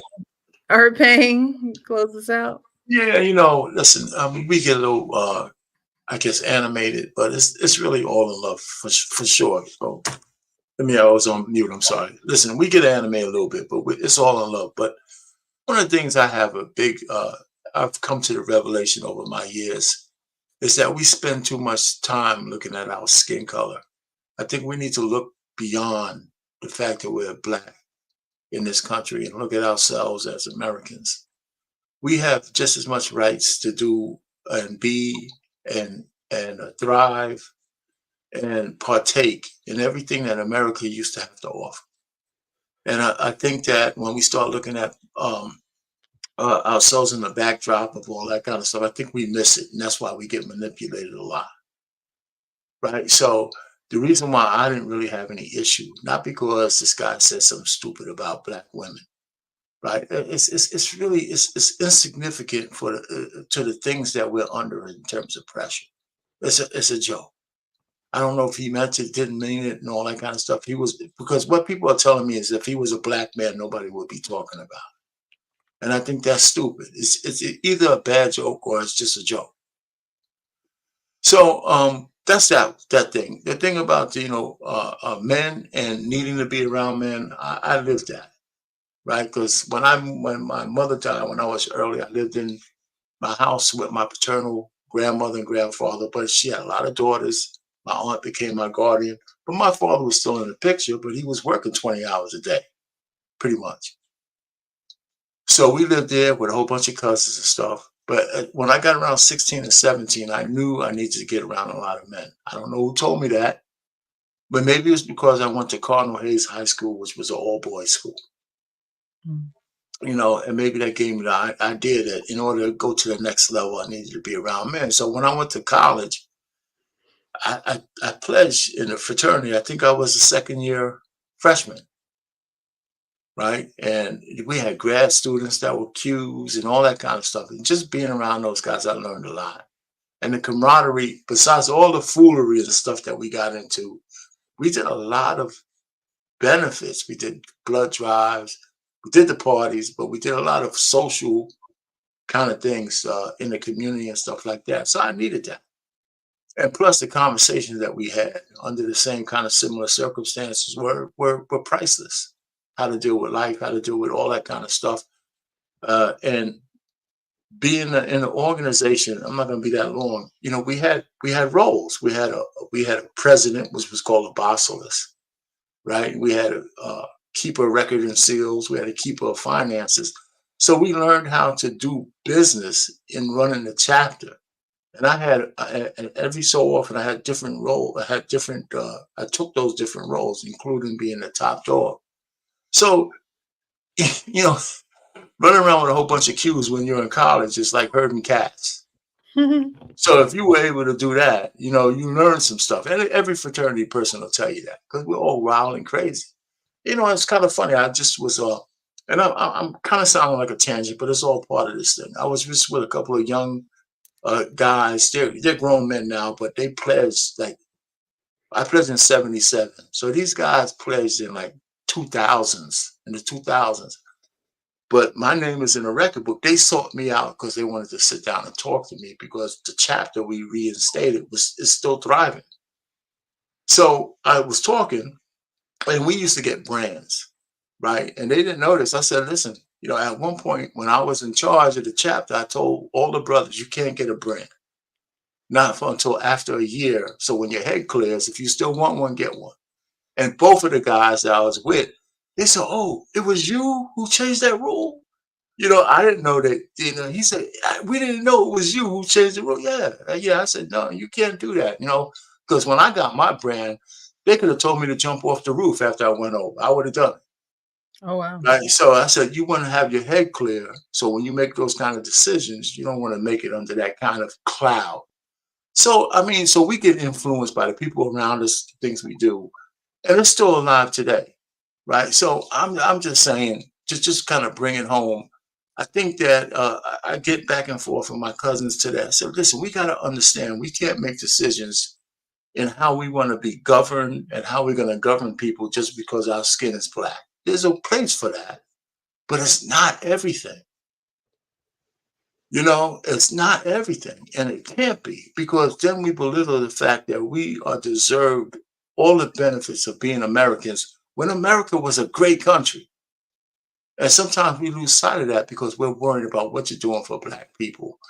And so when I see people get slighted over some stupid comedy joke, you know, and then at the same time look at the news and 25 black people died at the hands of other black people and nobody is saying nothing, I can't reconcile it. I just can't. You know, so and I'm not out of touch with that. I think I should have been more in touch with that when I was a younger man. So when I'm saying this now at 66, so somebody don't have to get to 66 to get that revelation. We need more 20-year-olds and 30-year-olds and 40-year-olds to say we're more than just our skin color. And we need to start making decisions based on policies, based on what's right, and all that kind of stuff. And I think until we start doing that, we'll never be free. We'll never be free. So that's just the way I look at the world. Try to change my daughters to look at the world that way. And that's it. So I appreciate you with me. You know, I know I sound like a contrarian to everybody sometimes up here, but it's all in love. One thing, me and my sister, she's a retired police officer in New York City. She was a sergeant, and we go back and forth. She bleeds blue, and she's like, "We're gonna have the big Eric Adams conversation sooner or later. It's coming up." We get on the phone, and we laugh at each other. But just like her, I tell her, I said, "Listen, you know, I know it sounds." She thinks I'm a misogynist, of course. But I think I don't want to. I'm tired of hearing black women being coddled. I believe black women in the United States have almost as much rights as white women. Matter of fact, people are scared of black women. You know, I look at they're becoming mayors. They're becoming. Oh, they got so much power in this country, and when they try to play victim, I think that's bullshit. You're not a victim, right? Black mayors, black DAs, almost everywhere, right? Black this, black women this, black women that, black girl magic, right? When that feminists started Black Girl Magic, it was almost at the detriment of every black man. Not all the money, all the thoughts, all that kind of stuff. No brothers, no fathers, no sons, just black women, which was cool because it was a time to catch up. But then how do you use that kind of stuff? So I think the coddling needs to stop. And then we need to get back together where we understand that we need each other, and I don't need to worship you. And of course, modern era, you don't need to worship us. Right? And so that's when people started talking about 50-50. Well, and made it a derogatory term. Because when you are in a marriage, everything I have is yours. Everything you have should be mine in turn for us to build a family. It's not one or the other, right? You know, if you are cleaning the house, I should be cleaning the house as well. If you're working and I'm working, we should be sharing all the responsibilities. That's just a conversation. So I don't know why we're so disjointed. Uh, and I think that's because we listen to the outside forces, you know, and all that kind of stuff. So I'm all over the place. But I'm just thinking we should stop calling each other and talk real truth.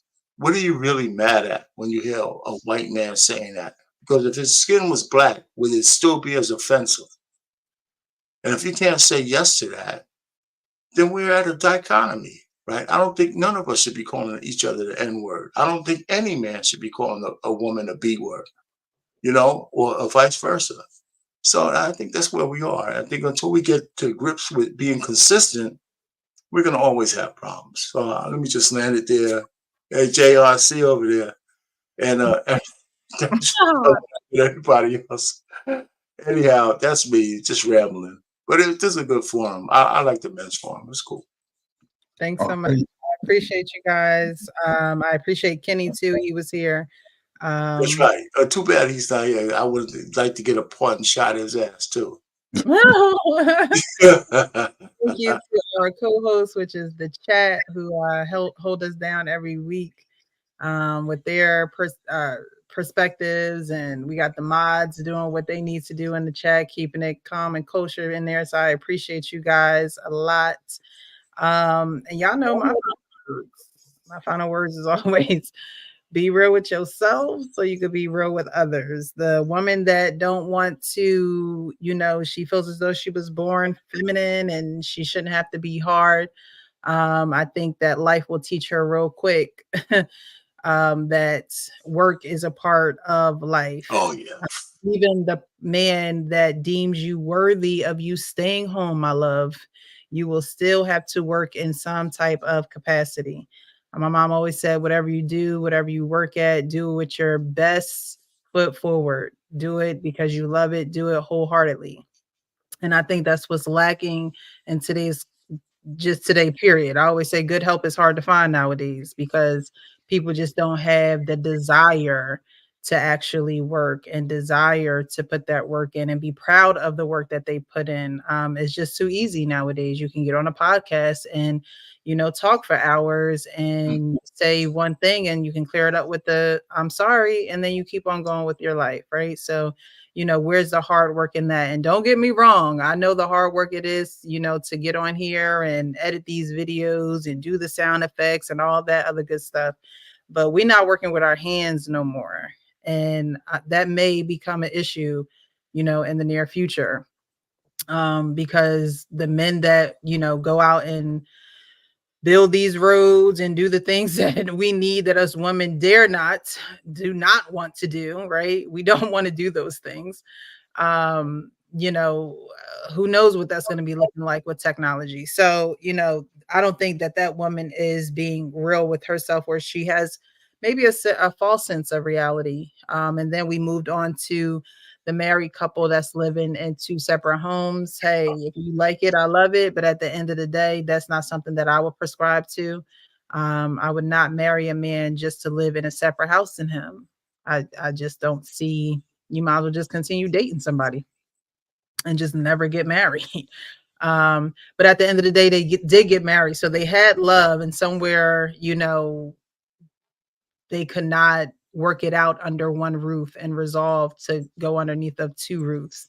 And that can be a dangerous game in the constitution of marriage because, you know, we talk about not getting married, how men are not necessarily doing it. And so now we have people who are married that may see this as an option. And now these married people are living under two different roofs and they're living two different lives, and you're confusing other people who are out here. Probably mainly the single people, because you living like a single person. Mm-hmm. So now you got these mixed messages being delivered in all which way directions. But because y'all have this understanding, it's okay and it's right and it's fabulous. But what message are you sending others? You know, we always have to be mindful of that as well. Protection of Black women. What I have to say to that is, you know, do Black women actually a question I have to ask her, do Black women have to be worthy of protection? Or is it the duty of the Black man to protect Black women like white men protect white women, and you know the Koreans protect their women, even though you know Koreans have a Korean women have a MO of almost being like a Black woman, you know, yelling, screaming, hitting, you know, their men. But do their men walk around disrespecting, or do they allow others to disrespect them? So that's just something to ponder on. Do we have to be worthy of protection, or should we be sticking together? Should we be protecting each other and covering each other when other people are not in our presence? You know, should that be a thing? Just something to ponder on. And the UnAlive Awareness Month, I'm glad that we went over that. I'm glad that we were able to give a couple of outlets such as Darius Daniels, Made Man. That is something that you know you can look up on the internet and find when he does that. You know, continue to practice this in your own community, saying "I love you" to your brother, being able to be that shoulder for him to lean on. Two is better than one, so don't try and go through this world alone. Don't think that you can do it alone in your own strength. And seek God. When all else fails, seek God and seek Him truly for yourself. Because again, when our day comes, He's not going to ask us about each other. He's only going to ask you about you. And so you have to be real about that. And we already know He already knows, but He want to know if you going to be real about it with Him. You know, that's the beauty of a relationship with God. He's not going to force anything. Even though He knows, He's still going to wait for you. He's still going to embrace you whenever you're ready. But you have to be ready to do that. And it doesn't have to be a rush job. It's day by day. You take it day by day. So I appreciate everyone, the co-hosts, everyone on the panel. Thank you guys so much. We went over a little bit, but hey, it's all for the love of the game. Before you say your last word, can I just say something? Maybe that one on whether Black men should protect Black women, obligated. That's a whole show. Yeah. That's why I said it's something to ponder on, because I know we could go. That's a whole show. I mean, that's probably a show worth having, because there's layers to all of that. You know, so maybe that's one we should contemplate. It's up to you on your show. Yeah, of course. I'm sorry. I just wanted to throw that out there because that would be a good topic. No, I appreciate that. Yeah, we'll definitely get into that. We should be live again next Wednesday. But if anything changes, I'll definitely let you guys know. But again, I appreciate you guys. And as I always say, be real with yourself so you can be real with others. You guys have a great Thursday.